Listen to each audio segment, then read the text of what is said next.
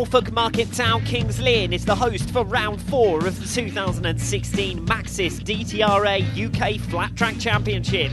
The town's famous Norfolk Arena is a regular mid-season stop for the series, a multi-purpose venue used for car and bike racing, and a 340-metre shale oval used as recently as last month for Speedway's Under-21 World Championship. The DTRA series itself winds its way through Great Britain, with rounds in 4 counties of England and as far west as South Wales. Tonight, 3 of the 9 categories in the championship will be contested, including the National Pro Class, where the number 1 place is on the line. And with 3 different winners in the opening 3 rounds of the season, expect the unexpected.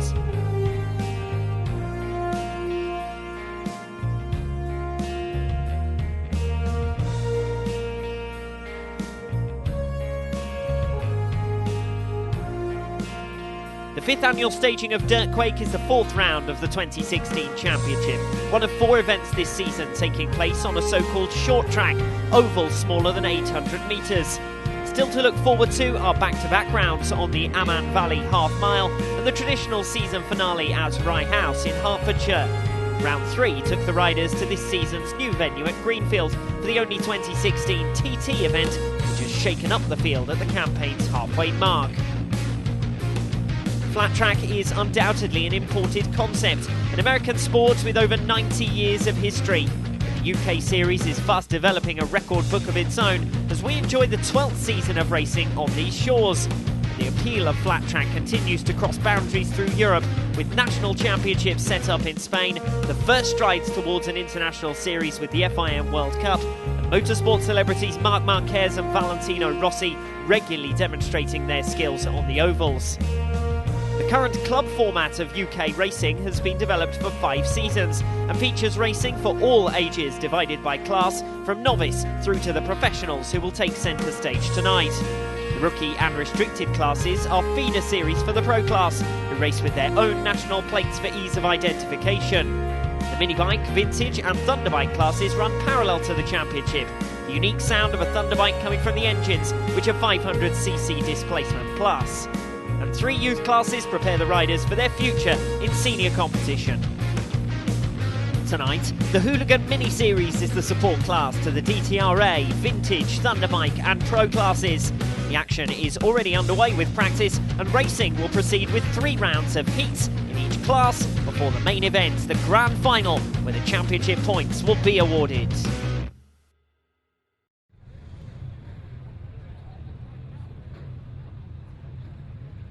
Good afternoon and welcome to live action here at the Adrian Flux Arena for the Maxxis 2016 DTRA UK Flattrack Championship. The riders coming out onto the circuit for pro class practice. There'll be 2 blocks of practice featuring all of the professional riders, and then we'll be underway with the action with the racing itself just before 6 o'clock. 2 riders in particular to focus on out onto the track, and these are the riders who currently top the point standings in this 2016 campaign. The number 24 of Oliver Brindley, just coming around the top turn. He is the current points leader, 82 championship points, just 8 points dropped so far this season. He leads the way after victory in round 1 and 2 second places in the 2 subsequent rounds. Each of the top 6 in the 2016 campaign are taking part here this afternoon, and through into this evening we'll have 3 rounds of races before we have the finals, where the championship points will be awarded. The other riders to watch out for on track at the moment is the number 1 of Adrian Collins, the 5 times British champion, the round 2 winner, who currently sits somewhat surprisingly subdued 3rd in this championship race, 10 points back from the championship leader Oliver Brindley, and these 2 have been toe-to-toe throughout last season and now heading round through 2016 as well. Collins disappointing in the TT event last time out with just 6 points at round 3. The rider doing the work to catch up on Alan Burtwhistle, the number 30, will be out in the next practice session, and the current championship leader, the number 24 of Oliver Brindley. Riders out on the track are the riders who will feature in Heat 1, the opening race of round 1 in the pro class, and then we'll be out onto track for the second race of the day with the second pro class race. We have have a series of different categories racing here this afternoon, as was mentioned previously. The Pro Class, the Vintage Class Restricted, Thunderbike and the Hooligan category, giving us 10 races in each round of heats, 3 rounds each featuring 6-lap races, and then the finals, which will be 8 laps with the exception of the Pro Class itself. That's the first block of practice concluded. The second block of practice coming straight out onto track. And as I mentioned previously, the rider to watch here, the number 30 of Alan Birtwistle, the winner last time out, who hauled himself up from 3rd in the point standings and directly up to 2nd. He now sits just 4 points in arrears of Oliver Brindley.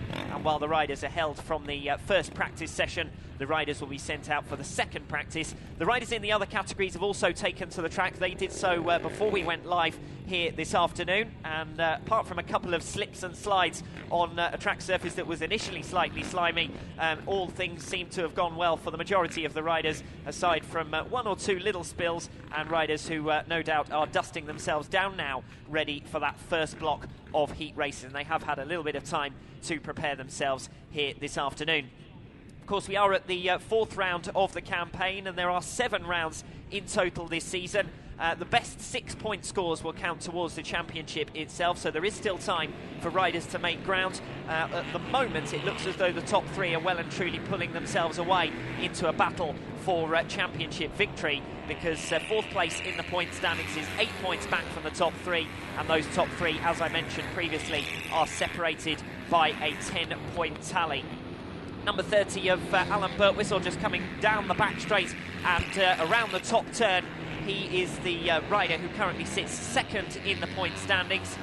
He heads back now around turns 1 and 2, pursuing the 38 of George Pickering, and those riders sit 2nd and 4th respectively. Birtwistle, who's behind on track, the number 38 of George Pickering, who's been consistent through the opening 3 rounds of the campaign so far. One of only 3 riders to have picked up a double-figure tally in each of the events. 12 points last time out. He sits 4th on 34. But as I was saying, the front 3 in the championship standings seem to be pulling themselves out a little bit now from the chasing pack.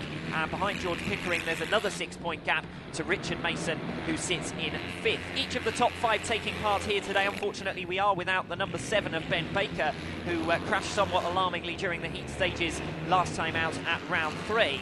And certainly any rider that's further down the order than that already at this early stage of the campaign appears to be out of contention for the championship itself. So it's Brindley and Collins, who we saw on track last time out, and now Birtwistle and Pickering, as Birtwistle just picks his way up the inside of George Pickering there, coming off turn 2 and down the back straight, just to give an early psychological advantage. It's Alan Birtwistle who sits 2nd in the championship after winning round 3, and George Pickering, who I mentioned has been consistent through the round so far, he sits 4th in the standings. So that's a brief introduction to the top 4 in the championship coming into today's event. The number 38 of George Pickering sits 4th. The number 1 of Aidan Collins sits 3rd. 2nd, as it stands, the number 30 of Alan Birtwistle, and the current points leader is the number 24, Oliver Brindley.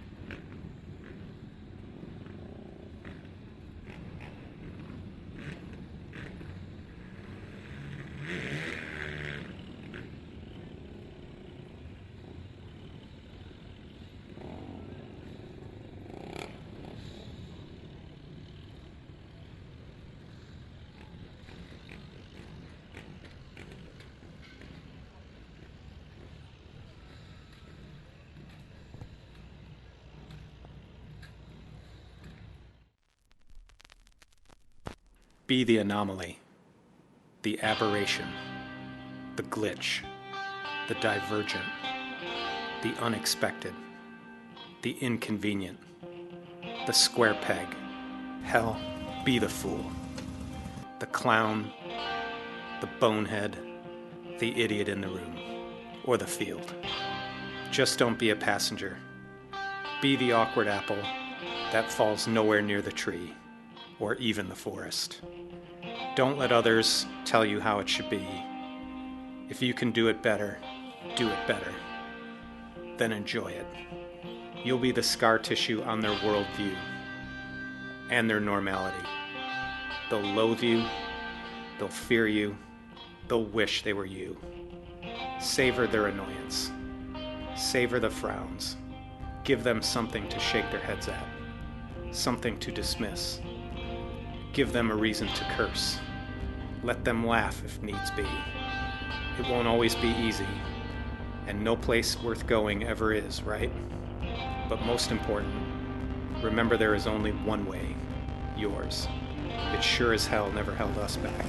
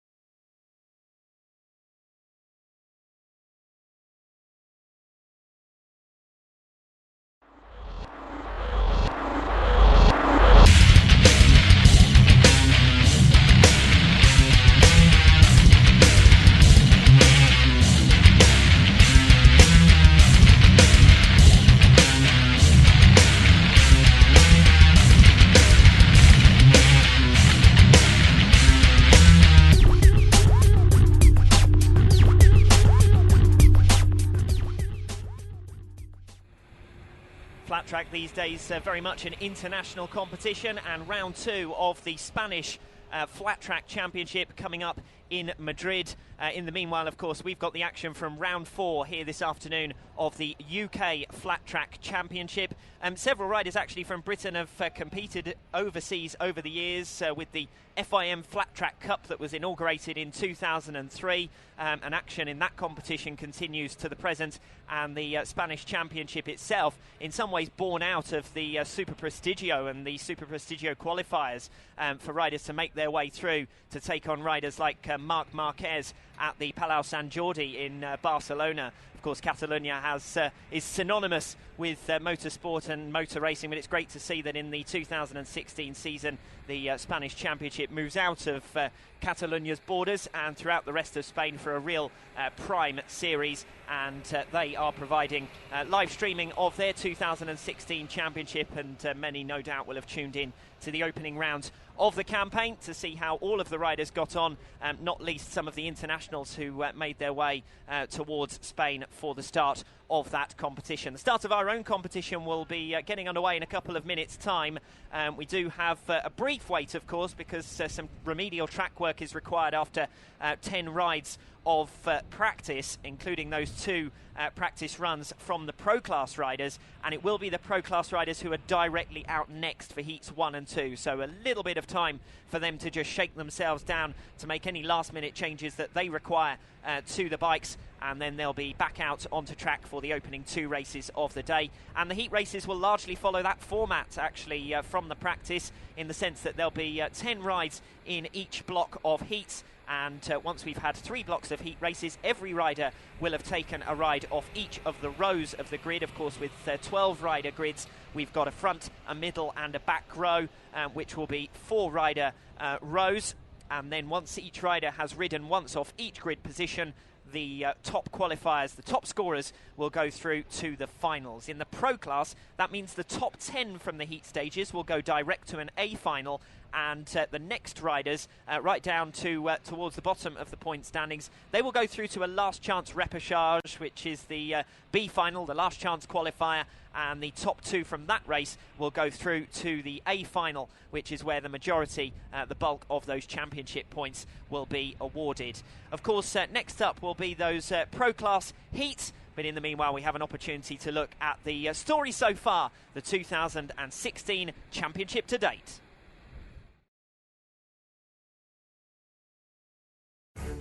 The top 3 from the 2015 DTRA Flattrack Championship returned for a 7-round 2016 campaign. Aidan Collins and Oliver Brindley were separated by just 2 points after 7 2015 rounds. Brindley winning 2, but Collins taking the title with a 3rd victory of the campaign on the last day of the season. 2015 season-closing venue provided the season opener for 2016 as the riders returned to the shortest track on the calendar at the Rye House Stadium. Aidan Collins was again the favourite and the fast starter in the final. But Oliver Brindley worked his way through to the front and was untroubled from there for victory. Peterborough's East of England Showground was the venue for round 2 of the campaign, the live action arena for the MCN Festival. Brindley and Collins were again the riders to watch, drawn against one another in all of their heat races. And Collins topped the heat standings by 3 points after taking 2 victories at Brindley's expense, with just 1 defeat in 3 rides. 5 different winners in 6 heat races once again demonstrated the depth of the field. But it was Collins again who did the job in the final, from lights to flag. Brindley unable to make an impression as the scores were brought level in the championship standings. The top 2's dominant run was ended at the Greenfield TT, with Alan Birtwistle coming out on top on a day of surprises. A crash in the heat stages for 5th place man Ben Baker ruled him out of the remainder of the event, and he misses tonight's racing through injury. Aidan Collins settled for a damage limitation ride in the lower reaches of the top 10, while Brindley took the championship lead with 2nd position. With 1 victory apiece, the top 3 in the standings have opened out a commanding advantage to George Pickering behind. Aidan Collins dropped 2 places at Greenfield to 3rd, but with each rider dropping their lowest score of the season, his dislike for TT circuits should have little impact on his eventual ranking. Oliver Brindley leads coming into Kings Lynn, while Alan Birtwistle sits just 4 points behind the young charger after his recent win. Adam Allott has been surprisingly subdued this season, while Peter Boast and Alex Wigg may both be able to overhaul him as they benefit from dropping a score after each missing 1 event. Rookie class graduate Tom Clemens and debutant Jamie Courtney are among a total of 21 riders to have finished in the top 14 in at least 1 event so far to score points in the pro class. 3 different winners in the opening 3 rounds in the restricted category have kept their standings close, particularly in the mid-pack. But both Jake Mason and Sean Kelly have scored in just 1 event, so they languish down the order despite their victories. Peterborough winner Daniel Kafka tops the standings, with Conor Bolsover proving his most regular challenger in recent rides.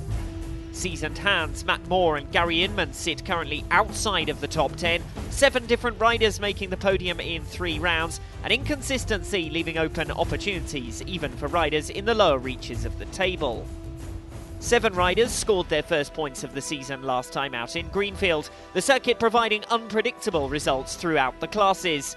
But there are several riders to watch out for as they continue their progression from youth or rookie categories, with the pro class their eventual target. Frank Shatterkeen is the favourite in the vintage class after his victories in each of the opening 2 rounds this season, but he was overhauled by the consistent Guy Sutherland last time out. The number 97 is still waiting for his first victory of the season though, with Derek Brindley beating him to the flag in the final at Greenfield. Paul Harrison sits 3rd in the standings thanks to 2 4th places and a single podium appearance. The top 4 sit 13 points clear of a midfield battle, with 11 points separating 9 positions. A first podium of the season for Martin Hooning last time out moves him into the top 10. But only 2 riders have scored at every round this season, a total of 8 different riders bagging double-figure scores in the first 3 finals, and attrition unsurprisingly playing its part. Sideburns Hooligan mini-series is new for 2016. Ross Sharp and James Smith currently vie for the inaugural title, Sharp victorious at the MCN Festival and Smith taking the final at round 2 in Belgium. The Hooligan Crown is the first Flattrack title to be decided this season.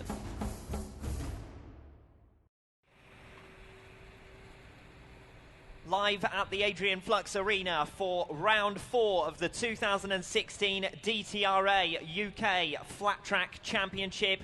This venue has provided 4 different winners in the last 5 events in this competition, so we could be in for a few surprises in the 2016 edition. The stars of last season's campaign are back once again. 8 of the 2015 Kings Lynn scorers feature in the lineup here today, and in the lineup for heat number 1 we have some of the best. 2 British champions lining up in this one, as well as the current points leader, who will be out on track as well in this 2016 campaign. So riders to watch out for include Aidan Collins and Oliver Brindley, as we mentioned previously, when they were out for their practice runs. So the Pro Class riders will be first to be sent out, and we're just waiting for the last of those practice runs to be completed by our track preparation crew, and then we'll be underway with the action.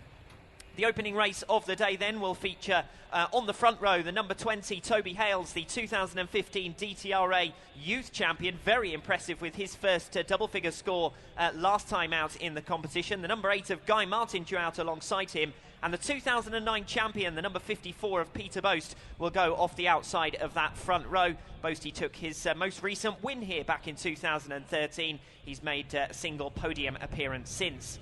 Lining up off the middle row will be the number 67 of Justin Heavens, the number 1 of Aidan Collins, the 5 times British champion and round 2 winner. He last won here in 2013. And Gary Birtwistle, the number 11, will complete that middle row, the winner here last year in the restricted class. Off the back row will be, off the inside start position, the number 52 of Ross Herod, the 2015 restricted champion. Alongside him, the number 98 of Richard Mason, the number 29 of Adam Allott, and last of all, the round 1 winner, the number 24 of Oliver Brindley. So the winners that we've had so far this campaign, Aidan Collins and Oliver Brindley, 2 of them will feature in this one.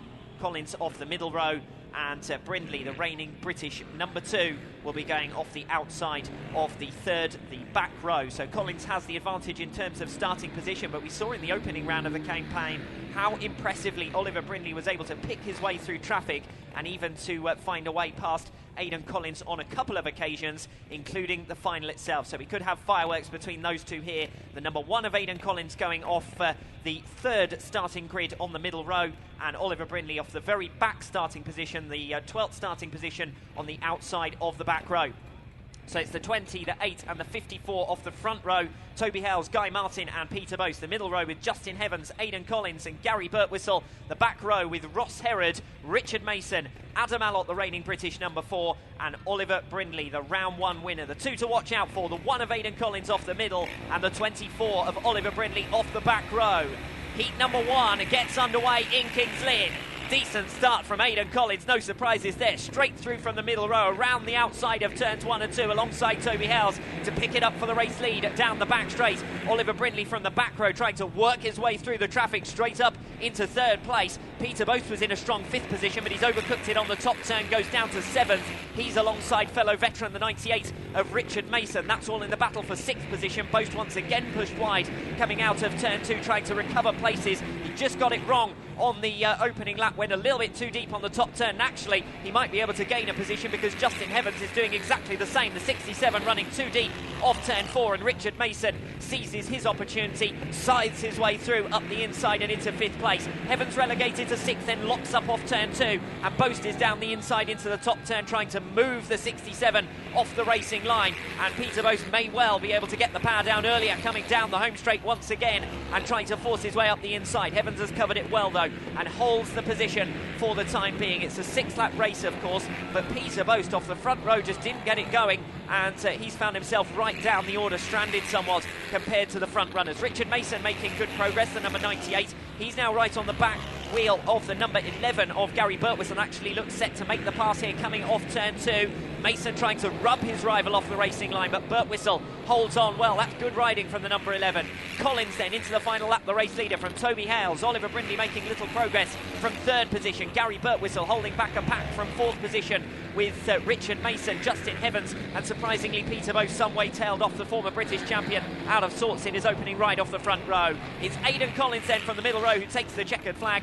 Toby Hales in 2nd, and 3rd place going the way of Oliver Brindley. A bit of a gap then to the remainder of the traffic. The number 11 of Gary Birtwistle, the 98 of Richard Mason, the 67 of Justin Heavens, the 54 of Peter Boast, the 52 of Ross Herod, and the number 8 of Guy Martin out at the back in his opening ride. So we had two British champions. We had the current points leader as well featuring in the opening race of the day. But that points leader, the round one winner, Oliver Brindley, not able to make progress off the back row as quickly as he might have liked. Toby Hale's coming up with a brilliant ride. He really has impressed in this 2016 campaign. Something of a breakthrough year for him as he moves his way up through the ranks.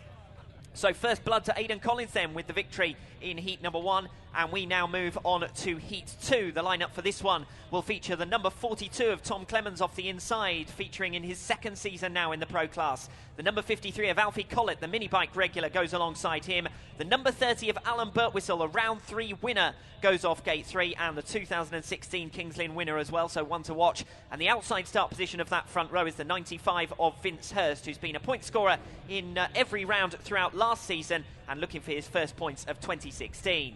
Off the middle row, the number 100 of Matt Late, who missed the final here last season but went on to 10th in the 2015 series standings. The number 88 of Jamie Courtney and the 38 of George Pickering. Consistent start to the season for him. He's been one of only 3 riders to have been in double-figure scores at every round. And on the back row will be the number 116 of Sam Hurst, who's enjoying a breakthrough season with 7th in the standings. The number 3 of Paul Sheldon, the number 50 of Les Wood, 9th place at round 2, his best performance of the season so far. And the number 25 of Alex Wigg will go off the outside of that back row. We saw how Oliver Brindley attempted to make progress from there. It's going to be an even tougher task for Alex Wigg, the trials convert, who currently actually sits 8th in the British Trials Championship. Let alone his appearances in the pro class of the DTRA UK Flattrack Championship, where he sits currently in 9th. So Alan Birtwistle is the rider to watch here in terms of his championship ranking. The winner last time out at the Greenfield TT really did excel on that type of circuit, keeping back Oliver Brindley and showing some good pace throughout his heat races as well. And he'll be expected to convert his front row grid slot into a race victory. The riders will, well, certainly the top riders will be looking for double-figure scores in each of their heat races to move through. It's 15 points for a heat win, 12 for second and 10 for third. So any double-figure scorer stands a good chance of making it through to the final, being in amongst those top 10 riders as we prepare now for the second race of the day. The riders looking to the light then. And once we go green, we'll get underway with heat 2. Good start for the number 30 of Alan Birtwistle. So it's Birtwistle who predictably takes up the running out in front, takes up the whole shot. A bit of a battle, a 3-way tussle really over second position down the back straight. And that's held up by the number 95 of Vince Hurst, who sits in second place. George Pickering, the number 38, he's come through from the middle row. He's up to third place now. And he is leading a train of riders back around turns 1 and 2. He's up the inside now, Vince Hurst, trying to find his way through into second. Hurst holds him off well, and Pickering will now be a little bit circumspect. Think about it going into turn 3, go in wider, turn it back up the inside, but he just didn't have the power down early enough, and he was looking over his shoulder, concerned about where the riders behind him might be. So a good ride here early on from Vince Hurst, who sits up in second place, keeping back the 38 of George Pickering in third position. And then a bit of a gap to fourth, an isolated fourth place for Alex Wigg, the number 42 of Tom Clemens just behind, and 2 riders tucked right up his exhaust pipe,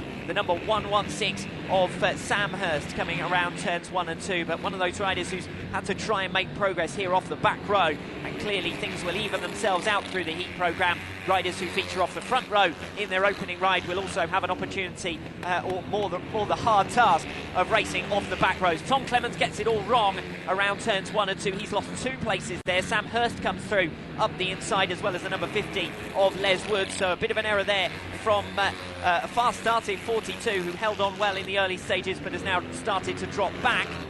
Behind the number 50 there of Les Wood, and up ahead of him Sam Hurst, the number 116. Out of the final turn for the final time then, Alan Birtwistle, the number 30 it is, who takes it. George Pickering eventually finding his way through up to second.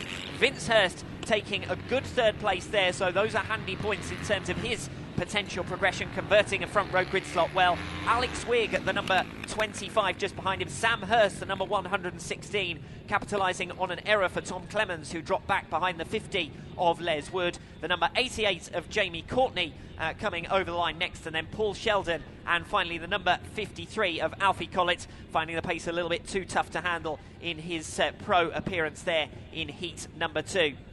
So an entertaining start to the action in the Pro Class with Aidan Collins and Alan Birtwistle leading the way. Oliver Brindley restricted to third place in his opening ride, but still a double-figure score off a back row grid slot is a handy result, and I think he'll be satisfied enough with that as we conclude round one in the Pro Class, and we now move on to the vintage category.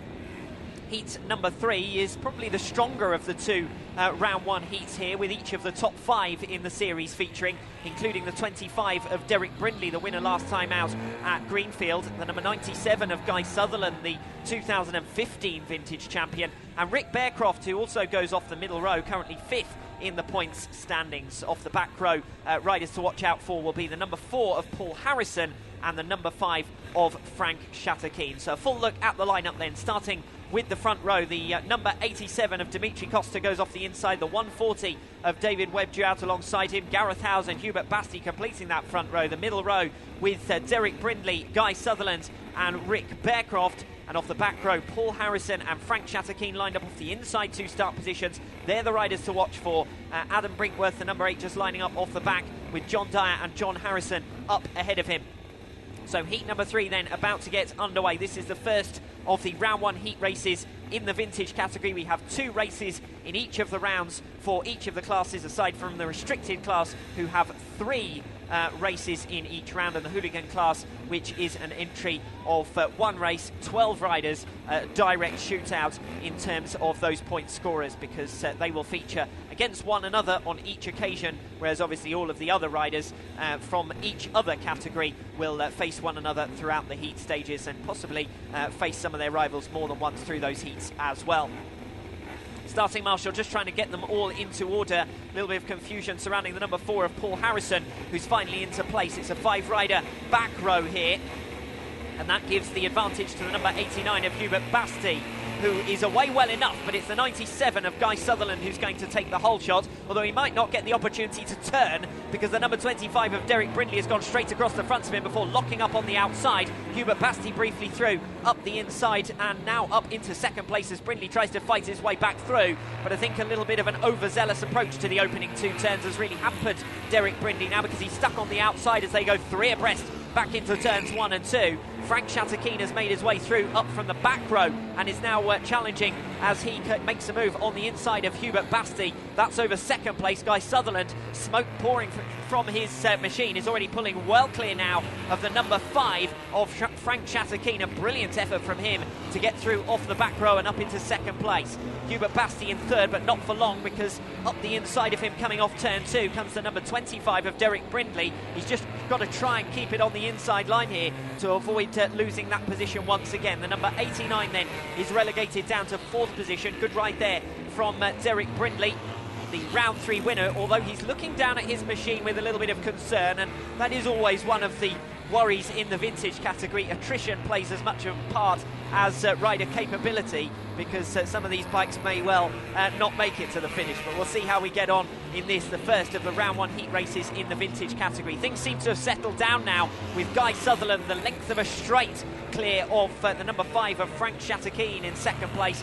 Third is with Derek Brindley, who just overcooks it slightly going into turn 3, but he's got enough time to save it and get back to the inside line as they head towards the final lap.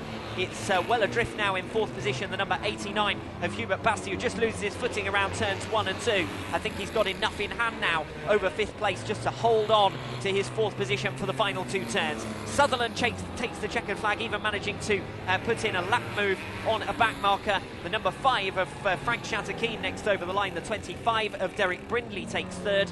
4th place going the way of the 89 of Hubert Basti. The number 4 over the line of Paul Harrison. Bit of a disparity really in the class, because then there's a large gap before John Harrison, the number 104, comes over the line. The number 39 is next through. That's Rick Bearcroft, surprisingly subdued in that appearance. A bit of a disappointment for him. Adam Brinkworth, who was off the very back outside position, comes in the penultimate position, and John Dyer at the back. The full result there of heat number 3. So that was the stronger of the 2 round 1 heats. The next one out, slightly weaker perhaps than the opening race in the vintage class, but that does give an opportunity to some of the lesser lights perhaps to pick up some major points in their first appearances of the day. 26 rider entry, the strongest in the vintage class so far this season. And the riders out onto track for this one. It's really difficult to predict this race. I highlighted 5 favourites last time out, and the number 4, rather disappointed, Paul Harrison, some way down the order, and the number 39 of Rick Bearcroft, up in the top 5 in the championship standings, really struggled in his opening ride. So the curse of the commentator might be about to be applied to the 93 of Martin Hooning, who I would suggest is one of the favourites for this one, due to go off the back row. The number 93, one of 5 podium finishers in the class so far this season. Lining up then for this one, as ever, across 3 rows of the grid.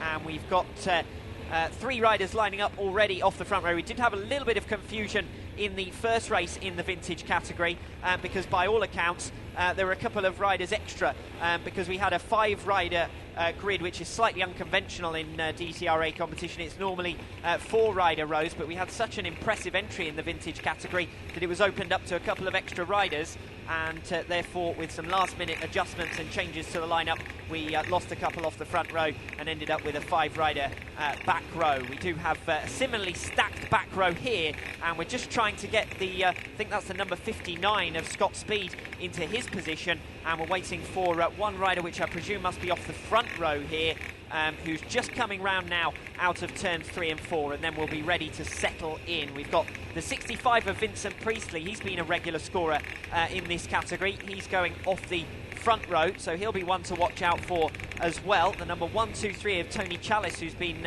tearing it up in the hooligan class in 2016 as well. And Stefan Adams, the 133 it is, who completes the lineup there off the front row. He's the last onto track, and he'll be hoping that he's last onto track and first to the finish for this one, heat number 4.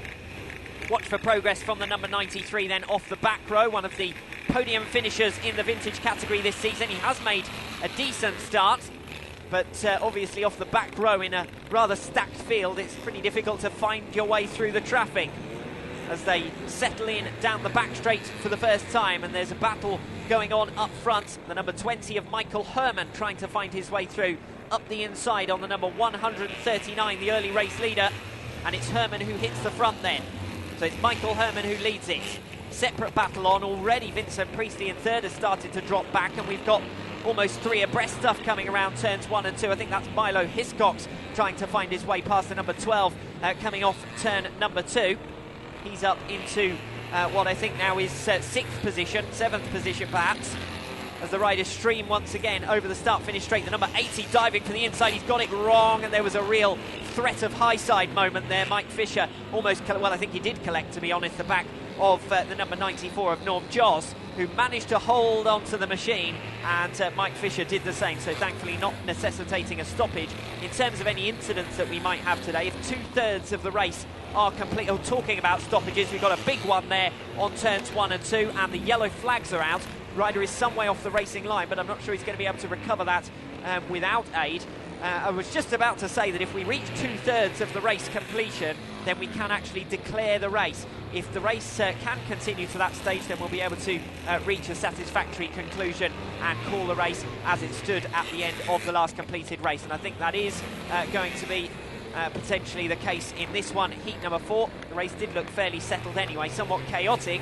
The red lights actually have been put on here on race control, but we haven't quite got the message down out on the circuit, so I'm not sure if there's some communication error there.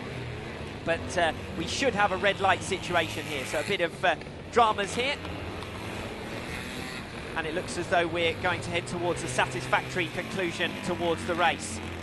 Checkered flag waved then, and we will get to the finish, and I will try and pick out the results for you of that one, but it did all get somewhat chaotic in the latter stages there. We reached 4 laps completion, and one sensed that the race was going to be stopped with a rider down on turns 1 and 2. And I think that we just had a little bit of an error there with the red lights, and a subsequent test now suggests that they are working, because I can see from up here in our commentary position that the red lights have now come on, obviously subsequent to the race. So I would imagine that the race will just be allowed to reach its full conclusion for a result to be declared, because the riders themselves didn't know that the intention up here in race control was to stop it.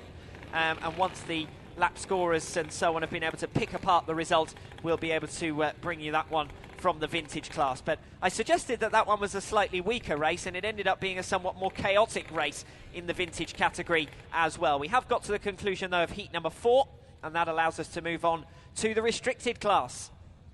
Next out will be heat number 5. 2 of the opening 3 round winners absent today, but 8 of the top 10 in the entry list are here to take part in the event itself. Going off the front row will be the number 44 of Les Stevens, the number 17 of Jeremy de Combar, the number 76 of Brad Hardman, and the number 19 of A.D. Longmore. Due off the middle row, the number 18 of John Bell, 8th in the standings after a strong 5th place last time out at the Greenfield TT. The number 34 of Andrew Smith, 9th overall, having non-scored at round 3. And David Van Paris goes off the outside of that middle row, the number 85.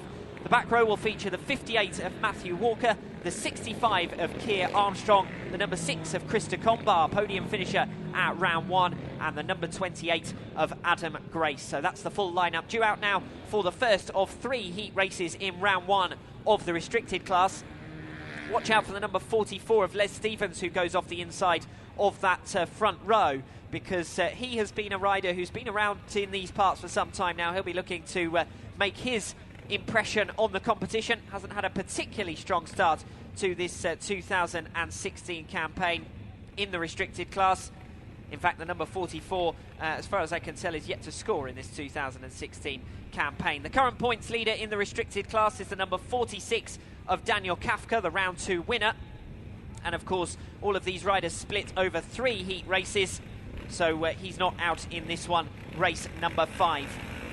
Settling in now and almost ready to go. Also to watch out for the 65 of Keir Armstrong coming off the back row, a former youth prodigy in the DTRA Championship. But it's the 76 of Brad Hardman who's taken the whole shot. Les Stevens up into 2nd place around turns 1 and 2. Keir Armstrong picking his way through up the inside. Obviously, it's wise to be a little bit cautious because there are mixed abilities, shall we say, amongst the riders of the restricted class. This is effectively the feeder series towards the pro class itself. Riders make their way up through the ranks, and talking about making their way up through the ranks, a couple making a move coming off turn number 2, and watch out for the number 17 of Jeremy de Combar, who started on the front row, got swamped, and is now making his way back up through the field. The 65 of Keir Armstrong, you can tell he wants to put on a little bit of a spurt here because he's faster than the riders up ahead of him, but he had to back out of it going into turn 3, and he's just picking his way round the inside and taking positions turn by turn. So a good effort here, showing some maturity, the number 65 of Keir Armstrong. Jeremy de Combar dropping back alarmingly there around the top turn. Not sure what happened there, whether that was a mechanical drama, but he dropped well back quite suddenly, so that's going to affect his progress in this one. Les Stevens down to 3rd position. When I was talking about the riders changing places coming off turn 2, that was the number 44 being overhauled by the number 18 of John Bell, who's now up to 2nd place. So it's Brad Hardman leading from John Bell in 2nd, Les Stevens in 3rd, a 3-way tussle over 4th place as they come round turns 1 and 2. It's the number 85 of David Van Paris who's leading that little squabble. The number 6 right up behind him, Chris de Combar, has made his way through from the back row to pass the number 34 of Andrew Smith, and de Combar now running for the outside on turns 1 and 2. And we've got a stoppage, red light out for an incident on the top turn, so that's going to bring a halt to the race, and the checker flag was out anyway, so I do think that we will be able to declare that one satisfactorily. Red light is out. Red flags are out, of course, on the circuit, and that will give us another declared result because we had completed the minimum 4 laps and the red lights worked successfully, so we were able to call the riders to caution and bring the riders now back to the pits at the completion of heat number 5. As I said, these are riders who have worked their way through the ranks, the rookie and novice classes, move up to restricted class, and then try to find their way into the top positions in the restricted category to move through to the pro class. 2 of the top 3 in last year's restricted championship have now moved on to the pro class and actually feature here today in the pro category. So those are riders worth watching out for as we go on through today. These are effectively the stars of the future featuring in the restricted class. So that's the result of heat number 5 then. A bit of a scramble there in the latter stages with an incident on the top turn, but John Bell, the number 18, had done well to get up and past the number 44 of Les Stevens to take second place. Your three double-figure scorers then, the 76 of Brad Hardman, the number 18 of John Bell, and the number 44 of Les Stevens. Next up will be heat number 6, the second of 3 races in the restricted class in round number 1. This one will feature the number 199 of Gavin Thomas, the 93 of Martin Hooning, who has that distinct advantage of having already been out onto the track in the vintage category. Gary Inman, he's a rider who's featured regularly in this competition in the past. He sits currently 10th in the championship standings. And the number 80 of Mike Fisher, who's already once appeared on track here today, goes again in this one. Off the middle row, it'll be the number 86 of Tom Wright, the number 70 of Richard Roden. He's put in a good couple of appearances this season. Bram de Ruyck and Daniel Kafka, who goes off the outside of the middle row, the number 46. He really is enjoying a breakthrough season. 9th in 2015. He leads by 9 points so far in this 2016 campaign. So Daniel Kafka, the rider to watch, the championship leader, goes off the outside of that middle row. Off the back row then, the number 12 of Milo Hiscox, the number 144 of Adam Lovesey, the number 40X of Kai Ford, and off the outside of that back row, the number 20 of Michael Herman. Just settling in here off the front row is the number 69, so that must be a last-minute adjustment there to the running order. And then we will be able to get underway with the action here. So that's Robert Allgaier, I believe, coming in off the front row. We get underway with proceedings. Gary Inman has made the start, the number 13. Up to second place, it's Richard Roden around turns 1 and 2. We've got a full start for Gavin Thomas, the number 199, stuck on the line. But he is able to safely haul himself away from the circuit and try to restart the machine. But the rider's already completed one lap. He will need to make it to the flag if he wants to be able to score any points from this heat race, because even if you complete 5 of the 6 laps, you still need to cross that checkered flag to pick up points in DTRA. So we have the current race leader, the number 13 of Gary Inman. The number 46 of Daniel Kafka has already worked his way up through into second place, so he's one to watch as this race continues. A four-way battle around turns 1 and 2, and that's all in the squabble for 6th position. And those riders now thundering around the top turn, and there's 2 wide coming off turns 3 and 4. That's the number 40 making his way past the 86, the number 86 of Tom Wright, just being overhauled by Kai Ford, who's made his way through from the back row. And again, we've got chaos going on turns 1 and 2. As you'd expect in the mid-pack and lower order of an inexperienced restricted class, we have position changes constantly because it's rider error as much as anything that decides who makes the overtaking manoeuvres. The number 40 trying to fight his way up the inside now of the number 20 of Michael Herman, and that in the end was quite an easy pass there coming off the second bend. So impressive stuff from the number 40 as he makes his way through the traffic. Separate battle up further round the field, just coming off turn number 2. A good dice on going now for second position in this one. They're coming in towards the checkered flag, and it is going to be the number 13 of Gary Inman who will hold on, but only just ahead of Daniel Kafka. So a good ride there from the number 46, the current championship leader, through from the middle row, converting that middle row starting position well. Gary Inman off the front row doing his bit and taking the checkered flag. That's 15 rather early points on the board for him. He's straight back to the pits with that 15-point score under his belt, converting the front row, as I said. But in terms of qualifying with a good seeding position for the finals, remembering that points scored during the heats decide your starting positions for the finals, that's a really good ride from Daniel Kafka to come through from the middle row and to pick up 12 good heat points there from the middle row. He's up and challenging with the front runner. So it's Inman who takes the checkered flag, the number 46 taking second place, that's Daniel Kafka. Third place going to the number 70 of Richard Roden, and behind him the number 69, which I believe in the end was Martin Hooning, but on borrowed machinery. The number 40 then coming in. That was a good ride actually from Kai Ford to come through and take that 5th position. Strong effort there from him. And 6th place for Michael Herman, which was another good ride because both Kai and Michael Herman came through off the back row to pick up decent points hauls there. Next up will be heat number 7, and this one is the third of the round 1 heat races in the restricted class, and features Connor Bolsover. He's got to be one of the favourites for the championship this season. 2 runner-up positions in succession for him. He rode it with the number 134, I believe, in previous event, but he's labelled up as the number 79 here. And alongside him will be the 69 of Robert Allgaier, the number 137 of Tom Moore, and the number 39X of David Boris. So he's off the outside of that front row. Robert Allgaier, definitely this time, the number 69 is Robert Allgaier. He's into position here. Settling in the number 193 of Ian Lewis isn't sure of his start position. It's the vacant one off the back row. It's the number 27, who just suffered a frightful practice spill. He's back up to his feet and doing well, Drogo Michi. Steve Newsham, one of 7 different riders to have made the podium. He's 4th in the standings. He goes off gate 3, and the outside of that middle row is the number 55. Getting underway then with the 7th race of the day. The last of the restricted class races. Drogo Michi makes a decent start, tries to dart to the inside, but ends up having to back out of it because they're 4 abreast coming off turn 2. And Michi is eventually going to make 2 places up there, the number 27, through up into 4th place. But we've still got a 5-rider squabble going on over the minor placings as the 77 of Steve Newsham, one of the pre-race favourites, gets a little bit out of shape there on the top turn. The momentum now is with the number 35 of Mike Hill, who's attacking for the race lead, and coming off turn 2, he's taken it. Good ride from the 35 of Mike Hill, the round 1 runner-up, currently 2nd in the point standings behind Daniel Kafka. We've seen Kafka do his job off the lower reaches of the grid, but is about to be superseded by Mike Hill, set to fire his way to the top of the point standings as he looks set for a race victory now, having pulled clear of the 77 of Steve Newsham.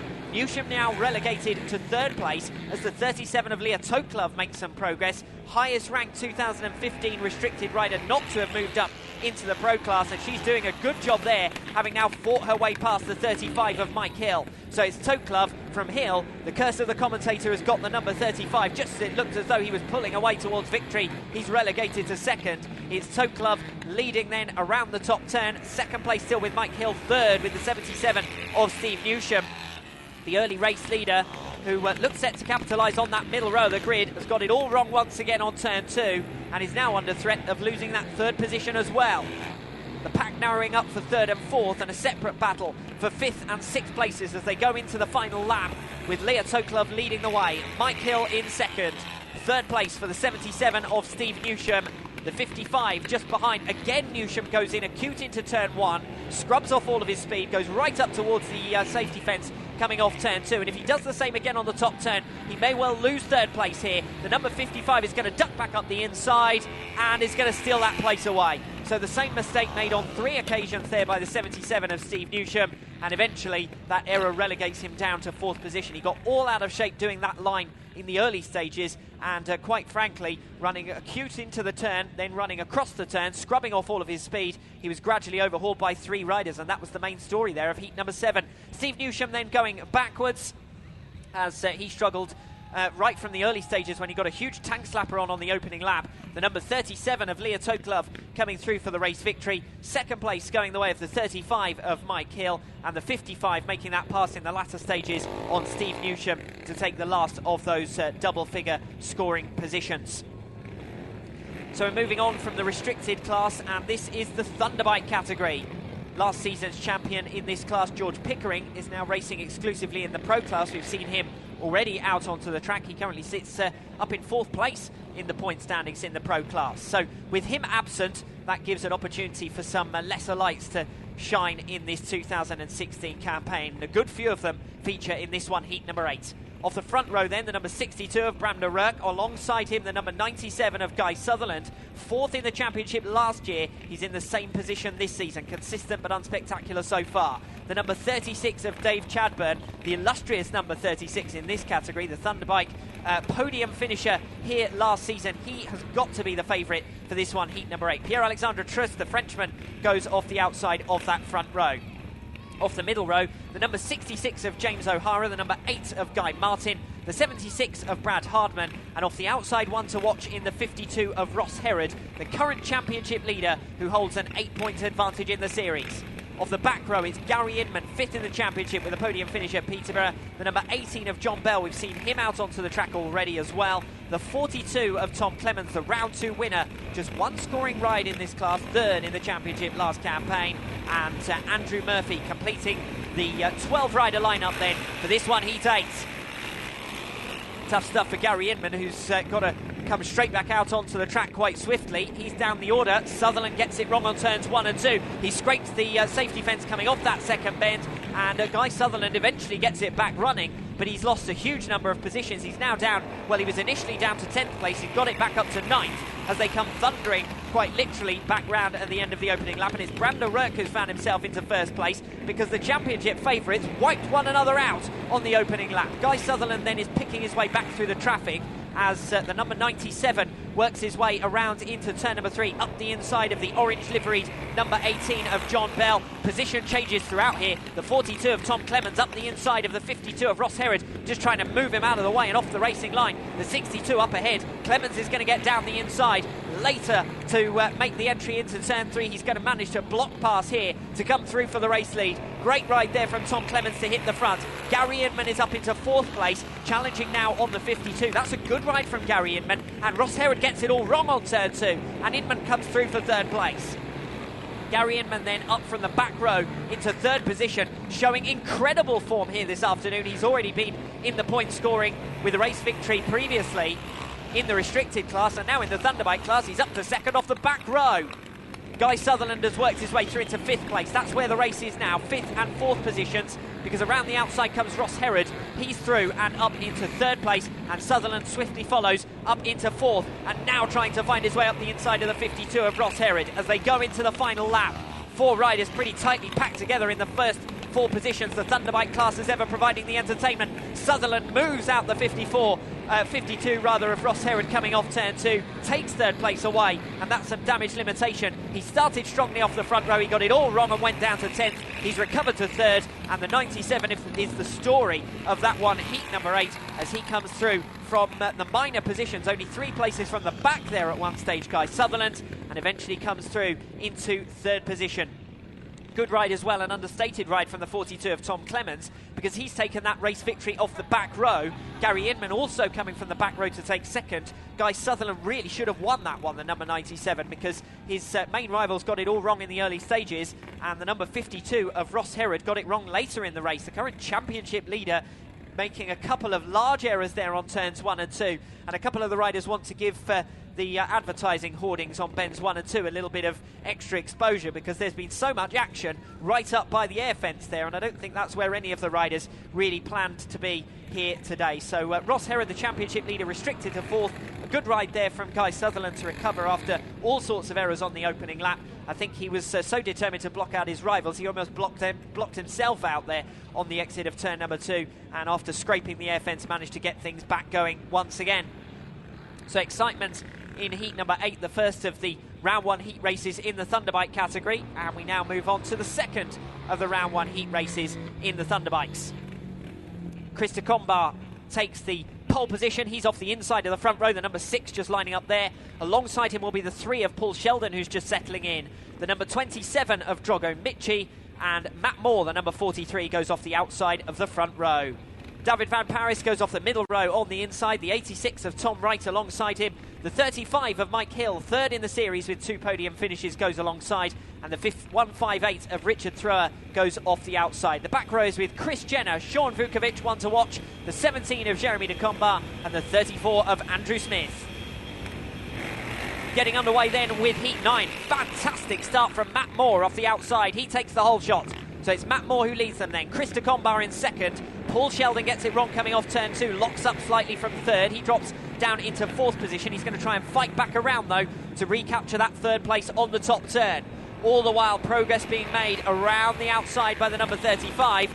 So watch for Mike Hill from the middle row, although he's blocked out by Drogo Michi. I think he went a little bit too wide, a little bit too valorous on the top 10. He's making the same mistake here, coming off turn 2, and 2 riders are going to bundle up the inside. So Mike Hill, after a strong start initially, has rather got it all wrong in terms of determining his racing line, and picking the outside has gone backwards. He's now moved back to the inside. He's repassed the 17 and also the 86 of Tom Wright, and from there he can start to settle down and try to mount an assault on what's 4th position at the moment, which is with Drogo Michi.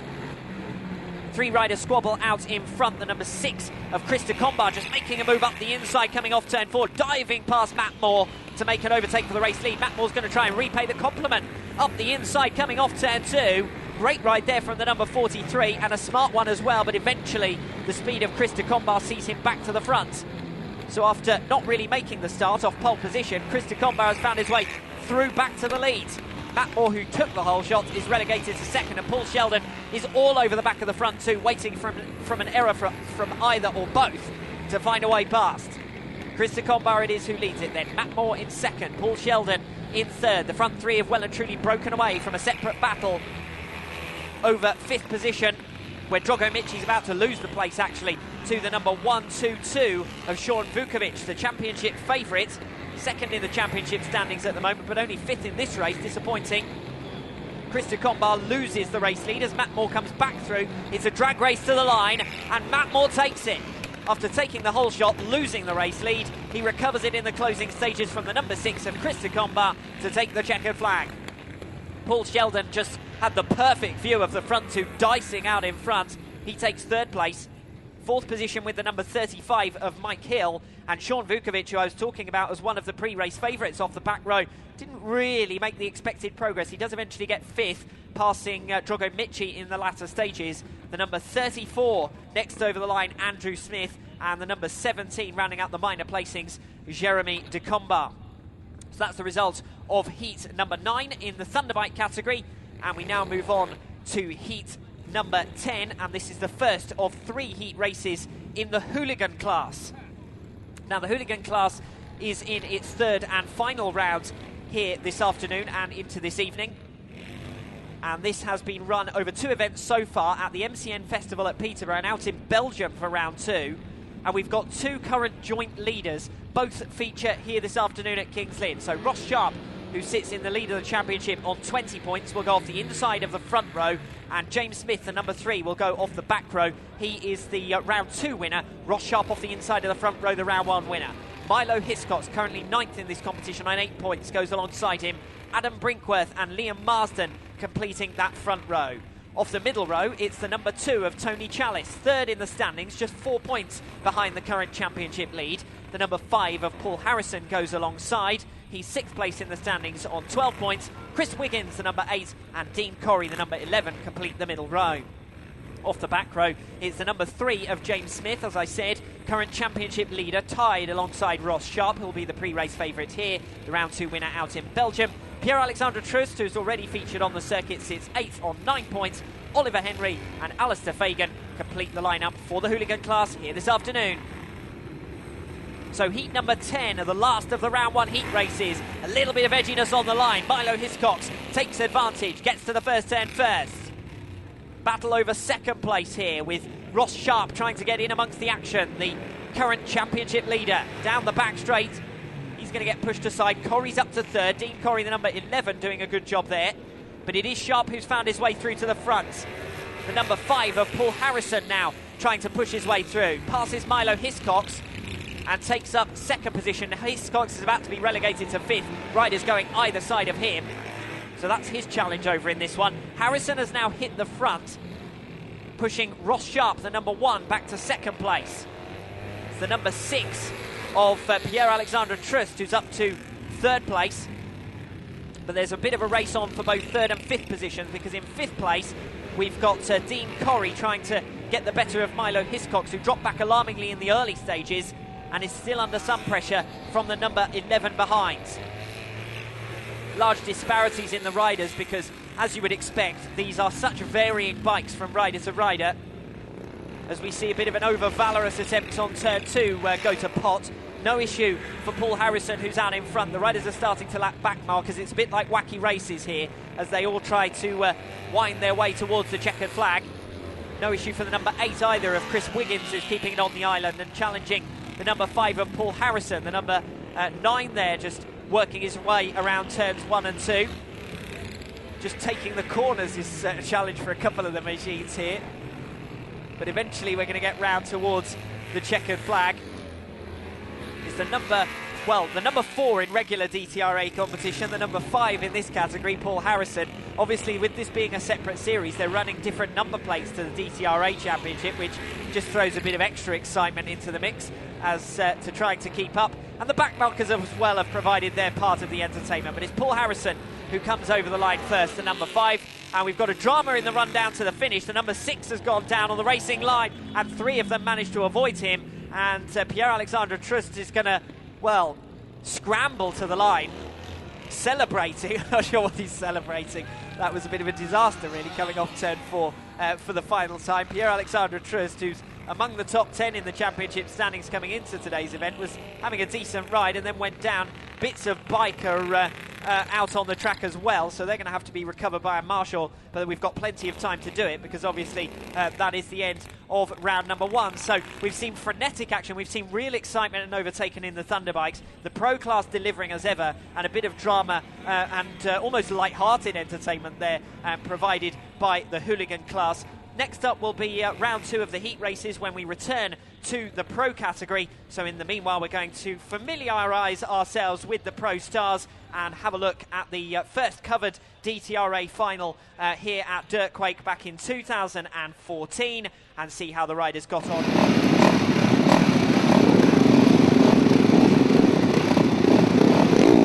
This is the big one. Today's grand final, lining up across the grid. Aidan Collins has only the 5th starting position choice, so he's not in his normal position of being able to choose exactly where he wants to go, but it looks like he's lining up right up against the fence off the middle row here. Tom Neve collecting his thoughts before we get underway. He's gone for the outside of the front row here. Alan Birtwistle will line up along the inside of him. Just 3 points dropped all day today. Tom Neve has yet to drop anything.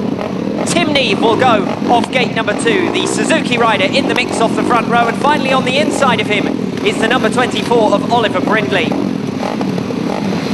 Waiting for Collins to settle himself back down. He's just done a lap to calm his nerves perhaps before we get underway here.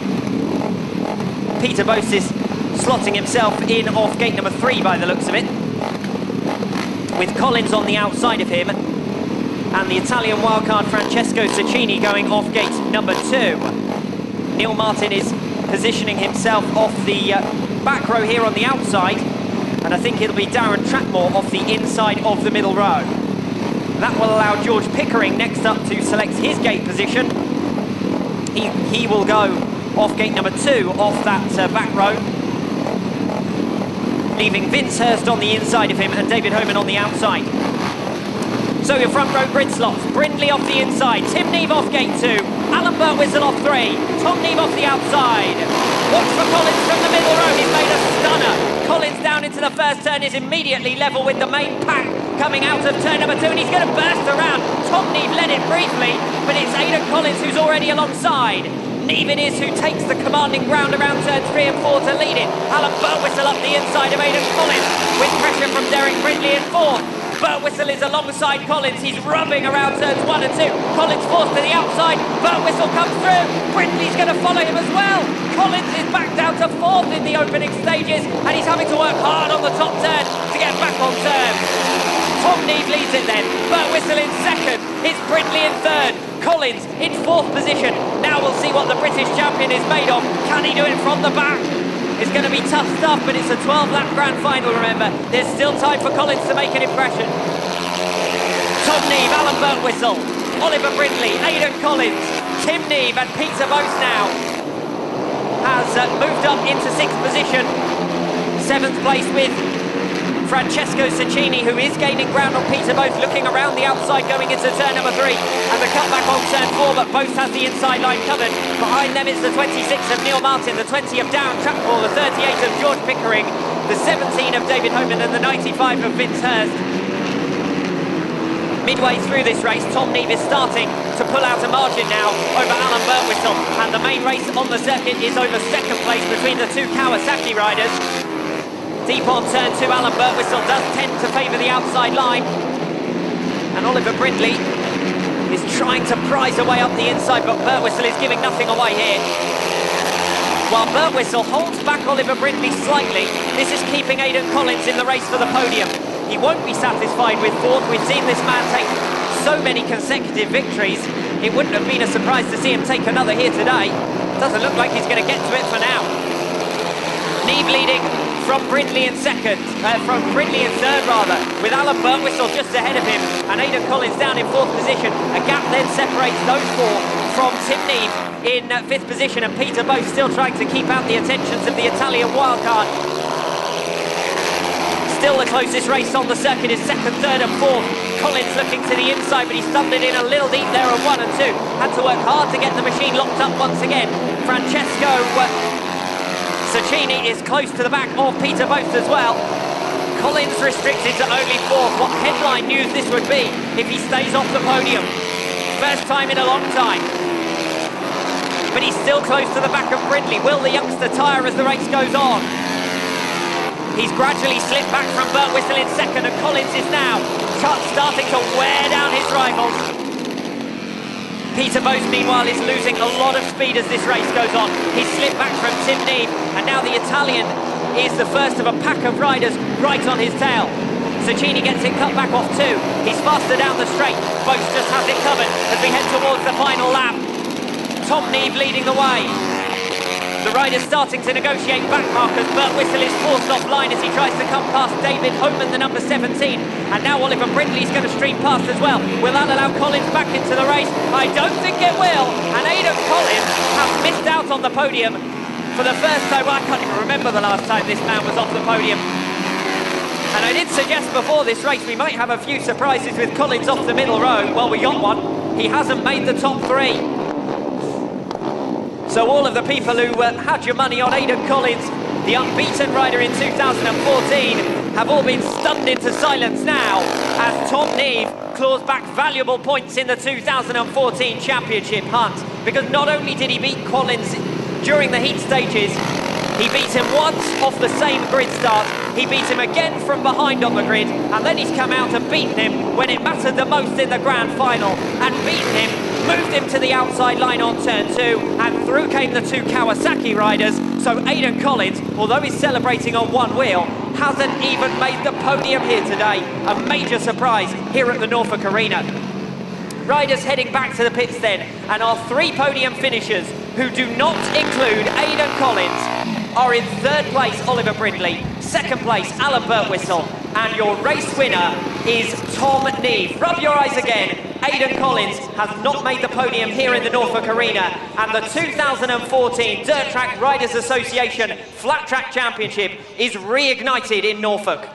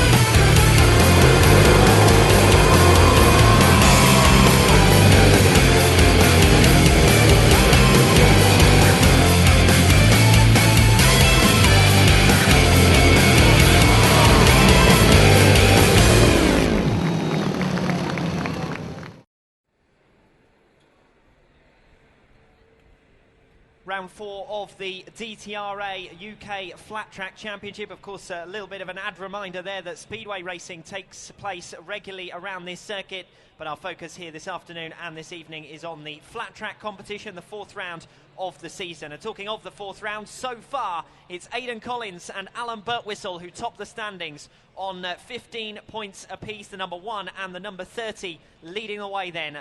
The number 20 of Toby Howes, a brilliant first ride from him to sit on 12 points alongside the 38 of George Pickering. So of the top 4 in the championship standings, they all sit in the top 5 in the point standings here this afternoon, because next in the double figure scorers is the 24 of Oliver Brindley. He sits on 10, and the number 95 of Vince Hurst. Further down the order, but also inside those provisional qualification positions and in the top 10, it's the number 11 of Gary Birtwistle. He sits on 9 alongside the 25 of Alex Wigg. Richard Mason and Sam Hurst on 8 apiece. As it stands, those are the only riders inside the qualification positions. Currently outside and in what we call the drop zone, the number 50 of Les Wood and the 67 of Justin Heavens. They sit on 7 points apiece. The 42 of Tom Clemens and the 54 of Peter Boast. He was a bit disappointing first time out. He sits on 6. Ross Herod and Jamie Courtney on 5 points apiece. 4 points apiece for Paul Sheldon and Guy Martin, and 3 points for the number 53 of Alfie Collins. So that gives us our current point standings then. After the rounds we've had so far, we're just going to have a one quick dousing of water. I think that's as much as anything to give the riders something to complain about, isn't it? So that they've got a bit of a challenge next time out. The pro riders are next up for round 2. Heats 11 and 12 will be next out onto the circuit. But as I say, so far it's Collins and Birtwistle topping the standings, and Oliver Brindley, the winner of the opening round of the campaign, the current points leader in terms of championship points, sits 5th in the standings, tied with Vince Hurst. But Brindley still has his front row grid slot to come, and in fact his front row grid slot is to be used very next race, heat number 11, when he'll be going off the inside of the front row, and he's got to come up against Alan Birtwistle, so that will provide a unique challenge. The round 1 winners are separated, so they do both have an opportunity to remain unbeaten after this round number 2, because Aidan Collins will be out in heat 12, and Alan Birtwistle, winner first time out in heat number 2, he will be coming out next in heat 11. So Birtwistle and Brindley, the 2 to watch next time around, as we just get the last of the water down onto the track, just to ensure that we don't get dust kicked up as the proceedings continue here tonight. And then we'll be ready to go with heat number 11.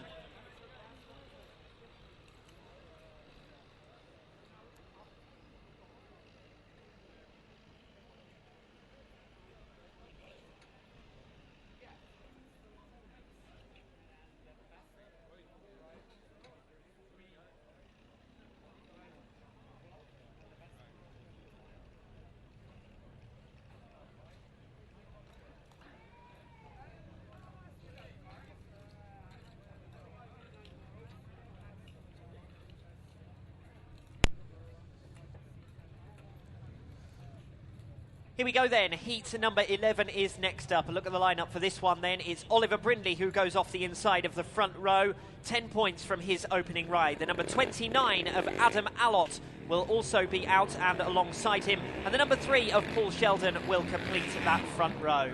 From the middle row, it'll be the 25 of Alex Wigg, currently inside those qualification positions. As I said, riders on 8 points or more after the opening round of heat races sit provisionally inside the top 10, and it's absolutely crucial for them that they try and pick up the double figure tallies to keep themselves in those qualification positions. Alongside Alex Wigg will be the 30 of Alan Birtwistle, the number 95 of Vince Hurst, and the 98 of Richard Mason. Mason sits right on the edge of qualification on 8 alongside Sam Hurst. Off the back row, it's the number 100 of Matt Late, the 38 of George Pickering, the 53 of Alfie Collett, who struggled in his opening ride. He's the lowest scorer from round number 1 and will have his work cut out off the back row here. And Tom Clemens, the 42, he's racing in a couple of categories here today, and he had a fairly strong start with 6 points in his opening ride. We'll be looking to back that up. So the riders are called to look towards the lights. Green light and go. Birtwistle with a scream start off the middle row straight up into second place. Can he challenge Oliver Brindley coming out of turn 2? It's the 24 who leads it. The 30 of Alan Birtwistle up into second, fires his way through. Has he gone in too hot into turn 3? Yes, he has. Brindley carves his way past. Birtwistle will make the cutback. Back up the inside once again for the number 30. Inside and out the action on the opening lap. Birtwistle again skates across the turn. Brindley again cuts back to the inside. Oh, it's exhibition stuff between these two in the lead positions as Birtwistle will again take the inside line. This time it's Brindley who has the advantage and gets it in line coming off turn 4 to take up the lead. Well, Birtwistle provided some supreme action in the early stages. He was skating across the turn and eventually he's been found out by Brindley with a little bit of a smarter ride, just turning back, coming off the corners. He wasn't afraid to let Birtwistle keep thundering through on the inside and then to retake the place each time around, and now he's leading the way. Starting to pull away, but only fractionally from Alan Birtwistle. This is a good ride from the number 30. Battles further down the order. George Pickering, the number 38, just moving past smoothly and up into 4th position. So that's a pass on Vince Hurst down the order. Alex Wigg is up in 3rd place. Hurst then in 5th. Richard Mason is next to come towards the number 95. Mason losing it a little bit there going into turn 1. He seemed faster than Vince Hurst, but actually now he's dropped back around turns 1 and 2. So far undefeated then, Alan Birtwistle, a round 1 heat winner, sits second to the championship leader Oliver Brindley, who's gone deep there on turns 1 and 2. I wonder whether he's just testing racing lines for later on. At the moment he's well and truly got the measure of Alan Birtwistle. Change of positions right at the very back as Zalfie Collett passes Paul Sheldon, but it won't have any impact on the front running battle as Brindley takes it. Birtwistle second, Wigg in the end losing ground in the closing stages to George Pickering but holds on. Vince Hurst also holding back the 98 of Richard Mason. The 42 of Tom Clemens coming over the line. And Collett, as I said, was involved in that battle with Paul Sheldon, eventually coming through in the latter stages. So that's a good effort from the number 53. So the result in full there, win for the number 24 of Oliver Brindley. Second place going the way of Alan Birtwistle, the number 30, his first defeat of the day. Alex Wigg in 3rd, George Pickering in 4th, and the top 5 positions rounded out by the 95 of Vince Hurst. Well, real entertainment, particularly on the opening 2 laps there between Oliver Brindley and Alan Birtwistle. And you fancied that Brindley having the front row would just make the start and disappear off into the distance. That wasn't the case. Birtwistle made quick progress off the middle row and then attacked for all he was worth on the first 2 laps, taking advantage of track conditions that none of the riders would have been quite sure about, and finding his way through on a couple of occasions. Brindley eventually coming out the race winner there. Now up onto heat number 12. And this one will feature the reigning champion, the 5 times British champion, Aidan Collins. He'll be the one to watch and the pre-race favourite, particularly as he has a front row grid slot. He's going off the outside here. It's Jamie Courtney, the number 88, off the inside. The 66 of Justin Heavens and the number 1 of Aidan Collins completing that front row. Birtwistle was defeated last time out, a round 1 heat winner. Can Collins be defeated here? Of the middle row, it's the number 50 of Les Wood, the number 8 of Guy Martin, the number 52 of Ross Herod, and finally the number 116 of Sam Hurst. Off the back row will be the 54 of Peter Most, the 11 of Gary Birtwistle, and the impressive number 20 of Toby Hales. Can the youngster provide some magic off the back row? He performed really well first time out with 12 points off the front. Heat 12 with some real edginess from Justin Heavens. He didn't really get an advantage because it's Collins who's made it. Aidan Collins first to the first turn, Justin Heavens into second. Sam Hurst has made some brilliant progress in the early stages. The number 116 from the outside of the middle row up into second place now as he makes the pass on the 67 of Justin Heavens, who locks it up. Toby Hales also making good progress. He's through into 4th position. The number 11 of Gary Birtwistle on the inside behind in 5th place, and then a bit of a gap towards Peter Boast trying to make his way through down the field. And Boastie's made a pass down the back straight, so that puts him up into 7th position. Justin Heavens we're with at the moment, he's in 3rd. 4th place, still trying to make his way through Toby Hales with Gary Birtwistle tucked in behind. Hales gets the speed coming off turn 2. Heavens has the momentum going into bend 3. Is he going to run across the turn? Can Hales get it turned coming off turn 4? And Birtwistle trying to find his way back through now. The number 11 of Gary Birtwistle through from the back row. Hales has made the same progress from the back row. Both 2 positions in arrears of that tussle behind the number 50 of Les Wood. Both looking wider into turn 3 now on the back of the number 50. But again, he can't get the power down early enough because Wood has the line covered. The 67 of Heavens holding on from the 20 of Toby Hales, still in the battle for third place, but Hales is as close as he's been and dives down the inside this time into the top bend, sending Heavens sprawling, and Birtwistle has been sucked into running the same line as Heavens, and it takes him a long time to finally make the pass for fourth coming into the final lap.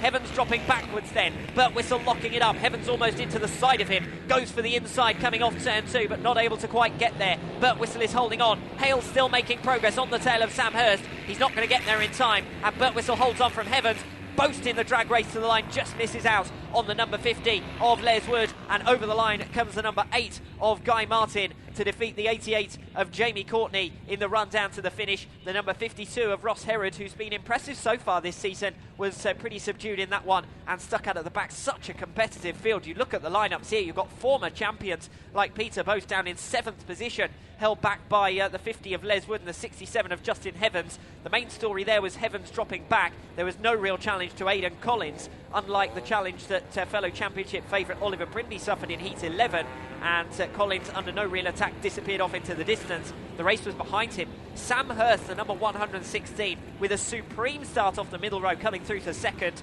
and third place going the way of the number 20, Toby Hales. Another good ride from him. He really is one to watch for the future, and already making waves in this 2016 campaign. That's his second consecutive double-figure score here this afternoon. Gary Birtwistle was in the thick of the action as well, getting the better of Justin Heavens, who rounds out the top 5 in Heat 12.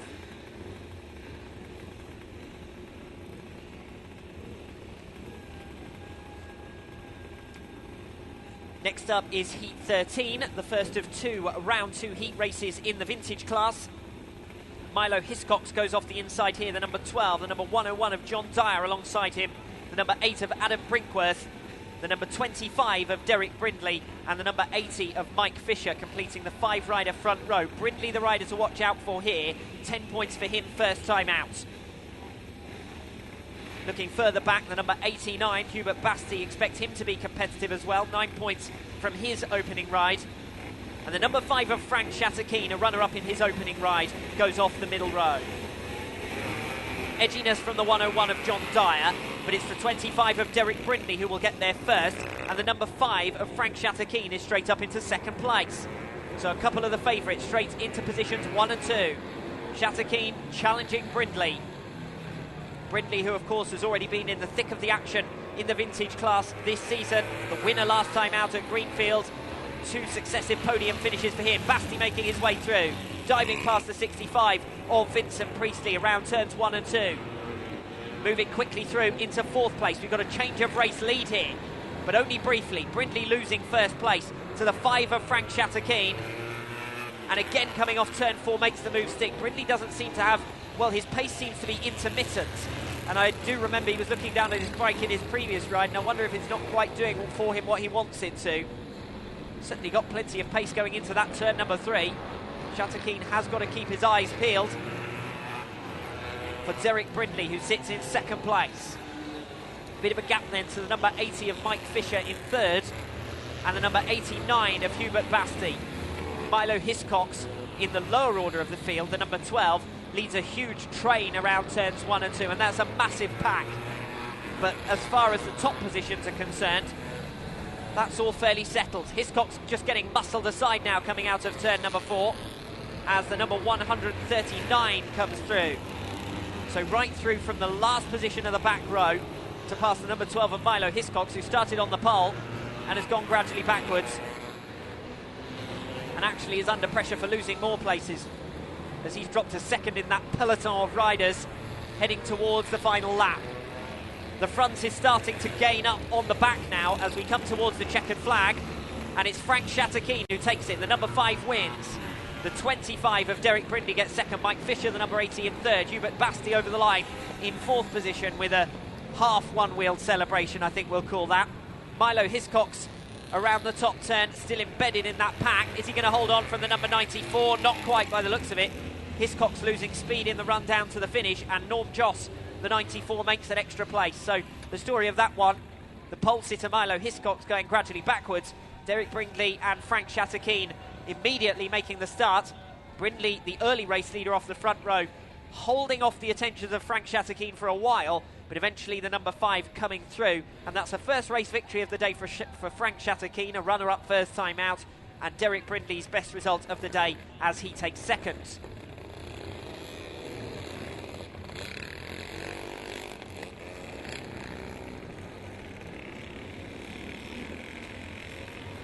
The second of the round 2 heat races in the vintage class is heat 14. The riders just coming up towards the start line here. It'll be John Harrison off the inside, Paul Murrell, James Smith, Michael Herman completing that front row. Then the middle row is due to feature the 93 of Martin Hooning. There was a bit of confusion about his machine previously. I'm not sure whether he'll be out on board his own bike here or if it'll be borrowed equipment once again. No, that looks like his own bike to me as he comes off turn number 4, the number 93 of Martin Hooning. He was a winner first time out, but because he was on board borrowed machinery, it didn't really get quite the credit it deserved. Here we go then. Also watch out for the 97 of Guy Sutherland. He's going off the inside of that back row. Martin Hooning just ahead of him on the inside of the middle row. He might find his way blocked down into turns 1 and 2. The number 4 of Paul Harrison is alongside him on the middle row. 4-rider front row. The number 60 of Paul Murrell just ahead of those two. The fastest 2 riders in this race. The riders waiting for the green light then. A long hold on the green light, and it looks as though we're not able to get underway. It seems as though there was a starting malfunction, with the green light. Well, it's come on now, but thankfully they didn't all disappear into the starting marshal while he was right in front of them, and now we can have another go. So this is the second attempt after a full start there, watching for the green light. It's not a trick this time. Maybe it is. Maybe it's a proximity sensor. Each time the marshal walks over to it, it starts working. And we get underway. Finally, the green light goes. The number 97 of Guy Sutherland is challenging for 4th position around turns 1 and 2. Actually takes 3rd in the end. So much progress in the early stages from the back row from the 97. The race lead is with the number 20 of Michael Herman. Martin Hooning was up in 2nd place, but Sutherland has just passed the pair off turn 4. Sutherland hits the front then. Herman in 2nd. 3rd place, as I said, is with Martin Hooning, and the 2 round 1 heat winners, Hooning and Sutherland, going head to head. Might turn out to be an anti-climax here, because Sutherland passed him at the end of lap 1 and has disappeared off into the distance. Hooning in 3rd, looking around the outside of Michael Herman on turns 1 and 2. Paul Harrison sits in 4th place. Battle over 5th as well, coming off turn number 2, but it's a pass for 2nd place where our focus is, as Martin Hooning eventually just dive bombs down the inside of the number 20 Michael Herman to take up the challenge in 2nd place. And that battle immediately looks settled because Hooning has pulled well clear. Now it's down the order that takes our focus. The number 104, and that's John Harrison trying to get onto the back of the number 39 down the back straight, and Harrison's going to go sweeping in around turn 3. Dart for the outside line on turn 4, and he can't quite get the power down early enough to make the pass. Time starting to run out, but he's swept through coming around turn 1, so a good ride there from John Harrison. Into the final lap now for Guy Sutherland, coming past the first of the lap traffic. Paul Murrell, the number 60, overhauled around turns 1 and 2. Sutherland hunching over down the back straight, really trying to get every inch of extra speed as Harrison still goes at it in the lower reaches of the field. Sutherland takes the checkered flag then. 2nd place coming off turn 4 will be Martin Hooning. The round 1 heat winners finish 1st and 2nd after Hooning gets the better of the number 20 of Michael Herman. Still the battle on in the lower order, but Harrison eventually loses out. So it's a win for Sutherland, 2nd place for Hooning, 3rd for Michael Herman. 4th position going to the number 4 of Paul Harrison, and the number 104 of Paul Harrison, the number 104 of John Harrison, finishing 2 places behind Paul Harrison, the number 4, in 4th. That's a tongue twister if ever I heard one. The 97 then, the winner, Martin Hooning in 2nd, Michael Herman in 3rd, and of the round 1 heat winners, Martin Hooning is beaten by Guy Sutherland, the number 97, who goes to the top of the point standings in the vintage class on 30. Martin Hooning sitting on 27, 2nd in the point standings then after 2 completed rounds of heat races in the vintage class.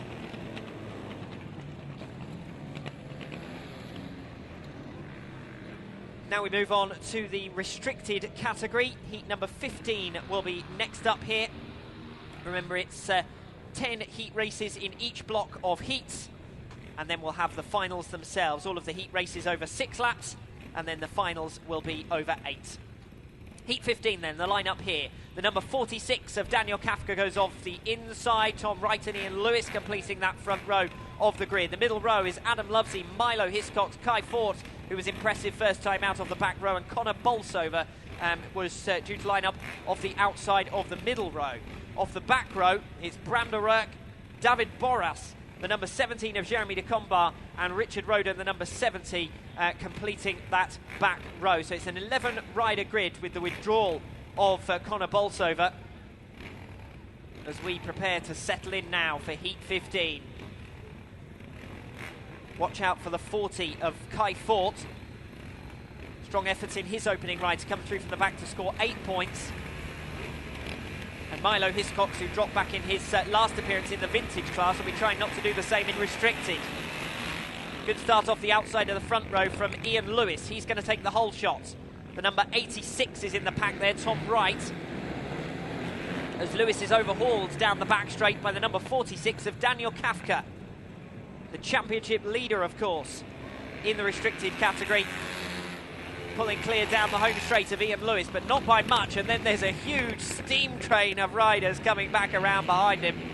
And Milo Hiscox being overhauled off turn number 2. We've got a mechanical by the looks of it coming off that second bend.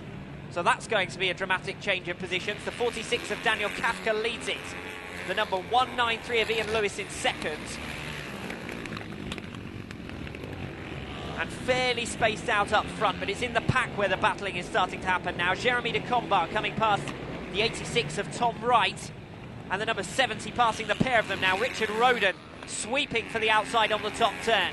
That'll put him up to 4th place. The 17 of Jeremy de Combar, looking over his shoulder, tried to move him out to the safety fence, but the 70 of Roden squeezed through anyway. Large gaps now between the front 3 or 4 riders, and the battle is over 7th and 8th position on the top turn. Milo Hiscox still dropping back the number 12 in towards the clutches of the number 44. That's Adam Lovesey, that's the 144, trying to make his way through. Hiscox dropping back as they head towards the final lap. It's Kafka leading the way, the number 46. The battle over 3rd place coming off turn number 4 as the number 70 of Richard Roden makes a pass down the inside into turn 1. The 70 passing the 55. So another pass from the number 70 of Richard Roden, making real progress off the outside of the back row. Checkered flag shows for the 46 of Daniel Kafka, who wins it. And the 70 of Richard Roden just runs out of time to try and get the better of Ian Lewis as he's restricted to 3rd place. The 55 next over the line, ahead of the number 70 of Jeremy de Combar. But up in the top positions, it's the championship leader and pre-event favourite, Daniel Kafka, who leads the way, unsurprisingly, start to finish in the restricted class. He had the pole position, and he didn't surrender it. Lights the flag to take Heat 15 in the restricted class. We'll be straight on with Heat 16 next, the second of the round 2 heat races in the restricted category. The lineup for this one will include Steve Newsham, David Van Paris, Mike Hill, and Michael Herman off the front row. Off the middle row, it'll be Martin Hooning, Adam Grace, Robert Algire and Matt Moore. And then off the back row, it'll be Brad Hardman, Tom Moore, John Bell and Gavin Thomas. Riders coming up towards the start line then. The leader after the opening block of heat races in the restricted category were Gary Inman, Leah Toklov and the 76 of Brad Hardman. None of those riders featuring in this one, and that sets us up nicely for the next one out when Gary Inman and Leah Toklov go off the middle row together. 2 unbeaten riders after we saw the 76 of Brad Hardman, who lines up off the inside of the back row here. So Hardman the rider to watch, a round 1 heat winner. Heat number 5, he took the checkered flag. For him to stay at the top of the point standings, he needs to win this one, with Toklov and Inman to follow next time out. The 35 it is who's made the start. Mike Hill gets there first. Battle in the midfield, trying to make his way through then, the 76. as they come back into the top turn. It's John Bell, the number 18, who's making fastest progress, although he's got it all wrong now on the top turn, just as I say that. Steve Newsham up in second place, the number 77. Had a bit of a disastrous opening outing on the circuit. Made a couple of errors and went gradually backwards. He's under pressure here from the number 20 of Michael Herman, who just backs out of it at the last moment into turn number 3. Might make the pass, though, coming down the home straight once again. Herman tussling for second place. Leading the way then, it's Mike Hill. Newsham in second, Herman in third. Under pressure himself, but trying to force his way through. Attacking whilst defending. Separate battle down for 5th place as Newsham again goes skating across the turn. Makes the same mistake as he did in his last ride and is passed by Herman and might be passed by the 43 of Matt Moore as well. Again, Newsham deep on turn 2 and he's lost it. He's gone down to 4th position as we see the number 85 of David Van Paris battling with the 76 of Brad Hardman, the round 1 heat winner, just finding his way blocked at every turn. He sits down the order. 77 of Steve Newsham dropping alarmingly back over the last lap or so. And he skates wide coming off turn number 2. Losing a position as he drops down into 5th place now, Steve Newsham. The battle for second here is the number 20 of Michael Herman versus the 43 of Matt Moore. And Moore's going to send a move down the inside into turns 1 and 2 and just muscle aside the 20 of Michael Herman. So that's second place sewn up. Newsham still dropping back, coming under pressure from Brad Hardman. That's down the order in 6th position. Coming off turn number 4. Hardman trying to get around, but Newsham will hold on in the run down to the line. Good ride there from the number 77. But it was another difficult race for him as he gradually slipped back off the front row and towards the middle order of the field. The race victory going the way of the 35 of Mike Hill. That was a bit too easy for him there off the front row. The 43 of Matt Moore, good ride from him to overtake the number 20 of Michael Herman and take second. 4th place going the way of the 85 of David Van Paris. And then Steve Newsham, who dropped through the order, is next to the checkered flag in 5th place, holding on ahead of Brad Hardman. So the round 1 heat winner, Brad Hardman, really struggling in his second outing some way down the field in heat 16.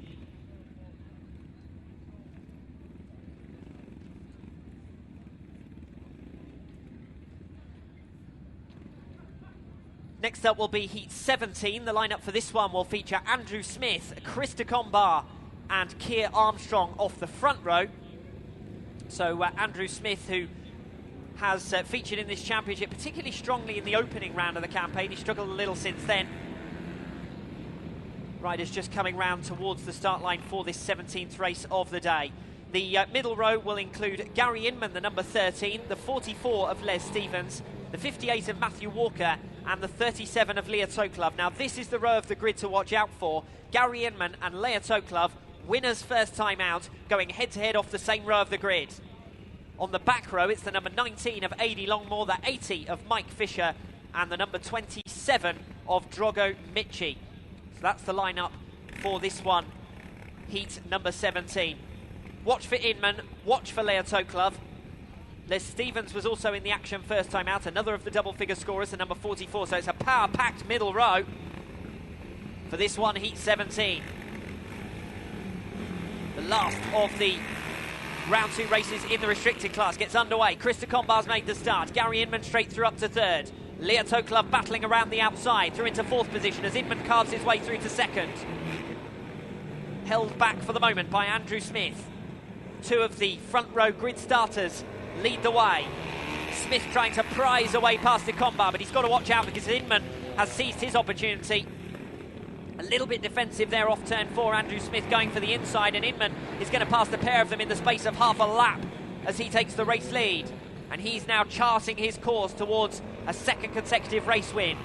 Brad Hardman was defeated last time out. Inman and Toklov, the only other riders undefeated in this restricted category. And there is the number 37 of Leah Toklov, trying to get the better of the 34 of Andrew Smith for 3rd place. Behind her is the 44 of Les Stevens. Here goes Toklov around the outside of the 34. Smith covering it off for the moment, holds 3rd place. That's where the race is, 2nd, 3rd and 4th. Chris de Combar under some pressure here from Andrew Smith. That's a race-long battle that's been going on between those two. Gary Inman passed both of them, and then the battle between the 6 and the 34 continued. De Combar clearly holding back Smith, and Toklov trying to capitalise. but running all the way around the outside is going to make her life difficult. If she can switch to the inside or make a cutback, she might be able to drill a move through into third. But at the moment, she's relegated to fourth position, ahead of Les Stevens, the 44. Smith this time looking to the outside on turn 4, but still behind Chris de Combar, the number 6. So it's Inman who leads from de Combar, from Smith, who's finally made an error, and Toklov seizes the opportunity to come through for third place. In the rundown now to the flag. Can she hold on? Can she go after the number 6? Chris de Combar holding the inside line. Toklov runs wide, looks for the cutback. De Combar's there and just moves slightly towards the inside, coming off turn 4 to fend off the challenge. Smart riding from Chris de Combar. That was defensive throughout, because in the early stages he had to hold back Andrew Smith. Actually, for the majority of the race he had to hold back Andrew Smith. Gary Inman passed the pair of them, and then they resumed their squabble, now over second position. And Leah Toklov has eventually split the two of them, as Andrew Smith, who was faster than Chris de Combar up ahead, was held back, and Toklov found a way through, as Smith seemed to make an error in frustration. Les Stevens fifth then, fourth place going the way of the 34 of Andrew Smith, third to the 37 of Leah Toklov, second to the number 6 of Chris de Combar, and your race winner there, the number 13 of Gary Inman, who goes unbeaten after 2 rounds of heat races to lead the way in the point standings in the restricted category, ahead of Leah Toklov, and Brad Hardman slipping well down the order after his disappointing round 2 race. We'll now be moving on to the Thunderbike category with heat number 17 up next. And I think, by my calculations, this is going to feature Gary Inman doing a big U-turn before he gets into his pit bay, because as far as I can tell, he's due in the programme 2 races in succession. So this will be a fitness test for him as we move on from the restricted class to the Thunderbike category. Obviously, in terms of the progression towards pro and the championship itself, that's the pathway from rookie to restricted and towards the pro class. But obviously there are several support categories racing, including the Thunderbikes and then the mini bike and the youth championships that run alongside, and there's action in those 2 categories here tomorrow at the Adrian Flux Arena. But the pro championship itself, round 4 of the series, taking place at the Adrian Flux Arena tonight. So we're up to the starting line for round 2 in the Thunderbike category. Andrew Murphy goes off the inside of the front row alongside Tom Clemens, James O'Hara and Sean Vukovic. Quite a subdued first time out for him. Disappointing start to the event for the rider who's won 2 of the 3 rounds so far this season. Let's see what he can do off the outside of the front row here. De Combar, Truss, Moore and Bell in the middle row. Although it looks as though we might have lost John Bell with mechanical difficulties. Not up to the line here. As we get underway, Matt Moore is under pressure coming off the second bend. A tussle there for third position. The front 2 have already broken well clear. Vukovic looking more pacey this time. This is more like it. This is the rider that we've seen won 2 of the opening 3 rounds and sits second in the championship standings. He's locked it up off turn 2 though. And will that give an opportunity to Tom Clemens? Yes, it will. Clemens takes the race lead. Vukovic is going to dive back past. Great racing for first position here. Vukovic leads it then. Clemens in second. Third place is with the number 43 of Matt Moore. Fourth position and dropping back some way now from the front 3. We've got an error there, that's the best way I can put it. A large mistake on turns 1 and 2 that almost wiped out 3 riders. And that is what you get when you get a bit of inexperience mixed in with some more experienced riders here. Paul Sheldon losing position, the number 62 trying to get through down the inside. Bram de Ruyck, but just missing out. Sheldon holding on. Drogo Michi is waiting in the wings for an opportunity to come back past. Michi, Sheldon and de Ruyck all coming through from the back row. So they've got the hardest task to make progress, and it seems here today that it's been harder for the riders to pick up positions in the Thunderbike classes than it has been in some of the other categories. Sheldon looking to the outside on turn 2, but held at bay.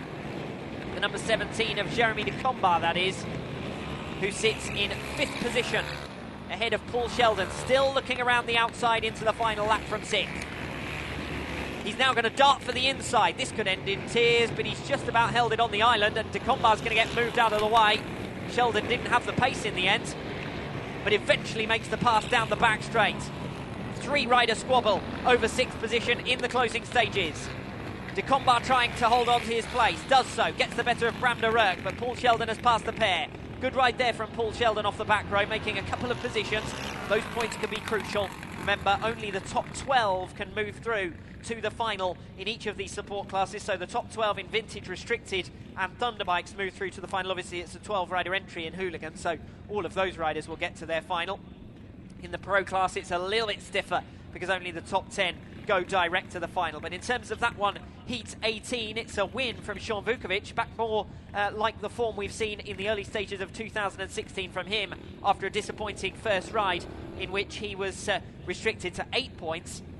Second place going the way of Tom Clemens, and the 43 of Matt Moore taking third position. Good racing lower down the order, but the front positions were settled really in the early stages. Vukovic just blasting away off the front row. Now coming out onto the circuit for Heat 19. This is the second of the round 2 heat races in the Thunderbike class. Mike Hill will go off the inside of the front row. David Van Paris goes alongside him. Tom Wright off gate 3, and Brad Hardman going off the outside. On the middle row then, it'll be the 34 of Andrew Smith, the 97 of Guy Sutherland, 10 points first time out for him, the 13 of Gary Inman, so I must have made an error previously about the last one out, and the outside will be Chris Jenner, the number 134. The back row is with the 8 of Guy Martin, the 52 of Ross Herod, and the number 6 of Chris de Combar. Here we go then for Heat 19. Green light and go. David Van Paris making the initial jump, but he was hauling his own machine forward. He just couldn't get the pace he wanted in the drag race down to turn 1. He's relegated down the order. Sutherland's made another huge error coming off turn 2 and sits again in the penultimate position, so he really is determined to do all of his point scoring from the back of the starting positions. Ross Herod is up to 4th, and that's about to become 2nd down into turn 1 as he passes David Van Paris, and the 34 of Andrew Smith is also in the mix there. The 13 of Gary Inman's up to 4th place. From the middle row, chaos in the mid-pack here because the 97 of Guy Sutherland is trying to blast around them. Guy Martin, the number 8, passing down the inside for 5th position. Sutherland is now up to 7th, make that 6th, as he makes another pass on turns 1 and 2. Hard work keeping up with the Thunderbikes again. So much overtaking. Mike Hill leads, Ross Herod 2nd, Gary Inman 3rd, the 6 of de Combar in 4th. The battle is over 5th, where the 97 of Guy Sutherland is trying to get up the inside of the 8 of Guy Martin. He's locked it up, though, coming off turn 2, and seems to be looking down at his machine. He's going to lose 2 places now around turn 3. Oh, he's about to wipe someone out there coming off turn 3 and 4, and that's the number 34 of Andrew Smith, who must count himself among the unluckiest riders in the field here today. He's been brutalised on turns 1 and 2 on a couple of occasions, and there he was just muscled aside by a mechanical retirement for Guy Sutherland. I think he got that all wrong, trying to pull out of the way. He ended up blocking a rival. 4th place is where the race is now, where Guy Martin is trying to get the better of the number 6 of Chris de Combar. Both of them have come through from the back row of the grid as they come down into turn 3 and 4 for the final time. Separate race for 2nd. Gary Inman getting his wheels in line, pulls alongside, and well, that was very close. I'm going to leave that to the officiators to determine between the 13 and the 52. I think Ross Herod might have just about held on to it there and taken that 2nd place. But a good ride nonetheless from Gary Inman. He really has impressed here today. On that occasion, it was from the middle row, fighting his way through the field. Guy Sutherland got it all wrong on the opening 2 turns once again. He doesn't seem to have the lap 1 tactics quite dialed in. He ended up at the back. He worked his way through. He was into the top 6 once again, and the bike let him down. And then he wiped out the number 34 of Andrew Smith, who ended up getting relegated into the minor positions. And I think in the end, that's 7th place for Andrew Smith. 5th place for the number 8 of Guy Martin then. 4th place to the number 6 of Chris de Combar. 3rd place does indeed go to the number 13 of Gary Inman as Ross Herod, the 52, holds on. And the race victory going the way of the 35 of Mike Hill. He was the only rider who really was out of the action because he made the start, disappeared off into the distance, and there were no dramas for him from there. With round 2 completed in the Thunderbike class, we move on to the hooligan category. Paul Harrison was the winner first time out in what turned out to be a chaotic version of wacky races here at the Adrian Flux Arena, bearing in mind all of the different machines that we've got and a certain disparity in the ability levels of the riders, and that gave us a bit of chaos with lapped riders and so on in the opening round. So it's Paul Harrison who leads them on 15 points. Chris Wiggins second on 12, Ross Sharp third on 10, Dean Corrie fourth on 9, and fifth is Milo Hiscox on 8. Pierre-Alexandre Trust, James Smith, Adam Brinkworth, Alistair Fagan, Tony Chalice, Liam Marsden and Marco Barbatti, in that order, were the point scorers in round 1. And now obviously the starting grid positions are shaken up. So Barbatti, who finished last first time out, has this time got the front row of the grid for his round 2 ride.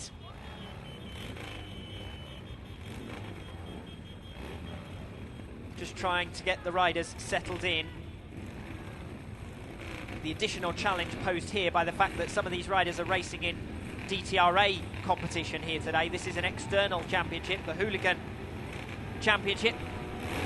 Sideburns Hooligan Championship gets underway. And Corrie straight up into second place here, so that's a very fast start from the back row of the grid.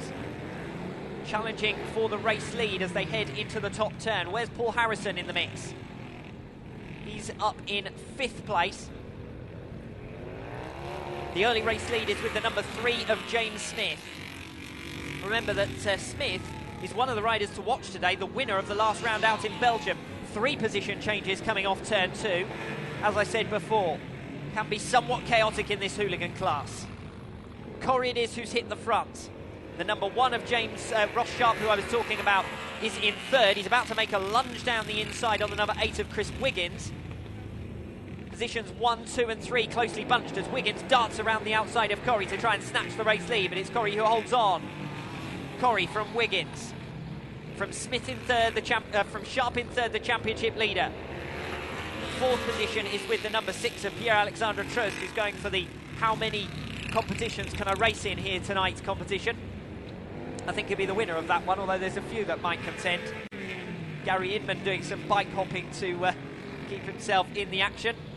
The riders are starting to come through lap traffic, and that's now going to give us a bit of a drama, as the number 8 of Chris Wiggins it is who leads the way. Corrie was in 2nd, but he's really struggling to pick his way past the traffic off turn 2. He eventually gets through, and they're going either side here in 2nd and 3rd, because Sharp is making his way through on the inside and Corrie is favouring just going round them and being moved off the line as they go into the final lap. Corrie in 2nd then. That's where the race is. Corrie might get swamped here around turns 1 and 2. He holds the inside and gets the power down earlier coming off turn 2. Holds on from Ross Sharp, who remains in 3rd position. They come round towards the checkered flag and come over the line. So Corrie it is there who holds back the traffic in the closing stages. The riders filtering round towards the finish. The race victory going the way of the number 8 of Chris Wiggins, who made successive overtakes, got the better of Corrie, and then took the race victory, started to lap traffic. Behind him is where the race went on, where Corrie held on ahead of Ross Sharp, and 4th position goes to Pierre-Alexandre Trust in the end. So that concludes the 2nd round of heat races here at the Adrian Flux Arena. Our 2nd grading break here tonight ahead of round 3 of the heats, and then we'll be getting underway with the finals themselves once we've shaken down those point scoring positions and the riders who'll make it through. In the meanwhile, we bring you 1 year closer to the 2016 Dirtquake final. We saw the 2014 final. Now it's time to have a look at what happened in 2015.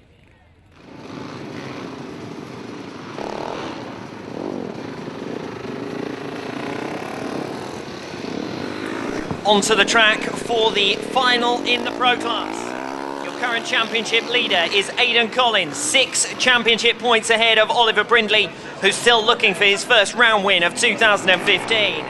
Alan Birtwistle, the form man here tonight at Kings Lynn, sits 3rd in the championship standings, some 19 points back from Aidan Collins, but topped the heat point standings and will have first selection of gates for the final.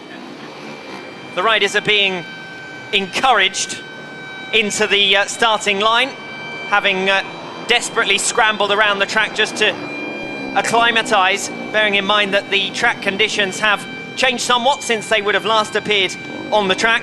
We've had 3 finals and then a bit of a grading break, and that red light and accompanying siren has well and truly put them back in their place. Alan Birtwistle then will be the first rider to make a selection of starting position for this final. The number 30 who sits third in the championship standings, 3 consecutive double-figure scores coming into today's event. Just missing out on the podium in each of the last 2 rounds of the campaign. Round 2 at Peterborough, round 3 at Eastbourne. Looking for his first podium of 2015. Alan Birtwistle then lines up off the 2nd starting position. 2nd start position choice went to Tim Neve, the number 1, the reigning champion. He's down in 4th in the overall standings after scoring just 4 points in round number 1. And he goes off the outside start place here. Tom Neve will be on the inside of him, and Aidan Collins will go off the inside of that front row. So your front row looks like Collins off 1, Birtwistle off 2, Tom Neve off 3 and Tim Neve off 4.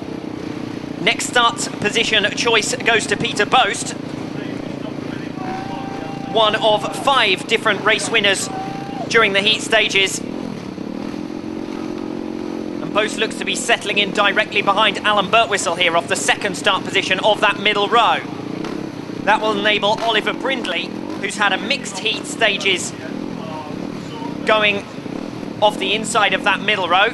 Adam Allot's tried to slot himself in off Aidan Collins' start position. Collins is going to say, I don't think so, and Allott will have to go again. Adam Allott has the 7th start position choice, and that really has confused things on the middle row, because Adam Allott will probably want to be there himself.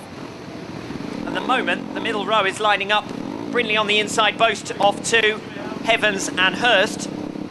And Adam Allott could rightly feel aggrieved, because he put himself into a vacant slot where Aidan Collins had run off on his own. And now Allott will go off the outside of that middle row, and Vince Hurst will have to slot in off the back row. So in terms of the championship contest, Aidan Collins leads the way and has the inside of the front row, and I think he'll be quite satisfied with that starting position, particularly with the fact that his main championship rival, the 24 of Oliver Brindley, is directly behind him on the middle row. Collins will look to lock down the inside and keep Brindley back. Birtwistle goes alongside him, the Neves off the outside.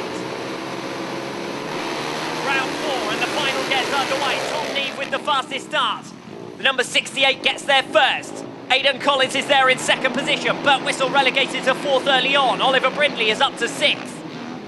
Collins holding down the inside with Tim Neve trying to come around the outside. Collins gets his wheels in line first. So it's Tom Neve from Aidan Collins from Tim Neve in 3rd.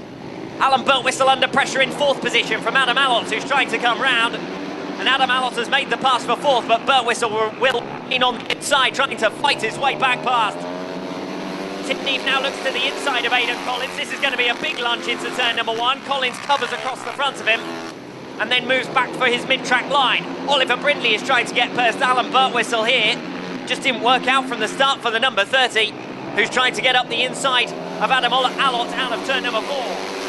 So it's Tom Neve from Aidan Collins from Tim Neve. Alan Birtwistle still trying to prise away past Adam Allott, with Oliver Brindley all the while trying to find a way through himself. We've got a 3-way race for 4th place. Alan Birtwistle knows he's got to get past Allott quickly, or that might happen. Oliver Brindley will force his way through and up the inside. Birtwistle now on the outside line. He doesn't mind running around the outside of riders, but he can't stay around the outside of Brindley, who has the pass made. Birtwistle lunges back for the inside, pulls alongside once again. Good racing here for 5th position, but Brindley just about nudges through. Birtwistle still on the inside, the number 30, bursting past and forcing his way past again. Tom Neve pulling away. Aidan Collins under pressure in 2nd position. Tim Neve dives for the outside line on turn number 4, but loses ground. Looks over his shoulder, sees he's a comfortable margin ahead of the 2 riders behind. And Birtwistle again almost running up the back of Adam Allott, who's losing speed as this race goes on. And Birtwistle might be able to move back into his customary 4th position. Coming out of turn number 4, Allott locks it up. Birtwistle almost alongside again. Allott trying to get his head down to gain extra speed. This is the closest Birtwistle's been. He's through. And Brindley's passed as well. Adam Allott got forced off the racing line, ran too wide on turn number 2, tried to lock it up and ended up dropping 2 places back. So it's Tom Neve from Aidan Collins from Tim Neve in 3rd. In terms of the championship, this will serve Aidan Collins perfectly, because his main championship rival is 3 spaces behind. Tom Neve coming past the start-finish stripe again will encounter back markers for the first time. The number 61 of Kevin Armstrong and the 40 of Paul Valletta just up ahead. Tom Neve has got to watch out that he doesn't lose too much time here. Armstrong on the mid-track and Belletta on the inside. Tom Neve passes Kevin Armstrong now, but Collins definitely made up ground in that opportunity. And now Neve is around the outside of Belletta, but Collins is right on his tail, and Collins will burst past Belletta as well. Just a bike length now between Tom Neve and Aidan Collins out in front. Collins looks for the outside into the final lap. Will we have a position change on the very last lap? Tim Neve coming around the outside of two back markers. Alan Birtwistle goes for the inside of the back markers. Up front, Tom Neve holds the inside. Collins with one final lunge right around the outside. Tom Neve holds on. Tom Neve wins in Kings Lynn. Collins takes second. Tim Neve gets third. Alan Birtwistle home for fourth. Oliver Brindley recovering to fifth ahead of Adam Allott, who's frustrated with himself there, losing 2 places earlier on in the race when he was up in a good position. Tom Neve celebrates on one wheel. And that was from start to finish for the number 68, doing the job off the line, and away he went. So Tom Neve, who was down in 5th position in the standings coming into today's event, takes his 2nd win of the 2015 campaign. And after missing the 2nd round of the season due to injury, he is well and truly back.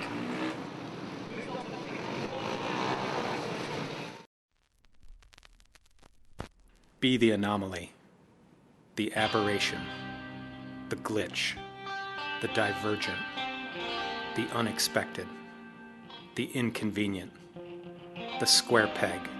Hell, be the fool, the clown, the bonehead, the idiot in the room, or the field. Just don't be a passenger.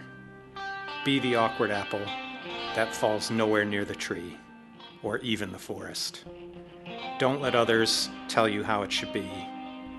If you can do it better, do it better. Then enjoy it. You'll be the scar tissue on their worldview and their normality. They'll loathe you, they'll fear you, they'll wish they were you. Savor their annoyance. Savor the frowns. Give them something to shake their heads at, something to dismiss. Give them a reason to curse. Let them laugh if needs be. It won't always be easy, and no place worth going ever is, right? But most important, remember there is only one way, yours. It sure as hell never held us back.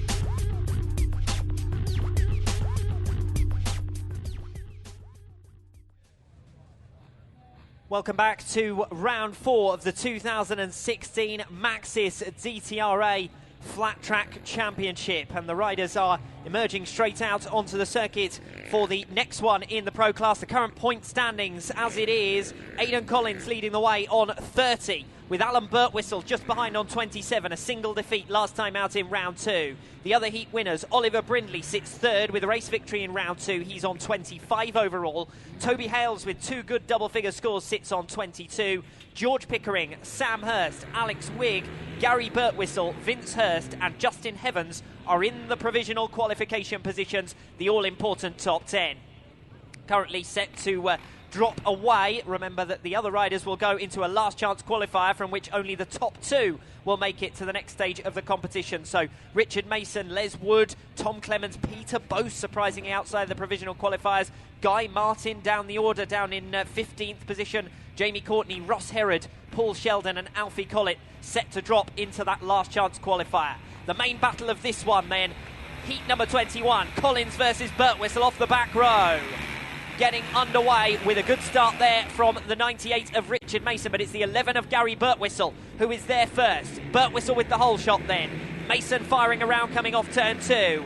Also in touch and right behind the number 24 of Oliver Brindley. He's made his way through into second. The top 3 in the championship going toe-to-toe. Collins going all the way around the outside. Oh, the championship trio, 3 abreast going back into turns 1 and 2. And Collins is going to round the pair of them. Brindley gets his wheels in line to try and retake second place. Gary Birtwistle is a movable chicane going into turn 3. Goes from first to fourth. Birtwistle across the turn. Brindley now passing. Birtwistle tries to pull alongside Collins. This is sensational action in Heat 21. It's Collins who leads them back around the pits turn. Brindley relegated to second. Birtwistle didn't know which way to go. He had riders either side of him, and now he's down in third position after taking the initial lead. Oliver Brindley just got it wrong trying to negotiate Gary Birtwistle. They were 6 abreast coming off turn 4 in the early stages, and well, the rest of the field are shaking down, but we've always forgotten about then the top 3 in the championship are the top 3 in this one, Heat 21, and what a sensational start to round 3 of the heat races. Collins from Brindley, from Birtwistle, that settled down. 4th place is Gary Birtwistle. Up to 5th is Peter Bose. This is his best ride of the day so far. He's made good progress off the middle row. Richard Mason relegated down behind him into 6th, but Mason is trying to come back around Peter Bose as they head towards the final lap. Bose meanwhile attempting to gain ground on the number 11 of Gary Birtwistle. The focus on the 54, there's no change up front. Collins pulling well clear.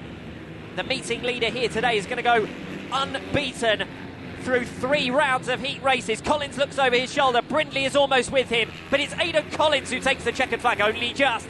Not much time for showboating. Brindley over the line in 2nd position, and Alan Birtwistle over the line in 3rd. So a quick bit of mental maths, and no doubt about it, Aidan Collins is going to have the first choice of grid position for the final. But Brindley picking up 12 points there will move on to 37. Alan Birtwistle picking up 10 will also move on to 37. So it's going to go to a tie break. And if I remember the regulations correctly, it's the highest score in the 3rd round, which will mean that Oliver Brindley will move up from 3rd to 2nd in the standings, and he will have 2nd choice of starting position. But either way, those 3 that you just saw there, going 3 abreast coming off turn 4, those are your top 3 in the championship, and you're going to see them again in the final, going line abreast off the front row when we get to that stage. That was absolutely breathless in Heat 21. Collins the winner then from from Oliver Brindley in 2nd, from Alan Birtwistle in 3rd, Gary Birtwistle in 4th, and Peter Bose in 5th. Sensational racing in Heat number 21. Absolutely incredible. Heat 22 is next up. The front row here, George Pickering, the number 38, the 25 of Alex Wigg, the 116 of Sam Hurst, and the 52 of Ross Herod. This race has a lot to live up to after that one. The middle row is the 20 of Toby Hales, the number 3 of Paul Sheldon, and the 29 of Adam Allott. And the back row is with the 95 of Vince Hurst, the 67 of Justin Heavens, and the number 8 of Guy Martin. Now, as I said, Martin sat outside of the provisional qualification positions coming into round 3. So we've seen the top 3 in the point standings here today, and the top 3 in the championship standings. They were all in the last one. The highest ranked riders of the riders in this race, in terms of the championship, George Pickering, and in terms of the event today, Toby Hales, who's been brilliant during the heat stages, sat 4th coming into this final round of heat races, and he's got a middle row grid slot here. What can he do? The number 20 goes off row 2.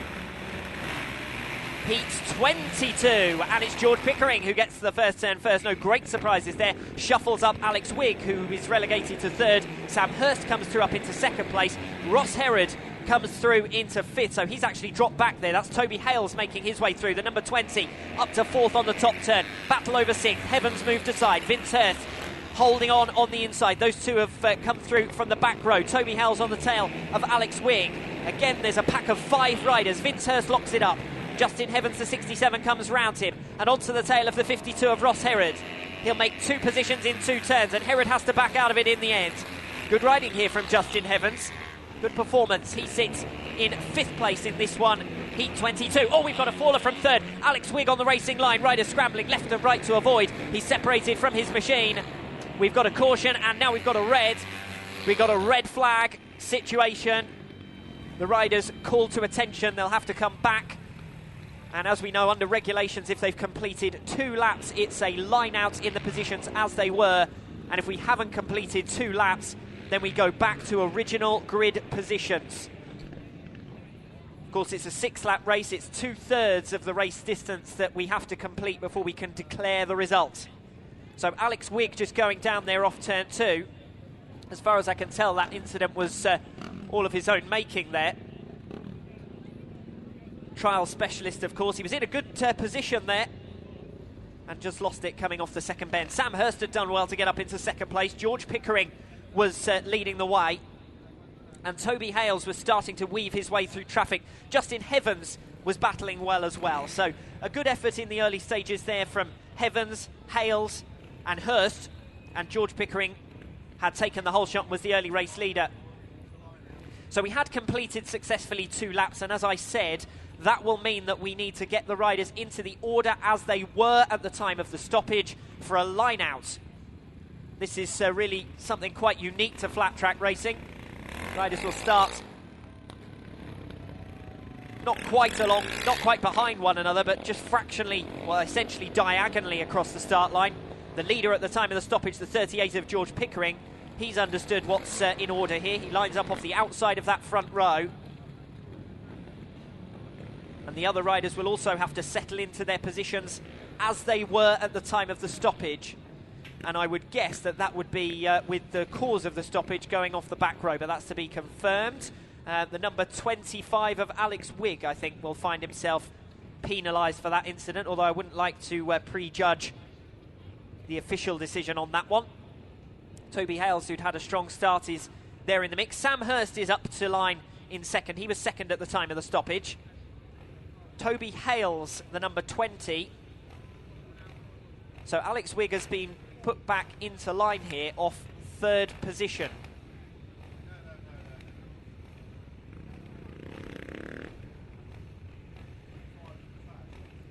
Toby Hales slotting in now. A little bit of carnage because obviously Alex Wigg was the rider involved in the incident, and he holds his starting position as it stands. So he might just have got away with being the cause of the stoppage, unless the officiators change his position around. We've got it. Alex Wigg is going to the back, so I was right. He will be penalised as the cause of the stoppage. I don't think he's too delighted about that, but he's eventually been informed. He may have been playing naive and hoping that he was going to get away with it. But, well, he was caught out by the commentator, first of all. He was caught out by the officiators as well, who eventually moved him aside. So Toby Hales is up to 3rd. That's what we were expecting. Justin Heavens, who'd been making good progress around the outside of Ross Herod, is slotting in 4th. Ross Herod up to the line. Vince Hurst, the number 95. Guy Martin, the number 8. The 3 of Paul Sheldon. And Alex Wigg will curse his luck. He's lining up right next to the inside. Obviously, the number of laps that we'd already completed are discounted, so this is effectively, well, speedway with a larger number of riders. We're down to 4 laps for the restaging of this one, Heat 22. George Pickering off the front then. Sam Hurst, position 2. Grid position 3 is with Toby Hales. Grid position 4, Justin Heavens, Ross Herod, Vince Hurst, Guy Martin, Paul Sheldon and Alex Wigg completing the lineup. Heat 22 for the 2nd time of asking. The riders watching for the green light. Heavens creeping once again as we get underway. Hales makes a fiery start through into 2nd place, pushing aside Sam Hurst. Heavens not really gaining from his advantageous start, and he's dropped some way back now in 4th position. So it's Pickering who'll lead out the opening lap of the restart. 3 laps to go, half race distance effectively. Toby Hales was able to take advantage of the restart straight up to 2nd. This is another brilliant ride from him. This would move him on to 34 points. He'd potentially have a front row grid slot for the final. George Pickering will be in the mix as well if he holds on for the race victory here, because he's starting to pull away from Hales in second. Third still is with Sam Hurst. He's starting to bite at the back of Toby Hales, although he locks it up coming off turn 2 and drops back. The front 3 positions then stabilise.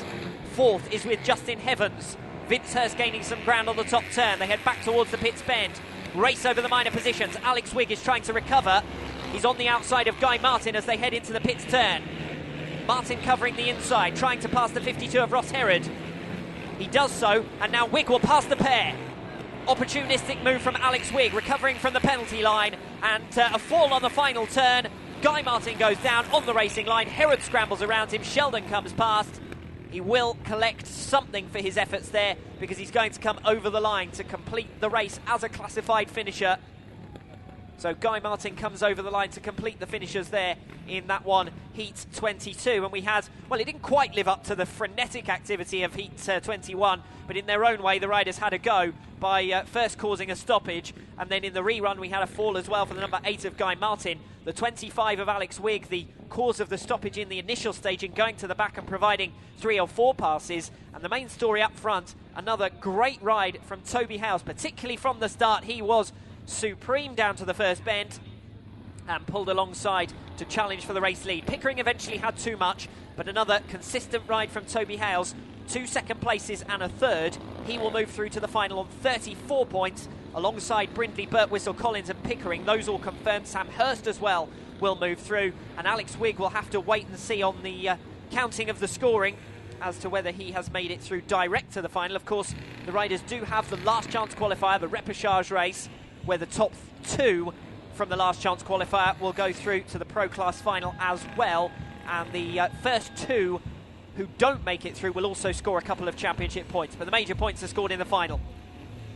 Back to the vintage class then for Heat 23. The current championship leader, Guy Sutherland, is the points leader here this afternoon. 2 wins out of 2. He goes off the outside of the front row. On the inside of him, second in the point standings so far here today, and tied on 27 apiece, Martin Hooning and Frank Shatterkeen. Rick Bearcroft, in a strong position in the point standings, up in 5th coming into today's event, has been subdued so far and well down the order. May even miss out on the final unless he comes up with a strong ride here. From the middle row, we've got the 104 of John Harrison, the 139, the 89 of Hubert Basti, and the 65 of Vincent Priestley. That's why I was talking about the 5-rider rows in a couple of the races of the vintage class.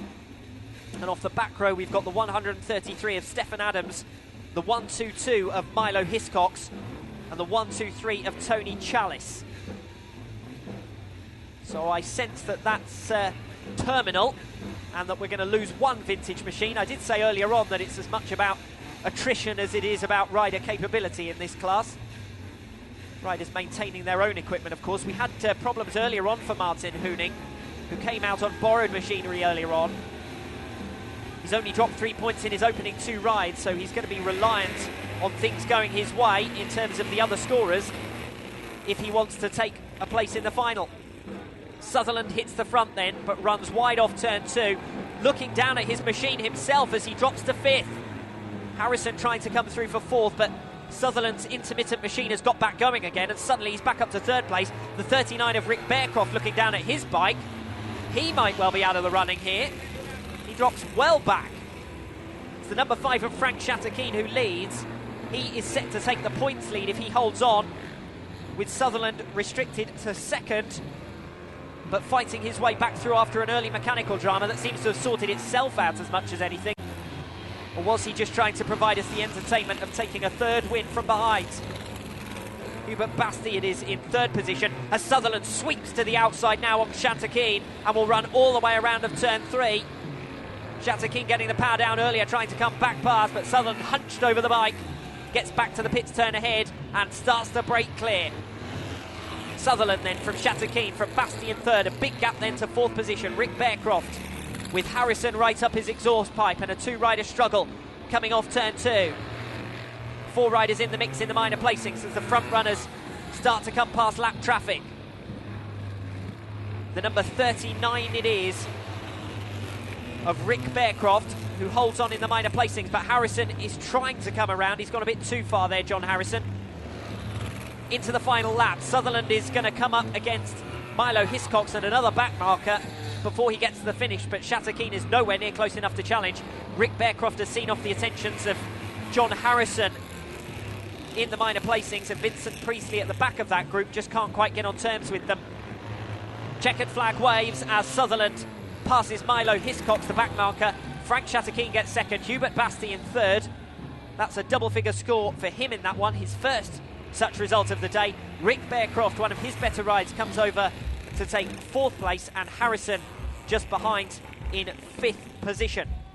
So the finishers again, fifth place going the way of John Harrison, fourth place going the way of Rick Bearcroft, Hubert Basti taking third and 10 points, 12 points going the way of the number 5 of Frank Shattuckine, and it's 3 wins out of 3 for the 97 of Guy Sutherland. But boy, does he have to keep doing it the hard way. Really does seem to be suffering from mechanical issues.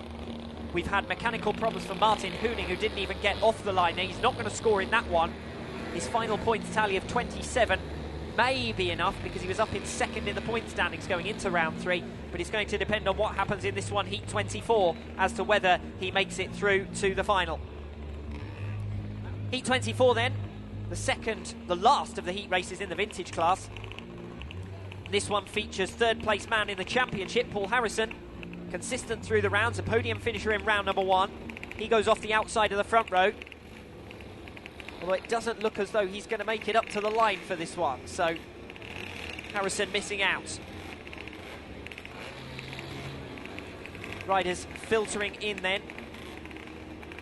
Watch out for the number 25 of Derek Brindley, who's going off the back row. He's fourth in the point standings here today, tied with Michael Herman, also on 22. Michael Herman and Derek Brindley both going off the back row. Paul Harrison does eventually get up to the line. 17 points from his ride so far. He's been disappointing, but he's got a front row grid slot to put it right.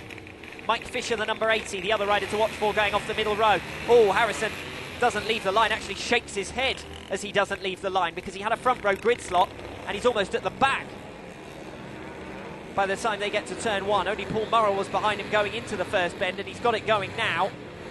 Moves his way up into sixth position on the top turn, challenging for fifth though. Fisher ahead of him, the number 94 of Norm Joss, that is, coming through for third. Brindley's away and gone, you can forget about that. There's going to be no touching Derek Brindley, barring a mechanical issue here. Battle is over the minor places. The number 94 of Norm Joss, who started on the front row, now being overhauled by Mike Fisher. Remember, I said he was 6th in the point standings coming into this race, and he's having a strong ride once again. Now up to third place. Norm Joss under pressure for fourth. Harrison has worked his way back through from 11th place to take that position, although Joss is going to dive back through to give us a lively race into the top bend. Back towards the pits turn for Derek Brindley. The race is over second. The number 20 of Michael Herman, who was tied on points with Derek Brindley coming into this one, just overcooking it on turn 2, and he did look vulnerable to attack. The number 80 moving through. This is a really good ride once again from Mike Fisher. Fisher, a double-figure scorer last time out, took third. He's in line for second this time around, and he's done it off the middle row as well. Third place with Herman slipping back. Fourth is with Harrison, who's got the better of Norm Joss and has now left him some way in the distance. As we come towards the closing stages of the race, Brindley pulling well clear, Fisher in second. A big gap then to third place and the number 20 of Michael Herman. Fourth place is with Paul Harrison, Norm Joss in fifth. Big gaps between the riders, as I said, and the front runners starting to lap the back markers now. Derek Brindley passes Paul Murrell, and the number 80 of Mike Fisher comes through as well. So it's Brindley from Fisher. Not much of a gap between the two of them in the end, but perhaps Brindley was keen to go easy on the machine, bearing in mind it's still got to do another race, and we've seen how many of these vintage bikes have already let key riders down. Martin Hooning failing to get going last time out. Guy Sutherland, who had dramas midway through the race that dropped him 5 places before he eventually won. In that one, no such issues, but Derek Brindley taking the checkered flag. His first race win of the day, steadily improving, despite the fact that that time he had to come off the back row. He didn't score as highly as that when he was coming off the front row positions, but he's going to move himself further up the standings. He was already 4th coming into that one. We'll now move on to the restricted category. Heat 25 will be next up. We've got the 28 of Adam Grace, the 43 of Matt Moore, the number 40 of Kai Fort, and the 18 of John Bell, due to line up off that front row. The current points leader in this category is Gary Inman. He goes off the back row ahead of him, 5th in the point standings here today coming into this race. Brad Hardman, the number 76, the number 199 of Gavin Thomas, Tom Moore and Chris Decombar on the programme off the middle row. And then, as I was saying, the rider off the back row, the number 13 of Gary Inman, tops the point standings on 30. 3 points behind him, the current championship leader, Daniel Kafka. Remember, these heat points mean little in terms of the overall championship classification, but they do determine your starting position for the final, and of course, whether you make it to the final. Looks as though Kafka and Inman will do so, duking it out over the championship as their battle continues, but Inman's got to do the scoring off the back row. If he wants to maintain his unbeaten run, if he wants to be first seed into the final, he's going to have to do it off the back. Tom Wright, Steve Newsham and Les Stevens alongside him. Just settling Chris Decombar off the middle row on the outside.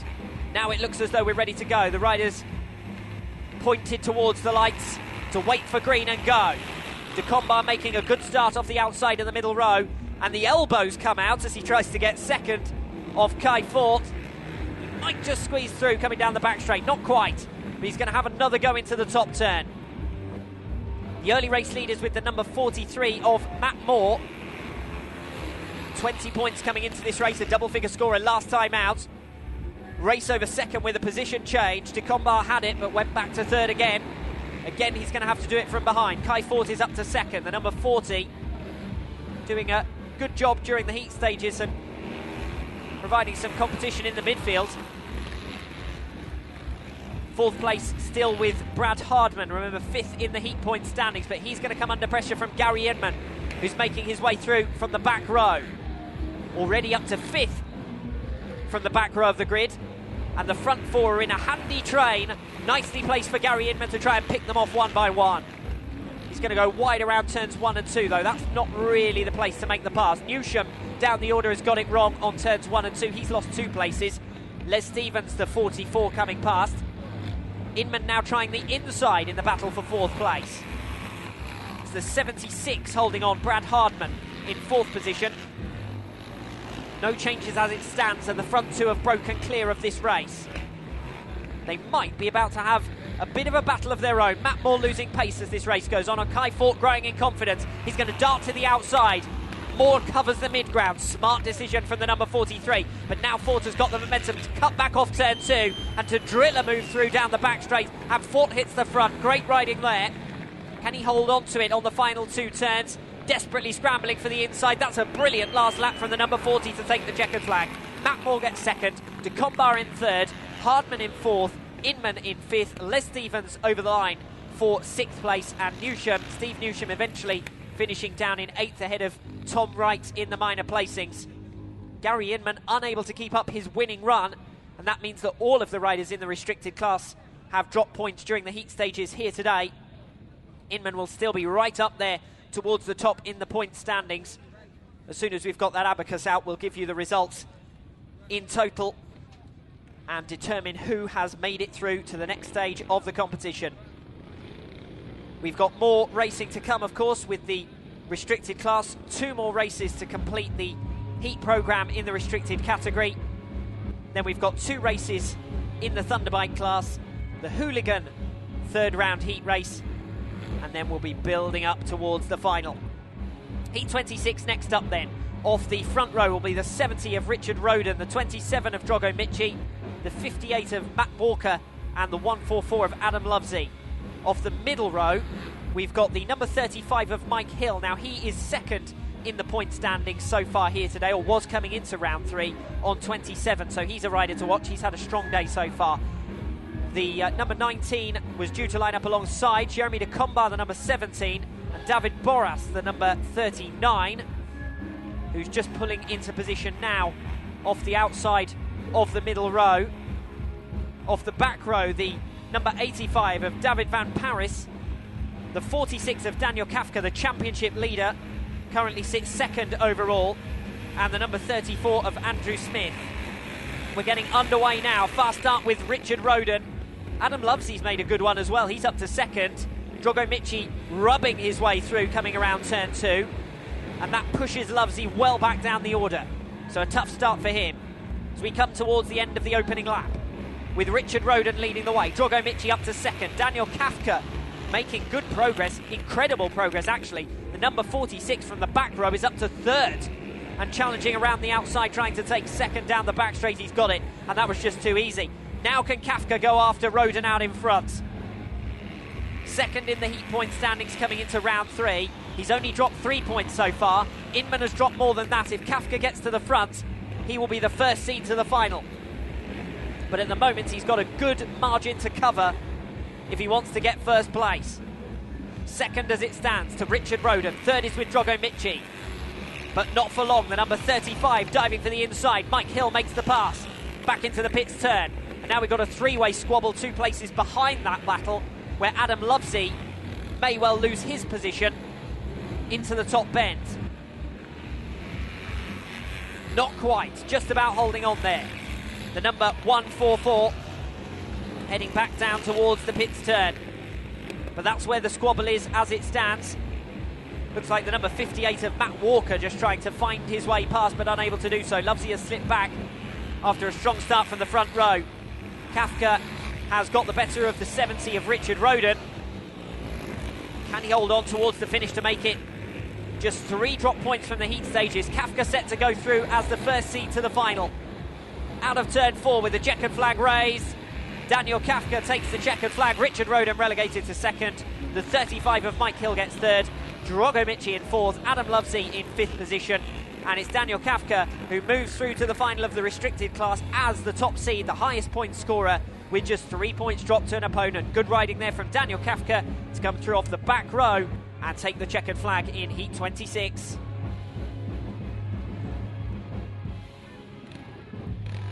Heat 27 will be next up. Main rider to watch here will be the number 37 of Leah Toklov, fourth in the point standings coming into this round of heat races. She goes alongside Bram de Rurk and Milo Hiscox, who's due off the outside of that front row. The middle row will be with Keir Armstrong, Ian Lewis, Mike Fisher and Michael Herman. And then off the back row, the 69 of Robert Algai and the 93 of Martin Hooning. But that's very much going to depend on whether his bike is fit to continue with proceedings. Toklov, the highest ranked rider, due out next. Looks as though we've got a slight pause here as we try and get the riders out onto the track for the next one. Waiting for the riders from the previous race to go into paddock, which is a little bit unconventional. Now we're preparing to come out on the circuits.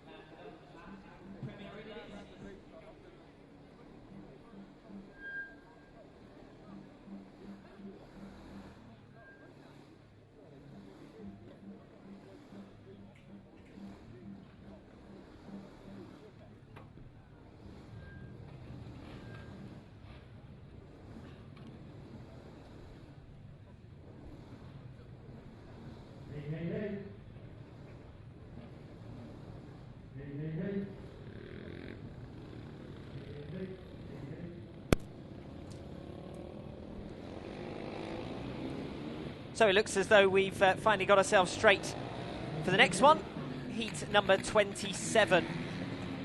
Remember that we've got 2 races in the Thunderbike class and also the Hooligan round 3 heat races. And then we'll be building up towards the finals. Final in each category, and of course a last chance qualifier that will precede those races as Leah Toklov moves into line. A reminder of the starting order then for this one is Bram de Rurk off the inside, Leah Toklov, the highest ranked rider of this bunch, going alongside, and Milo Hiscox off the outside of that front row. Keir Armstrong off the middle row, the number 193 of Ian Lewis. He's been impressive, scored a good second place last time out. He's one to watch, and the 20 of Michael Herman goes off the outside of that middle row. Mike Fisher just slotting in the number 80. He's had a couple of good rides here today as well. Heat number 27 gets underway. A bit of a delay initially, but now we're racing. And it's Lea Toklov who picks up the race lead around turns 1 and 2. Three-way battle for third coming off the second bend. Milo Hiscox relegated down to 4th position. Michael Herman trying around the outside, the number 20. Ian Lewis in the mix, he's up in 3rd. 2nd place is with the number 62 of Bram de Rurk. 4th place position change as Milo Hiscox tries to come back around the outside, and now Michael Herman gets up the inside. So a mistake there from Hiscox. He went after 4th and he ended up in 6th. Keir Armstrong it is, making progress, the number 65, former junior of course from our DTRA championship, trying to pull alongside the 193 of Ian Lewis. Onboard camera giving him the perfect view of the 193 up ahead as he tries to find his way into 3rd position. Up the inside he'll come off turn 4, not quite alongside. Ian Lewis holding on for that 3rd place. 5th place with Michael Herman who's gaining ground, but a slight error, and that enables Armstrong to come through. So Lewis dropping from 3rd to 4th, Armstrong coming up to 3rd. Herman was in the wrong place at the wrong time, because if he'd been on the inside he might have been able to come past Lewis as well, but he was on exactly the line that Lewis was as he got it wrong, and Herman had to back out of it, or certainly chose to back out of it anyway. Toklov is away and gone as Herman does finally get the better of Lewis now. And Lewis thought about a move back up the inside, but eventually thought better of it. Toklov the full length of a straight in front of the 62 of Bram de Rurk as she goes towards her 2nd race victory of the day. 3rd place is with Keir Armstrong, who's exerting pressure in the race for 2nd, but I think he might just run out of time as he sweeps hard into turn 3.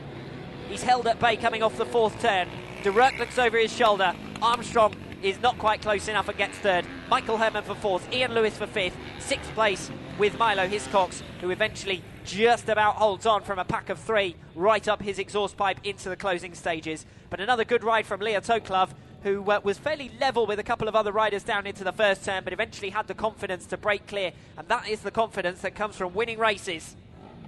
Winner in her round 1 heat race. She's come up with another race victory there. Winner of heat 27 then, Lea Toklov. 2nd going to Bram de Rurk. 3rd, the number 65 of Keir Armstrong, and 4th position going to the number 20 of Michael Herman. Next up will be heat 28 as we move back to the Thunderbike category. The current points leader here is Tom Clemens, with Matt Moore, Mike Hill and Sean Vukovic all within 4 points of him. The lineup for this one then, off the front row, the 52 of Ross Herod. Good ride last time out for 2nd place. He was disappointing in his opening outing. Jeremy de Combar, the number 17, goes alongside him. He's inside the qualification zone as it stands. The 18 of John Bell off gate 3, and Guy Martin, the number 8, due to go off the outside starting position here. Off the middle row then, it'll be the 32 of Andrew Murphy, the number 6 of Chris de Combar. De Combar, a runner-up 1st time out, 9 points 2nd time around. He's inside the qualification zone as well. Drogo Michi outside in the drop zone at the moment, needs a big ride here from the middle row, and Paul Sheldon completes that middle row, the number 3 on the outside. Michi in the wrong starting position, just getting shuffled over. We've got it right there, and he is now in position. Guy Martin, the number 8, just trying to get himself into the mix. He scored 8 points 1st time out. As we look at the back row for the 43 of Matt Moore, the 35 of Mike Hill, Pierre-Alexandre Trust and Brad Hardman. Signal from the starting marshal, and the riders can look to get underway with heat 28. Fast start initially for Drogo Michi, but he bogs down slightly, and Paul Sheldon comes round him for 3rd. The race now is over 2nd, coming off that 2nd bend. Where does Ross Herod filter out into the mix?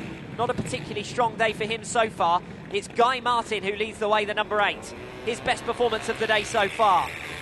He's done a good job off the outside of that front row. 2nd place is with Paul Sheldon, as we've got a big fall there. Back down into turns 1 and 2, and we've lost 4 riders. 1 went down, 1 collected, 2 sliding either way, and we've got a pile of men and machines here. And, well, we've got the red lights on and red flags out, but there was no doubt about a need to stop there. And we're in one of those unfortunate situations where we've got a crash on turns 1 and 2. which has separated riders from bikes, which has buried riders in bikes. And we can only hope that all of the riders involved in that incident are okay and able to take their place in the remainder of the event. And certainly the paramedics obviously on scene. We've got really strong paramedics cover here today to guarantee that we have the best possible resolution for these riders. And the experts need to be left really to do their job here, and for no one to interfere with what's going on there on turns 1 and 2. And as soon as we can, we'll get back to you with the restart of this one, heat number 28. Certainly going to need a rerun this one.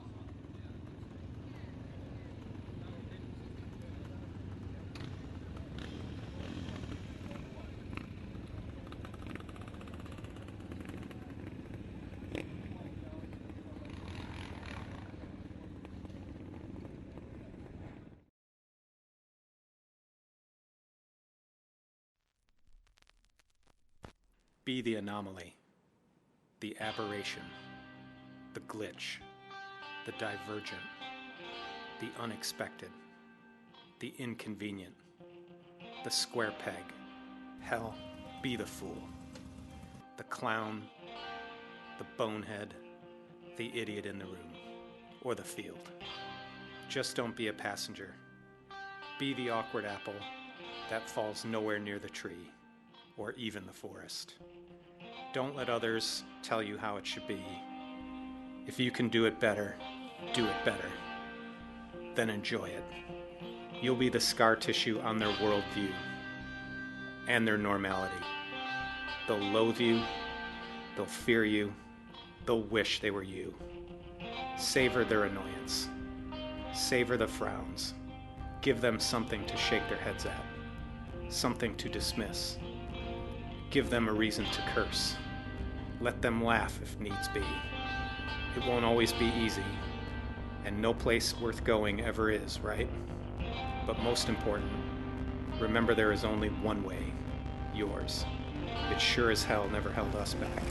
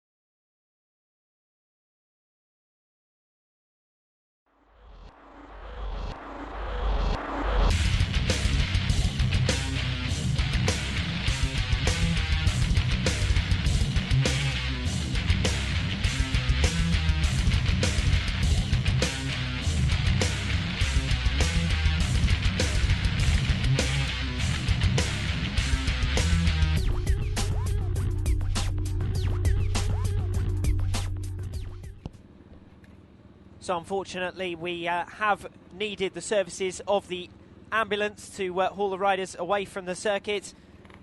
4 riders going down there on turns 1 and 2, including DeCombar, Moore and Brad Hardman. As I understand it, Hardman may well be ruled out of the rerun here with a broken footrest.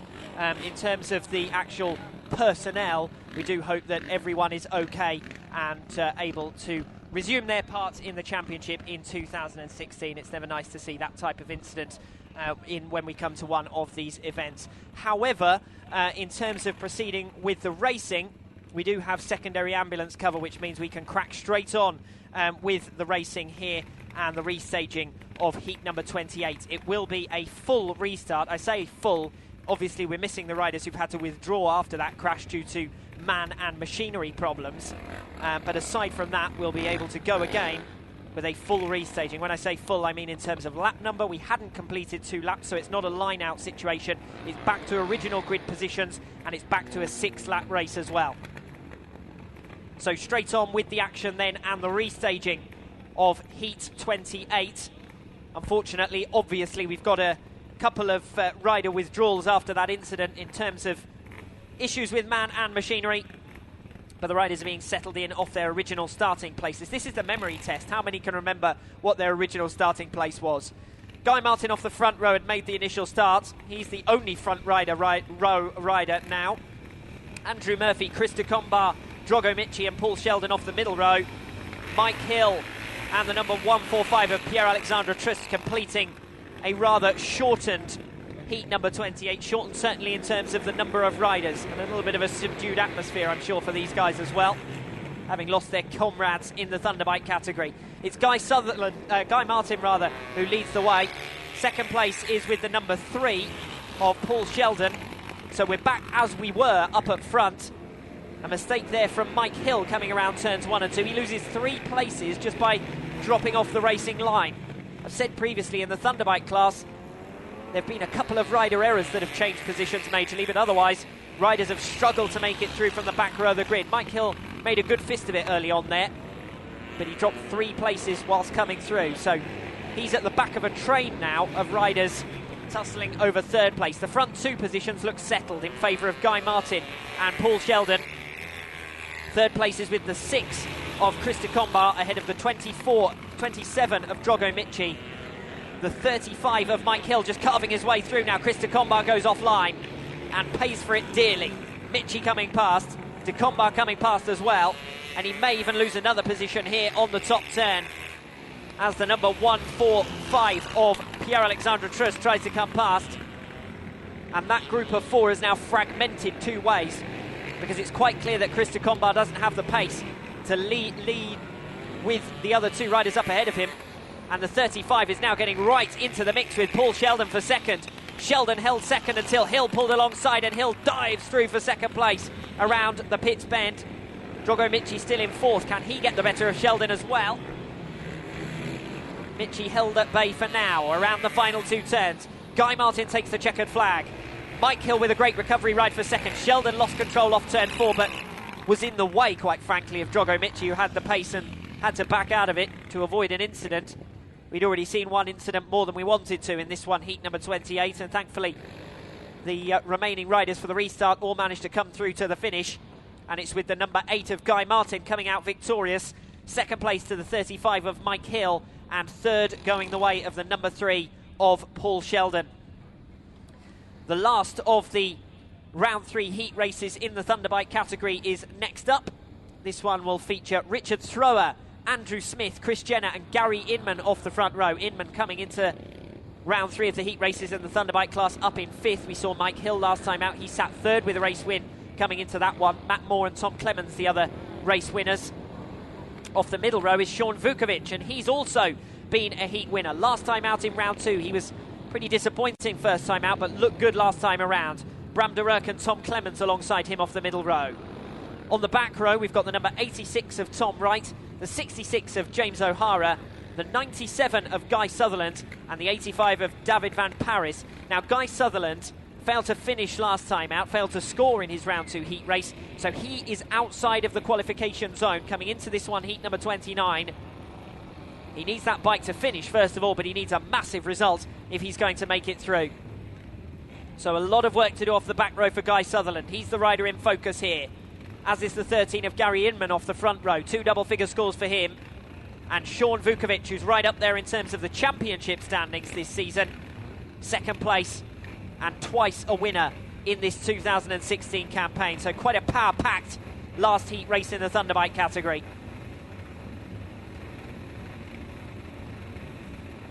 Settling in then for heat 29. We've just got to hold at the pits gate as we wait for our last starter to pull into line, which is going to be on the inside of that middle row. Number 52 coming up into position. So here we go then. Ross Herod swapping from heat 28 to heat 29 by the looks of things, and coming out off the inside in the vacant slot left by Dave Chadburn on the middle row. So a little bit of a change around, but it's Andrew Smith who makes the start. Gary Inman up into second, coming off turn 2. Ross Herod well and truly in the mix. He was 5th coming down the back straight. Inman holding off the attentions of the number 42 of Tom Clemens behind. Sean Vukovic going for a rather unique line coming off the 4th bend. He's going to get it all wrong into turn 1. No surprise there. Having run down the inside of the straight, he went straight across the turn on bend 1, and Ross Herod is now right on his tail. Separate race out in front. Gary Inman, the number 13, on the back wheel of the number 34, the race leader Andrew Smith. So it's Smith from Inman, from Clemens in 3rd, from Vukovic in 4th place, and Ross Herod in 5th. Guy Sutherland has made his way through the field into 6th place. We've got a faller on turns 1 and 2. The race proceeding under caution, and able to continue as the 85, I think that is, has managed to get off the circuit as the riders come streaming back around him. Gary Inman putting in a challenge for the race lead on the number 34 of Andrew Smith. The front 2 in this one started off the front row of the grid. Guy Sutherland gets it wrong into turn 3. He's going to scrape the safety fence for the 2nd time. Different bend this time, so he's collecting them all. He's got that stamp in his passport as well. Gary Inman up to 2nd place. Still challenging on the back of the number 34, but all the while Tom Clemens is trying to wrestle his way into the top 2 places. The riders don't dare leave the inside, because if they do, they'll be overhauled. But then again, Clemens has gone too narrow coming off the 4th bend, and Vukovic has got the momentum. Can he make use of it off turn 2? No, he can't. He can't get the power down. Clemens faster off the 2nd bend. Gary Inman looks set to hold on to that 2nd place, though. Clemens had dropped back a lap ago, and Clemens goes down, and in the path of him, Sean Vukovic goes down off turn 4 as well. Sutherland scrambles past both of them. The rest of the pack trying to filter through. There's going to have to be some adjudication there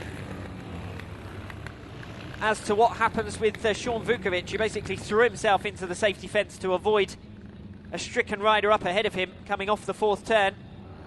Might just be pretty unlucky there, I think. The number 42 eventually pulls off. That's going to cost him dearly. Tom Clemens, the top point scorer coming into round 3 of the heat races, goes down on the last bend. And does he not need to cross the finish line to be a classified runner? So if he doesn't come over the finish line, he's going to be in danger of missing out on points. It doesn't look like he's interested in coming over the finish line. He's being reminded by the officials on the infield to get to the finish, and now he's running. Well, there's got to be some unusual regulation. I don't think he's quite understood why he's being signalled. I think he understands he's being signalled back to the pits. He's got to run it over the line if he wants the points.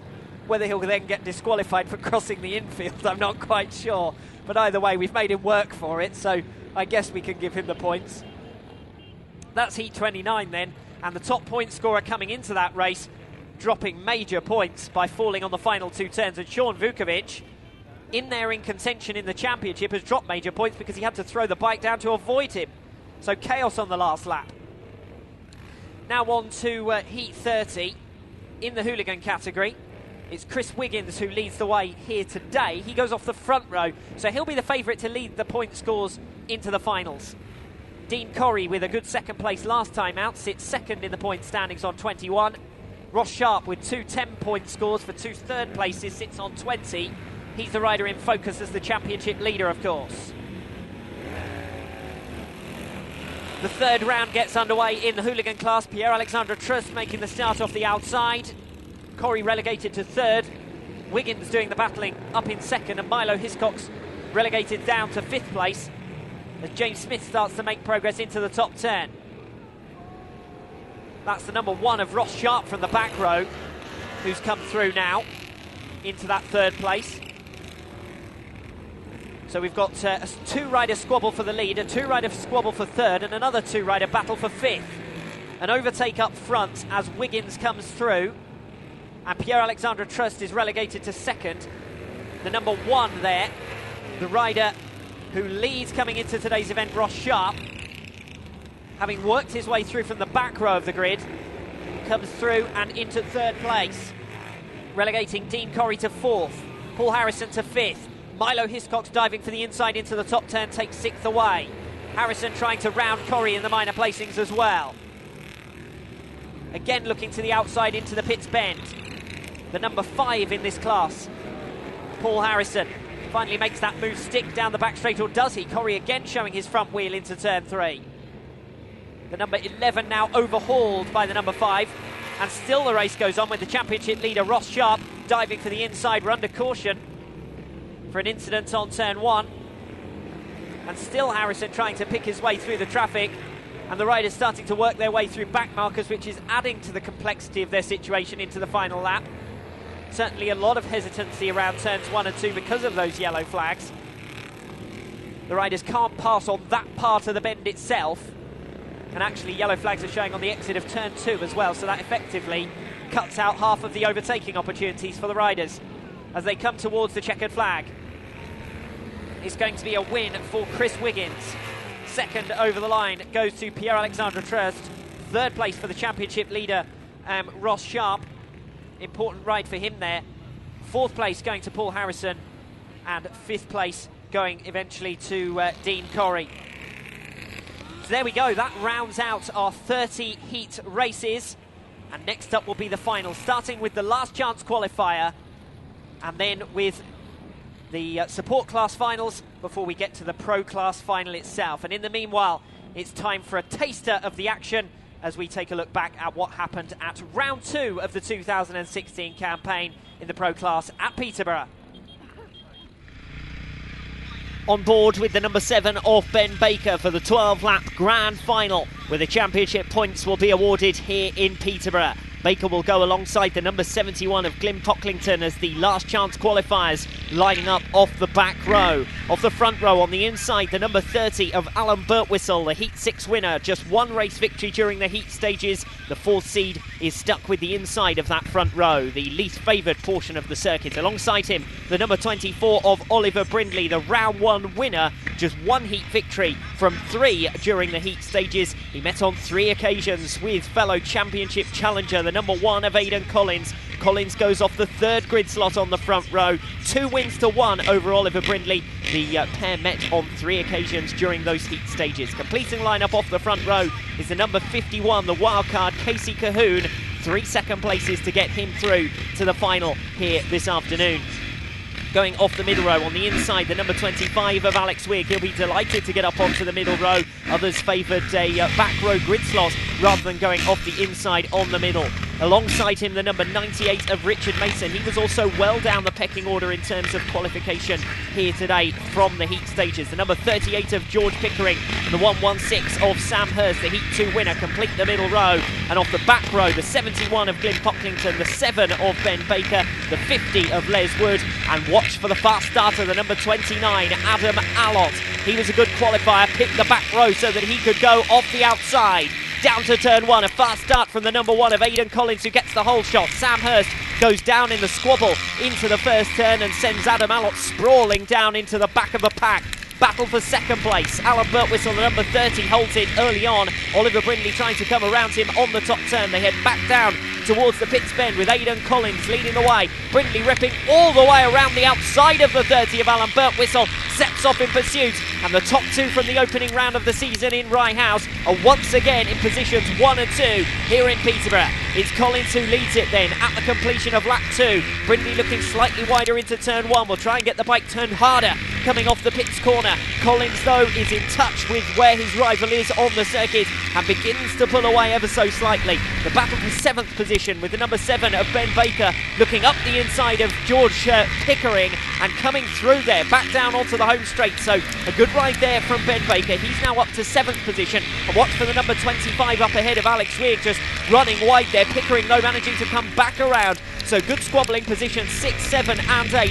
7th place now held by George Pickering as Baker runs slightly wider there on the top turn, and the front 2 have pulled now the distance of half a lap almost over this battle in the minor positions. And the number 71 of Glyn Pocklington just forcing his way up the inside there of Ben Baker, who's actually gained 1 position on George Pickering and then ended up losing 2 as the 38 came back past. And now the 71 of Glyn Pocklington takes up the challenge in 8th position. So plenty going on in the minor placings, but up front it's all starting to stabilise. Aidan Collins has the lead. Oliver Brindley a couple of bike lengths back once again as they head towards the mid-race phase. Ben Baker down the order, looking for a way up the inside, finds his way past the number 25 of Alex Wigg, who just overcooked it there on the top turn, running offline, dropping down into 9th position. So Baker's up to 8th, Pickering continuing his fight back as he moves gradually through the field, and the good ride from Lynn also working his way through from the back row of the grid. Remember, both Baker and Pocklington, after making their way through from the last chance qualifier, had to try and work their way through the field from the very back row of the grid. Just 4 laps remaining now for Aidan Collins, holding on from Oliver Brindley, the number 24, in 2nd place. The front two have well and truly dropped the number 30 of Alan Birtwistle, who looks set nonetheless to make his way onto the podium, but the focus is on the championship battle, the race-leading battle up front as well. Oliver Brindley, the round 1 winner, stalking Aidan Collins, who was restricted to a runner-up position in the opening event at Rye House. Brindley picked his way past Collins on that occasion to take the majority of the championship points, while Collins was held at bay. On this occasion, Aidan Collins is doing the defending. He leads the way, and Brindley is trying to find his way through, but time is running out. The riders now starting to approach the back markers, and that might give a last opportunity to Oliver Brindley, because he's got a good few bike lengths to make up on Aidan Collins. But Collins is starting to work his way towards the number 116 of Sam Hurst, and just ahead of him, the number 29 of Adam Allott, involved in a battle for 10th position as Alex Wigg slips further back now into 11th. A 3-way squabble over the minor places, but it doesn't look as though it's going to affect Aidan Collins. Sam Hurst actually looks over his shoulder and moves out of the way as Aidan Collins comes over the line to claim victory at round 2 in Peterborough, negating his disappointment from the opening event of the campaign at Rye House, as the round 1 winner, Oliver Brindley, is restricted to 2nd. It's Alan Birtwistle who collects 3rd. Casey Coombe just holding off George Pickering and Richard Mason as he collects 4th. Glyn Pocklington, Ben Baker and Les Wood coming over the line in the minor placings, and then the runners who almost ended up lapped in the closing stages, the 29 of Adam Allott, the 25 of Alex Wigg and the 116 of Sam Hurst, completing the finishers in this 12-lap drama, with Aidan Collins coming out the winner. And round 2 winner Aidan Collins leads the point standings here this afternoon at the Adrian Flux Arena for round 4 of the 2016 Maxxis DTRA UK Flattrack Championship. It's Collins out in front then, 3 wins out of 3 for him. He goes straight through to the final. That 8-point advantage won't mean too much, but it does give him first choice of starting position, which could be crucial. We've seen how evenly matched Collins, Brindley and Birtwistle are. In fact, so matched that Brindley and Birtwistle both sit on 37 points, tied for 2nd. Brindley gets the nod there for scoring the higher points tally in round 3 of the heat races, so he will be the 2nd seed through to the next stage of the competition. Alan Birtwistle then 3rd seed. George Pickering will have to choose from the last choice off the front row, or perhaps try and chance his arm off the middle row. He has the 4th choice of starting position. Toby Howes with a brilliant effort to get onto the middle row, along with Sam Hurst and Gary Birtwistle, and Vince Hurst as well. That's a great ride from him, 26 points during the heat stages. Now, he tied with Alex Wigg just behind him, but Alex Wigg was beaten by him last time out, and so that sends Alex Wigg to 9th place, and he's likely to therefore feature off the back row, with Justin Heavens, the last of the top 10, just squeezing in for a direct transfer to the main event here this afternoon, the grand final in the Pro class. So the riders who'll have to go again in the last chance qualifier, effectively a B final, Richard Mason and Peter Bose, the 2 most experienced riders in this championship, will duke it out off the front row in the last chance qualifier. Only the top 2 will transfer to the main, so only 2 riders will progress to the final, and behind them, or alongside them on the front row of that last chance qualifier, will be Les Wood and Tom Clemens. Then it's Ross Herod, Paul Sheldon, Guy Martin and Jamie Courtney, and Alfie Collins will have to start off the very back, and he clearly has the toughest task to try and get back on terms, not only with the front runners in the last chance qualifier, but it's likely that whoever makes it through from that LCQ will then actually have to go off the back row in the final itself, and that really will be an uphill struggle, bearing in mind how strong we've seen Aidan Collins, Oliver Brindley and Alan Birtwistle here today. The top 3 in the championship standings then in the Pro class are the top 3 in the Pro class in terms of the heat points here today, and the top 4 in the championship standings will be the top 4 seeds for the final in the Pro class. Last chance qualifier. Fire, of course, will be first up in that sense. In the vintage category, the qualifiers include Guy Sutherland, Frank Shatterkeen, Derek Brindley. They are were all heat winners during the heat stages. Michael Herman and Mike Fisher, who both took runner-up positions in their rides. Martin Hooning, a round one heat winner, the winner of heat 4. He will go through despite failing to score in his final ride direct to that final, but he will have an unfavourable middle row or back row grid position there. And then a couple of others just about squeezing through, but it was tight in terms of the mid-pack and in terms of progression. But all of the championship favourites, all of the riders in contention for the championship will all move safely through. And in the restricted class, likewise, the current championship leader, Daniel Kafka, the round 2 winner, was the top point scorer during the heat stages, as I called at the time. He will move through on 42 points with just 3 drop points during the heat stages. Leah Toklov dropping points in just 1 ride, has also had a strong day here today. And bearing in mind that she'd scored only 7 championship points coming into today's event, she's in line for a much bigger score here today. Gary Inman with 2 wins during the heat stages will move through. He sits on 38 points. Mike Hill on 37 will also move through. And in terms of other race winners, Brad Hardman will move through to the final with a decent grid choice as well. So that's the how things look in terms of who's progressing through to the finals. Remember that the last chance qualifier is next up, where we'll see Richard Mason and Peter Boast, along with a host of other riders, vying for 2 qualification positions, and then we'll get underway with the finals. Be the anomaly, the aberration, the glitch, the divergent, the unexpected, the inconvenient, the square peg. Hell, be the fool, the clown, the bonehead, the idiot in the room, or the field. Just don't be a passenger. Be the awkward apple that falls nowhere near the tree, or even the forest. Don't let others tell you how it should be. If you can do it better, do it better. Then enjoy it. You'll be the scar tissue on their worldview and their normality. They'll loathe you, they'll fear you, they'll wish they were you. Savor their annoyance. Savor the frowns. Give them something to shake their heads at, something to dismiss. Give them a reason to curse. Let them laugh if needs be. It won't always be easy, and no place worth going ever is, right? But most important, remember there is only one way, yours. It sure as hell never held us back.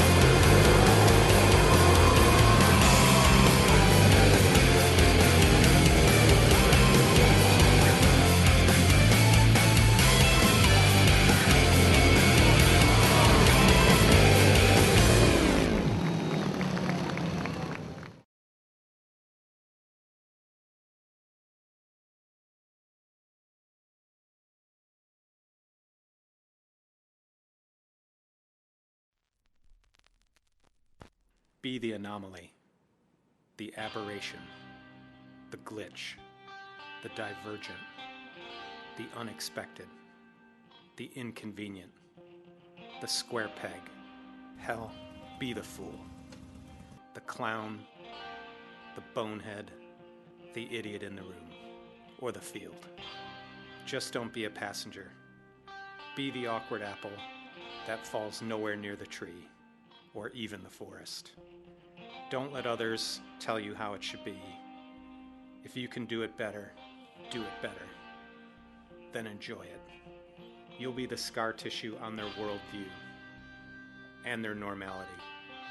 They'll loathe you, they'll fear you, they'll wish they were you. Savor their annoyance. Savor the frowns. Give them something to shake their heads at, something to dismiss. Give them a reason to curse. Let them laugh if needs be. It won't always be easy, and no place worth going ever is, right? But most important, remember there is only one way, yours. It sure as hell never held us back.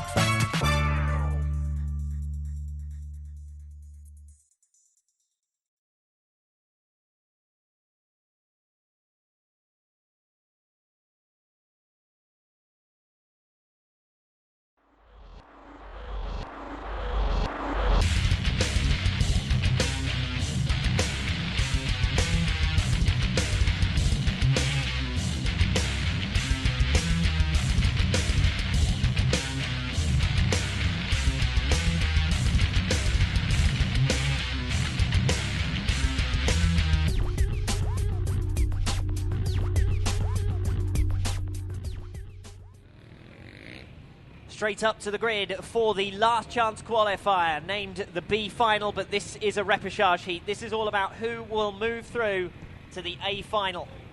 Only the top 2 point scorers, the top 2 in this race, will move through alongside the 10 automatic qualifiers. The favourites will clearly be the 2 most experienced riders on this grid. The 54 of Peter Bose and the 98 of Richard Mason off the front row. Tom Clemens has had a strong day though, in various categories, plenty of track time. He's in between them. The 50 of Les Wood is off the outside. Off the back row, the 53 of Alfie Collett, the number 8 of Guy Martin, the 88 of Jamie Courtney, and the 52 of Ross Herod. Only 2 can qualify. 6 will be eliminated. Boast makes the start off the inside. Mason's got a good one as well. Boast will command the inside line. Mason pulling alongside and bursting past though coming off turn 2. It's Richard Mason versus Peter Bose, perennial rivals from the past. Leading the way in this, the B final. Third place is the number 50. Right on the tail of Peter Bose. He's already beaten him once during the heat stages. Can he find a way through? The front 3 have broken clear. They're the favourites for potential qualification. Boast holding on for the moment, at least in second position. Mason pulling clear. It's all about the top 2 places. There's scrapping going on further down the order. The 52 of Ross Herod only just ahead of the 42 of Tom Clemens, and Jamie Courtney holding his own well there in 4th place. Behind the number 50 of Les Wood, who started to drop back. And the front 5 positions now are pretty stable. Could there be a position change between the number 42 and the number 52? Clemens makes the move down the inside of Ross Herod. Pulls alongside on the pit turn but locks it up, and Herod will come back around the outside, and Clemens' hard work over the last 2 laps pulling close and making the move is undone as he's pushed back to 6th place once again. Still fighting on the inside over that 5th position, but the more he fights for 5th, the further the front 4 get away, and only 2 can qualify. The next 2 of course will score championship points, So that would mean that Jamie Courtney will pick up another one, as he scored 4 points in the opening round of the campaign, and Les Wood, who scored 6 points in round 2, would also add to his tally, but it's not the type of tallies they would have wanted for getting into the final. My prediction before we got underway, before we went green light here, was Mason and Boast to make it through, the two most experienced riders. The 2009 champion in second place, the number 54. Not too concerned that Mason is pulling away. It won't give him any type of choice in terms of his starting position for the final. But Boast won't be too worried about that, because between 11th seed and 12th seed doesn't really make much difference off the back row anyway, as they go into the final lap. Still Mason from Boast, still Wood in third, Courtney in fourth position. Tom Clemens has pulled well clear now of Ross Herod, who's under pressure in the minor placings. And Alfie Collett some way adrift of the others out at the back, the least experienced in this category. Mason takes the checkered flag, Boast gets second, Les Wood in third, fourth place with Jamie Courtney, another championship point for him. Tom Clemens gets fifth, just misses out on the points, and the number 52 of Ross Herod does hold on as Alfie Collett completes the finishers in the last chance qualifier. So as I said, that race was all about the top two in terms of qualification and making it through, and the top two were the 98 of Richard Mason and the 54 of Peter Boast, who will transfer to today's A final. And just behind them, the number 50 and the number 88 will score 2 and 1 points respectively in terms of the championship standings. The number 50 of Les Wood and the number 88 of Jamie Courtney. So that's the qualification races done with, and we now move on to the finals. The first final will be in the vintage category. So the vintage riders are called out onto track next. Guy Sutherland led them into this race with 45 points, unbeaten during the heat races. Frank Shatterkeen had dropped points only to Guy Sutherland, if I remember correctly, in heat 3 and heat 23. And he sits on 39. The heat points, again, don't mean a lot, because they only determine starting position for these finals. Aside from that, little value. A reminder of the championship point situation in the vintage class then. Guy Sutherland it is who leads the way on 48. Frank Shatterkeen has won each of the opening 2 rounds and sits second on 40. Derek Brindley won round 3 and he sits fourth in the standings. The 2-round winners, along with the current championship leader Guy Sutherland, are all due to line up off the front row here. Sutherland, Shatterkeen and Brindley. Paul Harrison is also in the mix in terms of the championship standings, but he's been a little bit disappointing during the heats. Didn't manage to come up with any double-figure scores, but he has squeezed his way through to this final. So let's see how he gets on. The riders obviously sent out in order and then asked to pick their starting positions. Frank Shatterkeen has gone for the inside. Michael Herman will go alongside him. Derek Brindley off gate 3. And the outside grid on the front row is the 97 of Guy Sutherland. Hubert Basti waving to the masses here on the home straight, cheering him on. He's got a little following there.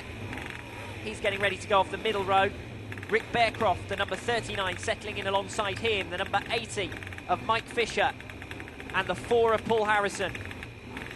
Then off the back row, Vincent Priestley, Norm Joss. And finally, John Harrison, the last of the qualifiers for the vintage class final. Round 4 and the final in the vintage class gets underway. Shatterkeen gets there first. Sutherland bursts around him. Derek Brindley is in the mix in third. Hubert Basti straight up into 4th position. Brindley losing pace down the back straight, but again, has the momentum on the turns. Sutherland it is who leads it, and pulling away, this looks ominous. Yet to take a meeting victory in 2016 in this vintage class, but Sutherland is pulling away, although he looks down at his machine coming off turn 2, and he's going to lose first position, and it's a repeat of his previous ride where he burst out into first place, lost speed suddenly, and had to work his way back through the field. Extreme disappointment for the 97 of Guy Sutherland. Shatterkeen has the lead. Can Sutherland get the bike back going at full tilt? Brindley is about to be swamped in third as Basti comes through up the inside. This is probably Basti's best ride of the day. He's only got 1 double-figure score during the heats. And here he is in line for a massive haul of championship points. Sutherland still looking down at the bike. The championship leader, 8 points ahead of Frank Shatterkeen. But Shatterkeen leads the way and he's already in line to pick up 4 extra points. Make that an extra 6 if Basti can find a way past. Sutherland, leg up now. He doesn't dare put the foot down. He's gone down to 4th place. Brindley moves him aside. He's still keeping going, but he's nowhere near the top pace that we saw on the opening couple of laps. This is going to hurt him badly in the championship as he gradually loses position. He's now down to 4th place. The number 80 of Mike Fisher coming through up the inside. That's the next move. This is the cruelest way to gradually drop back out of the championship lead. Position by position, when you're giving it 100% and the bike's letting you down, but that is the peril of the vintage class. We know that the danger of not finishing a race is ever present. Well, we've already seen one rider pull off onto the infield, the number 65 of Vincent Priestley, but he's not too concerned about what's going on out in front in terms of the championship. Guy Sutherland is still battling the bike. He's up in 5th place. Shatterkeen leads into the final lap. Basti in 2nd, Brindley in 3rd. 4th is with Fisher. 5th with Guy Sutherland, with an awfully sick-sounding bike going into the last lap, but he's still got the length of a straight over the number 20 of Michael Herman. Can he hold on? Turns 3 and 4 for the final time. Shatterkeen to take the checkered flag, his 3rd win of the season. Basti takes 2nd, 3rd for Derek Brindley, a 3rd consecutive podium for him. Guy Sutherland will be pleased just to have made it to the finish. He'll be grateful that there weren't any extra laps in that one. Michael Herman over the line, number 20, Rick Bearcroft, Norm Just the number 94, Paul Harrison, the number 4, and the 104 of John Harrison completing the finishers. We lost the 65 of Vincent Priestley, and we very nearly lost the 97 of Guy Sutherland. The championship leader burst into 1st position, unbeaten during the heat stages, but he's certainly beaten during the final when it mattered the most, when the championship points were on the line. The bike has let him down, and in terms of what that does for the championship, it gives Frank Shatterkeen, the number 5, the lead of the series overall in the vintage class. 3 wins in the opening 4 rounds of the campaign. Non-scorer in round 3 when Derek Brindley was the victor. Brindley takes a 3rd consecutive podium. It's tight at the top between Sutherland, Shatterkeen and Brindley, but it's the number 5 who leads the way after round 4's completion in the vintage class.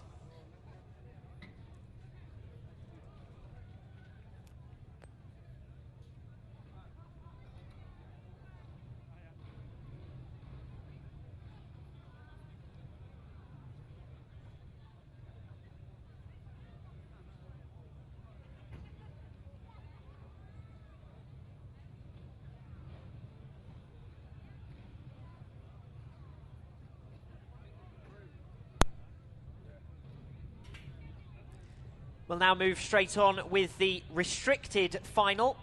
A reminder of the championship and how that looks. It's Daniel Kafka currently leading the way on 46 points after winning at round 2. The other round winners, Jake Mason and Sean Kelly, not taking part here tonight.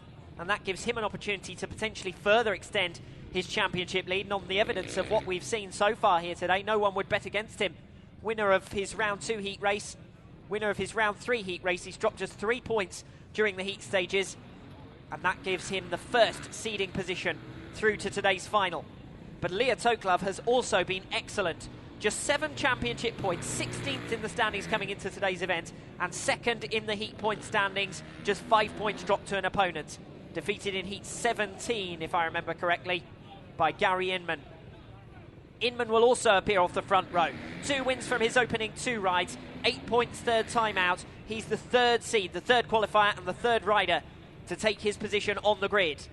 The number 35 of Mike Hill, another heat winner, won his round 2 heat race, heat 16. He has the 4th choice of starting position, and I don't think he'll be that disappointed actually with grid slot number 2.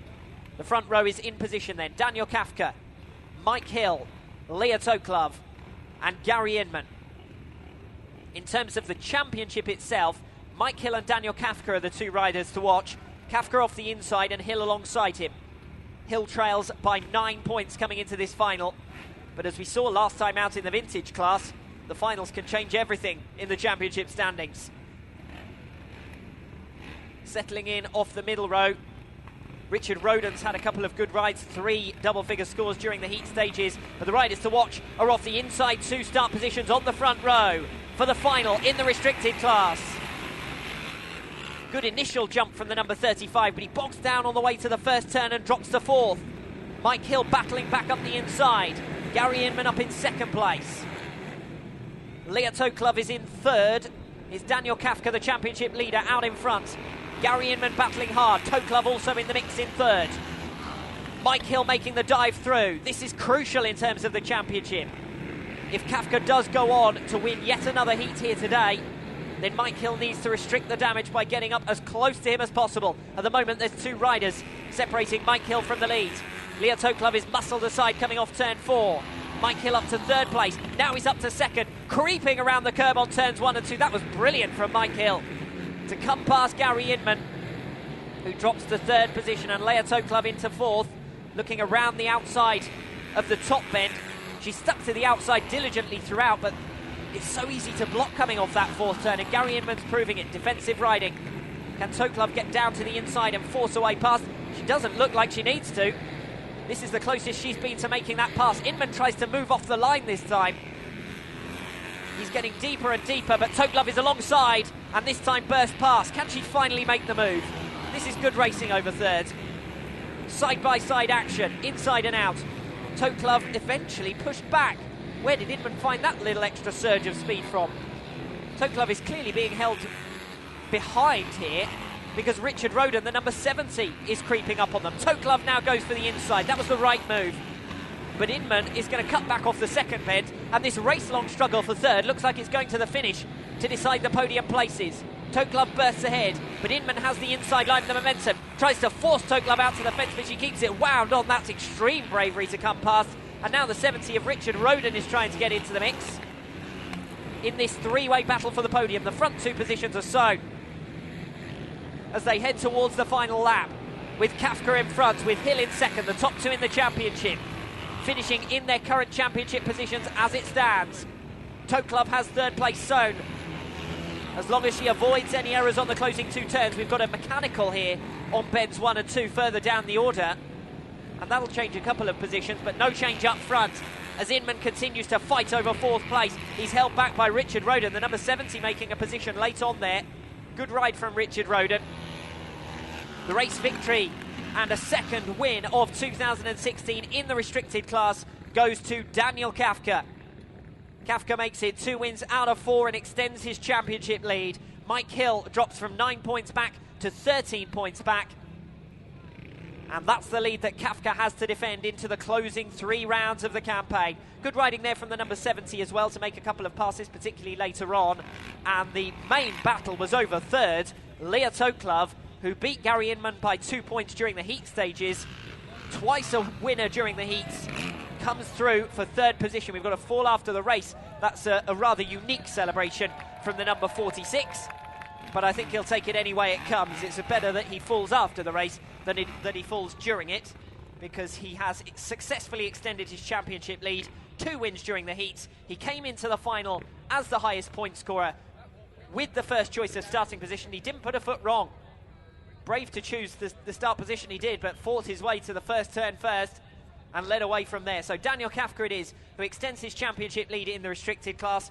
A good point scoring day for Leo Toe Club, but in terms of the championship, main rival Mike Hill drops 4 points further back as the front two pull clear of the remainder of the pack, and it turns into a 2-horse race in the restricted championship.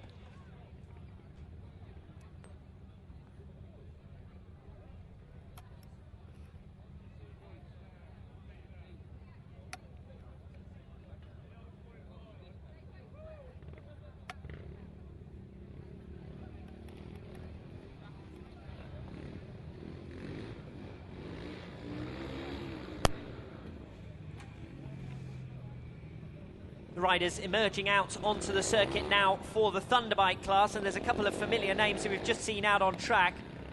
And if you thought that racing in 2 classes was a challenge during the heats when the races are 6 laps long, these riders are going to be stretched to the limit in the finals.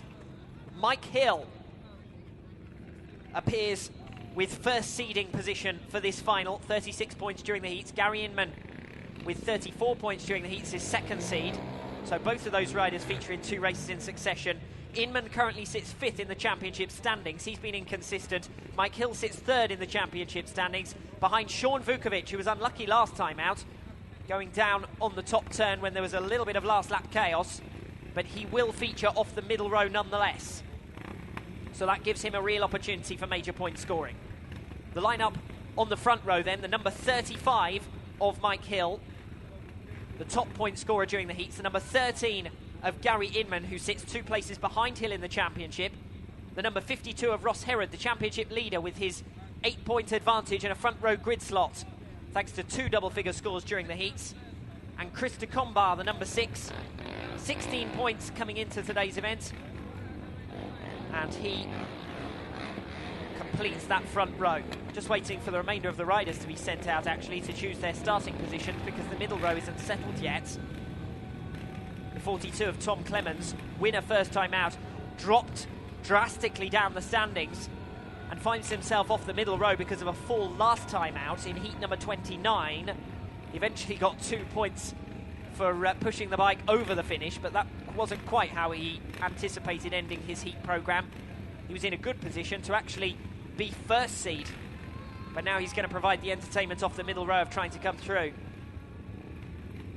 We've got Andrew Smith, the number 34, a winner last time out, to book his place as a qualifier, going off the inside of the middle row. The 3 of Paul Sheldon, the 42 of Tom Clemens, and interestingly, in the context of the championship, the number 97, who came into today's event 4th in the standings, scored just 19 points during the heats and finds himself outside of those top positions in terms of progression to the Thunderbike final.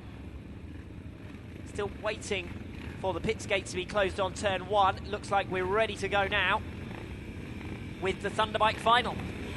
Here we go then, settling in. Ross Herod, the championship leader, goes toe-to-toe with his rivals. He makes the start as well. The 52 is there first. Watch for the current second-place man in the championship, Sean Vukovic, who's going side-by-side with the number 6 of Chris de Combar down into the top turn. The top 2 in the championship now occupy the top 2 positions. Tom Clemens, the number 42, the round 2 winner, is through into 3rd place. Chris de Combar holds 4th. Mike Hill in 5th. 3-way battle coming off the second turn for 3rd. And a change of position for 1st place as well, as Sean Vukovic hits the front. Ross Herod into 2nd, Mike Hill in 3rd. Tom Clemens, though, in 4th, is going to make the move for 3rd place, back down into turns 1 and 2. So Clemens and Hill dicing here over the last step on the podium, but all the while they're starting to close on the 52 of Ross Herod, who's dropping back from the race leader Sean Vukovic. Round 1 winner, round 3 winner. Will he take the lead of the championship with a 3rd win this season? 8 points his buffer, but Ross Herod is fighting back up the inside of Mike Hill and into 2nd place. This would be worth 16 championship points if he could get 2nd. That would move him on to 64. Sean Vukovic would only eat 4 into that 8-point lead that Ross Herod holds. Hill from 3rd in the championship, sits 3rd in the race as well. The top 3 in the championship not respecting their current championship order, though. They do sit in the first 3 positions. Tom Clemens looking around the outside now off turn 4, trying to pull alongside the 35 of Mike Hill. That's the race for 3rd, but he's overcooked it. Gary Inman comes through to 4th. And Clemens has gone way too deep there on the second bend. He's out of the running. So he had so much speed and so much promise, but he got a little bit over-eager trying to recover time and positions, and he's given it up. Still the race is over 2nd. Mike Hill on the inside of Ross Herod. Crucial for the championship. Herod can't afford to lose any more points, but he's been overhauled. Drops back behind. So it's Hill holding the inside ground now as Herod tries to fight back on the last lap. Time running out for the championship leader. If he stays where he is, his championship lead will be down to 2, because around the final 2 turns for the final time to take the checkered flag and a 3rd win of the season. Sean Vukovic wins at Kings Lynn. Mike Hill gets 2nd. Ross Herod, his worst performance of the season, but it's still a 4th podium finish of the campaign as he struggles to hold on to his championship lead, but does so. The number 13 of Gary Inman finishing just behind as well. And the 42 of Tom Clemens, after losing out really in that squabble, he was desperate to find his way past, and off the middle row he knew he had a lot of work to do to get through quickly. He didn't manage to do it because he overcooked it on turn 2 and dropped well out of contention. So Tom Clemens takes eventually the 5th place finish. Gary Inman takes 4th. 3rd place goes to the 52 of Ross Herod. The 35 of Mike Hill gets 2nd. And your winner, Just 2 points short now of the championship lead is Sean Vukovic. Vukovic moving on to 60 then, and Ross Herod moves on to 62 thanks to his efforts here today.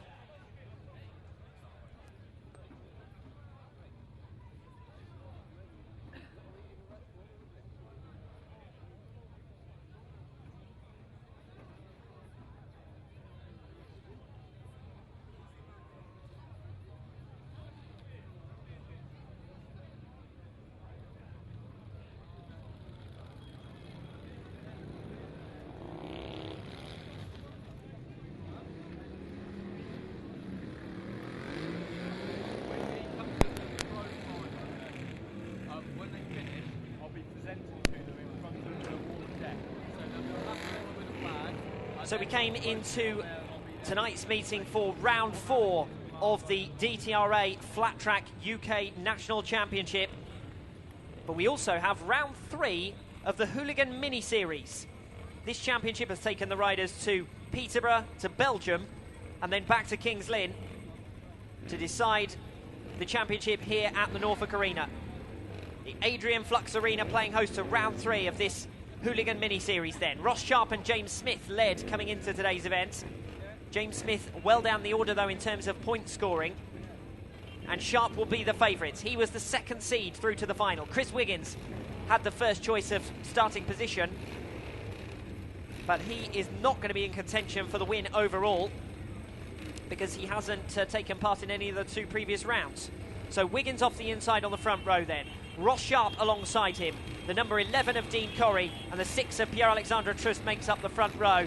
Milo Hiscox, Paul Harrison, the number 12 of Alistair Fagan, and James Smith, watch out for him as well off the back row. Trust it is who's made the start off the outside. That's customary. He's done so in each of his hooligan races, but he has dropped back as the proceedings have continued. Chris Wiggins making a pass for 3rd coming off turn 2, but drops back to 4th. The front 4 in a pack, separated out now from Paul Harrison, the number 5, who's down in 4th position. They go 3 abreast off turn 4, and Dean Corrie makes his way through. Trust starting to slip backwards as he has in each of his heat races. Corrie looking for the inside. They're going to go either side of him, and Corrie goes down the inside to take the race lead. So it's Dean Corrie who leads the way. Pierre-Alexandre Trust in 2nd. 3rd is with the championship leader, Ross Sharp. Still trying around the outside. Again, they're almost 3 abreast back into turns 1 and 2. And while the front 4 are changing constantly their positions, Paul Harrison is keeping a watching brief right on terms. As it stands, this would be enough for the number 1 of Ross Sharp to take the championship, or to take the mini-series. He can't afford to make any errors. Oh, he's made an error. He's gone down on the inside, on the racing line, and that's going to destroy his hopes of victory. He was in the position he needed to win the series, and he's gone down unnecessarily, pursuing a position he didn't need to take. The race continues under yellow flags. The exuberance of motor racing riders can never be underestimated, and a desperation to take extra places has cost the number 1 the series. We're going to have to work on the point shakedown when we get to the end of the race to determine exactly who has finished where, bearing in mind that Sharp and Smith led on 20. Tony Chalice was just behind on 16, and Paul Harrison sat on 12. As it is, it's the number 8 who leads the way. Chris Wiggins still in front then.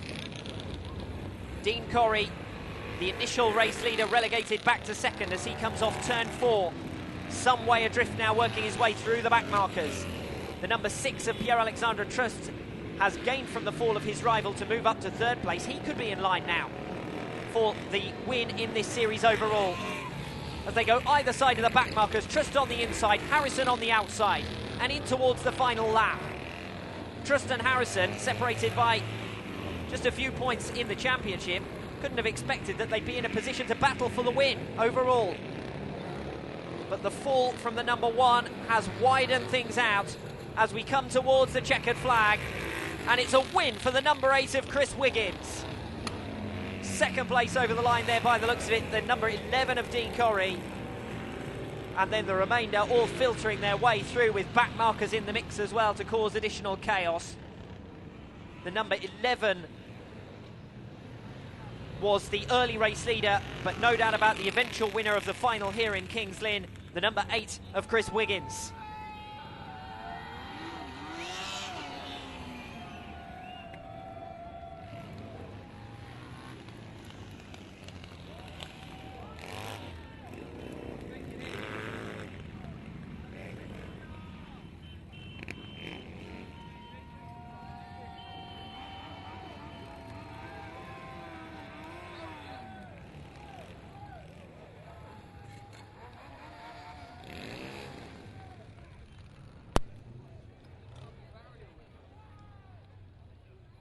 Next up is the Pro Class final itself.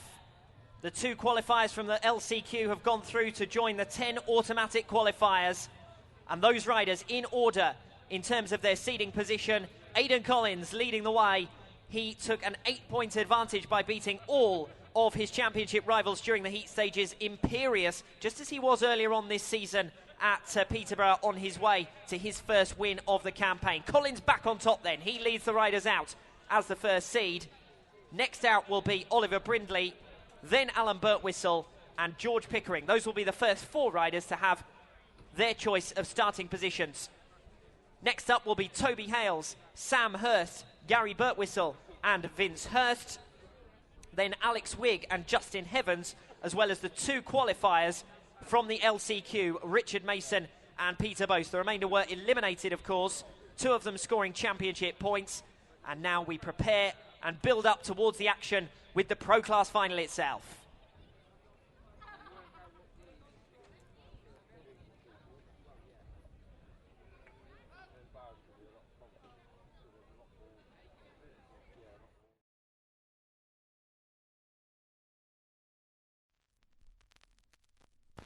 Be the anomaly, the aberration, the glitch, the divergent, the unexpected, the inconvenient, the square peg. Hell, be the fool, the clown, the bonehead, the idiot in the room, or the field. Just don't be a passenger.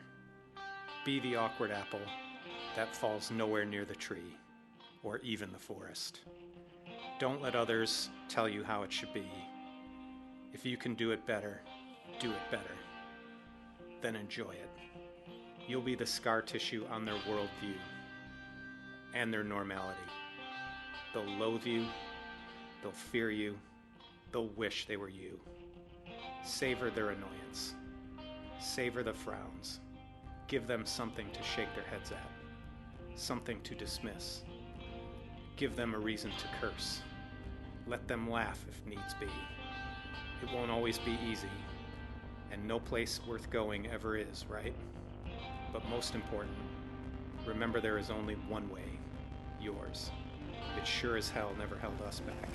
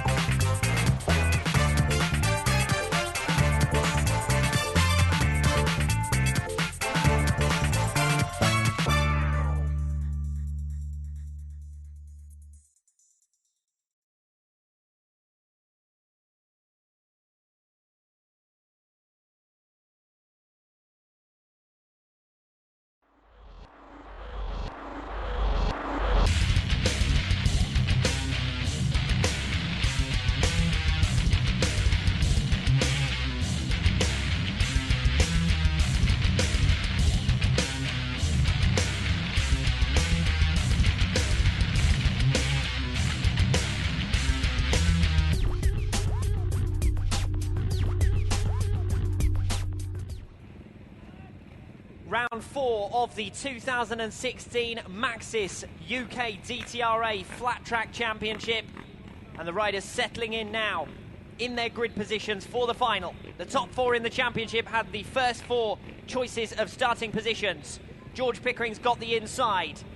He's on the pole. Alongside him is the 30 of Alan Birtwistle, the round 3 winner, currently second in the championship. Oliver Brindley, beaten during the heats. He's managed to find his way through a second seed. He goes alongside, and Aidan Collins, unbeaten during the heats, the round 2 winner, completes the lineup off the outside. Gary Birtwistle, Vince Hurst, Toby Hales and Sam Hurst off the middle row. Peter Boast, Richard Mason, Justin Heavens and Alex Wigg completing your lineup. The focus is off the front row. Looks like a couple of last-minute issues for the 38 of George Pickering on the inside. He currently sits 4th in the championship standings, looking for his first podium of the season. Is today the day he gets it? Pickering, Birtwistle, Brindley and Collins, the front row for the final here in Kings Lynn. Birtwistle it is who takes the inside. Can he command? Collins alongside, finds himself too wide. Brindley bursts his way through up into second place. Pickering's in the mix as well, in line for a podium. It's Birtwistle who leads. Brindley in second, Collins in third. 4th place with George Pickering after he's overhauled at the end of lap number 1. 5th place with Gary Birtwistle, another strong ride from him, but it's the front 4 that are the focus in terms of the championship. We've got a fall on turns 1 and 2. That's Alex Wigg, I think, going down once again. Gets himself up to his feet and pulls away from the outer portion of the circuit, enabling the race to go on. Full credit to him. This is astonishing from Alan Birtwistle. He's getting speed where none of the others can. It is going to be a case of 2 round wins in succession. Birtwistle, who won here back in 2013, could be set to do so again in 2016. If he does so, a big 20 points will make him the championship leader. Collins bursts alongside Brindley.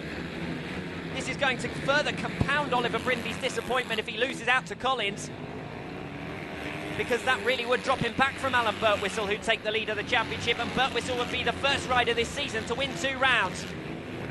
Brindley is pushed wide off turn 2. Collins comes through. Pickering is still in touch, waiting for these 2 to give one another difficulties and try and come past. Down the order, the 98 of Richard Mason's done a great job to work his way through the field, and Peter Boast is having a good ride as well. The 2 most experienced riders coming through, although now that I say that, Toby Hales has just picked off Boasty.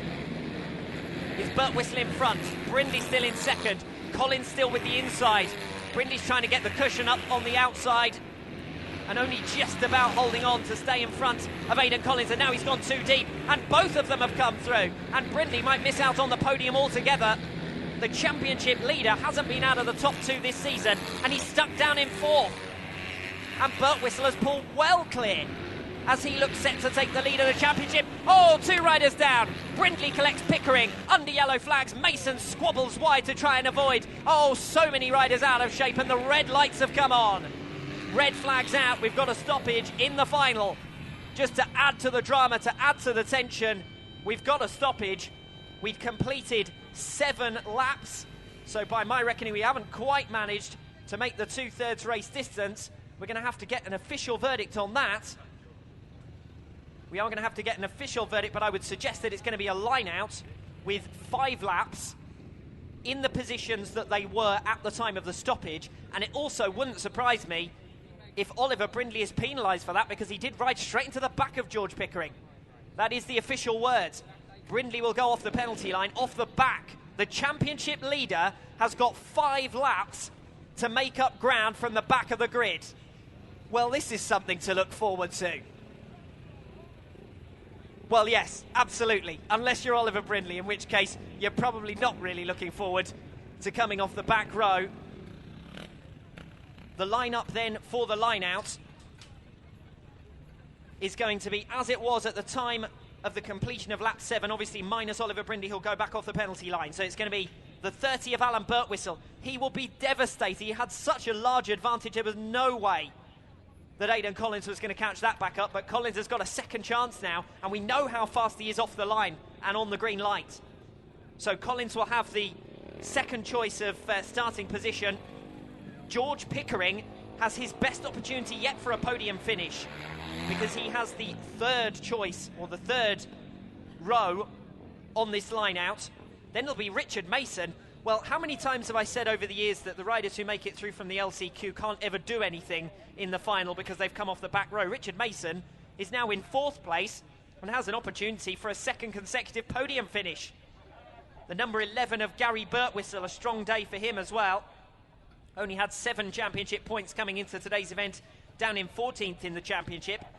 He's going to be starting in 5th in the restart. Sam Hurst, the number 116, it's been a good season for him. Consistent performances through his rounds to currently sit up in 7th in the championship. The riders assembling on turns 1 and 2. Possibly a couple of difficulties for a couple of riders in terms of machinery, because riders were scrambling left and right to avoid 2 stricken riders on the racing line, George Pickering and Oliver Brindley. Brindley was punished, having gone in on the inside down into turn 1, collected the back of George Pickering, and the 2 went slamming down onto the circuit. The good news is that George Pickering is up and about, the number 38 able to resume his place in the restart. He'll be 3rd on the grid. A reminder of the grid positions then, it'll be Birtwistle off the front row. Aidan Collins will be number 2 on the grid. Number 3 on the grid will be George Pickering. Then Richard Mason. How on earth has he managed that recovery from the back run up to 4th? Then it'll be Gary Birtwistle, Sam Hurst, the number 20 of Toby Hales, the 54 of Peter Boast, who at the exact moment that I suggested that was going well, he dropped behind Toby Hales, the 67 of Justin Heavens, the 95 of Vince Hurst, Alex Wigg, who went down but remounted, so is able to retake his place in the restaging if he's able to do so, and the number 24 of Oliver Brindley, whose bike I'm sure is worse for wear, and who's now got to go off the very back row. In fact, is Oliver Brindley off a spare machine there? Because I can see there's one on the infield. Either way, whatever bike he's on, he's going to have a real hard task to come from the back. 5 laps in which to do it, and it's going to be damage limitation. There's no way that Brindley will get to the very front, but how many championship points can he score? Remember, he comes into this round with a 4-point championship lead. It's Brindley at the top of the standings on 52, Alan Birtwistle on 48, 4 points in arrears, the winner of the last round. Aidan Collins, the winner of round 2, sits only 3rd, but he's been highly competitive here today. He just had no answer to Alan Birtwistle once the number 30 hit the front. Collins has beaten Birtwistle during the heat stages, was unbeaten during the heat stages, and come the final, in the past, it's always been Collins stepping it up an extra level in the final. Here today, he's going to need to in this second chance. Birtwistle, Collins turning away, nervous ahead of this restaging. 5 times British champion, but there's no doubt about it, he's got some real competition this year. Alan Birtwistle has stepped it up. Last the winner back in 2013, but won last time out at round 3. Oliver Brindley has stepped up another notch. International racing in the US and overseas in Europe, clearly serving him well. Although it didn't serve him that well when he thought that Rubbing was racing up against George Pickering there in the battle for 3rd. Pickering will go 3rd in the restart. Richard Mason, the 98, 4th. 5th, the number 11 of Gary Birtwistle. The number 116 of Sam Hurst behind. The youngster Toby Hales, the number 20, has got the veteran Peter Boast right behind him, the number 54. Vince Hurst is slotted in. Alex Wigg is put into position. The number 67 of Justin Heavens wants to line up in there as well. And it looks as though he's got Jamie Courtney's bike there, the number 88. So obviously his bike wasn't fit to continue, and he is on board the number 88. So remember that the 67 on his back is going to be the 88 bike-wise, although he is told that that's not permissible under the rules, and it looks as though he's going to miss out on this final. He will nonetheless score 4 championship points. So Justin Heavens is out of the action, which is unfortunate for him. Watch how far Brindley's got to come back from. All of the other riders are lined up. 10 riders up on the start line. Watch for the number 24 off the very back. Behind the 25 of Alex Wigg by a good 5-10 metres. Take 2. Electric start from Alan Birtwistle. Collins is going straight for the outside, pulls alongside. Birtwistle muscles him out of the way. Collins tries to run around nonetheless. Brindley has picked off 2 riders already, and he's scything his way around the outside of Peter Boast. He's gone in so hard into the top turn, he's gone straight up to the dirt cushion, but Boastie's got it back down on the inside to come back through. Brindley went too deep there. It's Birtwistle who leads, it's Collins in second, it's Pickering in third. Brindley trying to find his way through. He's ended up gaining one place and losing another. It's a little bit of desperation here from the number 24 down the field, but that's where the battle is in terms of the championship. Richard Mason it is who's up in fourth place. The front three have pulled clear. Sam Hurst about to be overhauled here by Toby Hales. The number 20 gets up the inside, and that is in the battle for fifth place. Hurst trying to come back around as the two inside and out.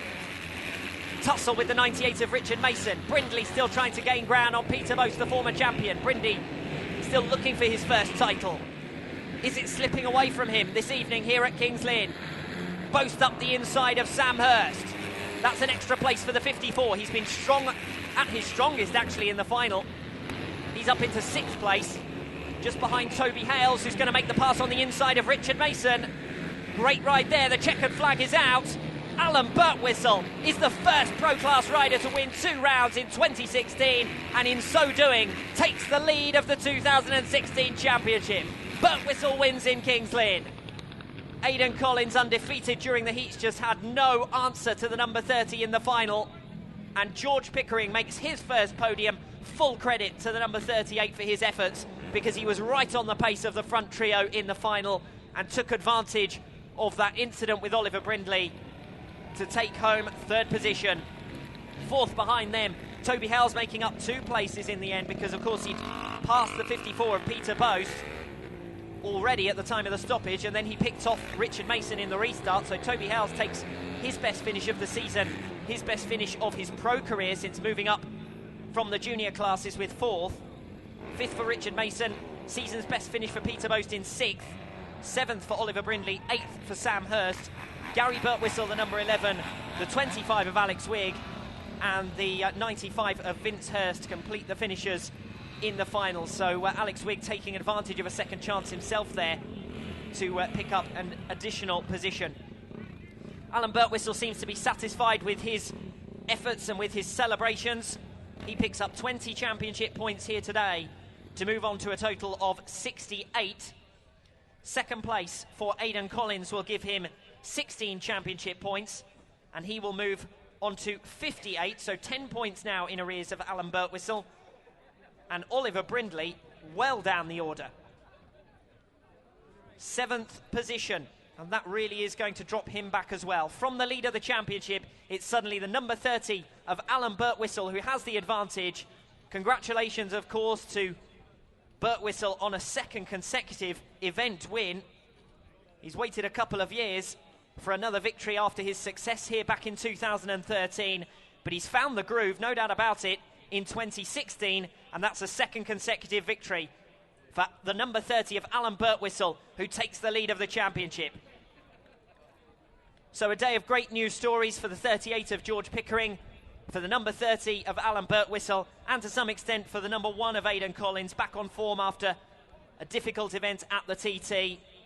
And the podium presentation is going to take place, highlighting the Wall of Death arena that will be in use after today's event. So we're going to call the riders up now onto the podium, starting with the rider who took 3rd position here today. His first top 3 finish of the campaign, sits 4th in the championship coming into today's event, and he's picked up his best finish of the season here at Kings Lynn. It's the number 38 of George Pickering.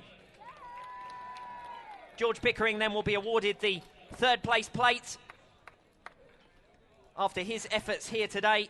12 points. He's been a double-figure scorer each of the rounds so far this season, and that run continues here tonight. Up in 2nd place then, his 2nd runner-up position of the season. He just failed to add to his win earlier on in the campaign at round 2. 2nd place, back on form, it's Aidan Collins. The 5 times British champion still has work to do in the series overall. 10 points to gain back now on Alan Birtwistle, but he found his pace and underlined it with 3 imperious race victories during the heat stages. He gets his number 2 plate. No doubt about the winner here. He had to do it twice, really, with 2 starts. He was impeccable first time out. He was even stronger second time around to come back and survive that pressure and come through for a 2nd win of the season to take the championship lead, the number 30, Alan Birtwistle. So there we go then, your top three here at Kings Lynn. Oliver Brindley, perhaps the favourite, bows out after a dramatic fall and ends up recovering to only 7th. And your top three at Kings Lynn: 3rd place, the 38 of George Pickering; 2nd, the number 1 of Aidan Collins; and your winner for a 2nd event in succession to take the championship lead is the number 30 of Alan Birtwistle.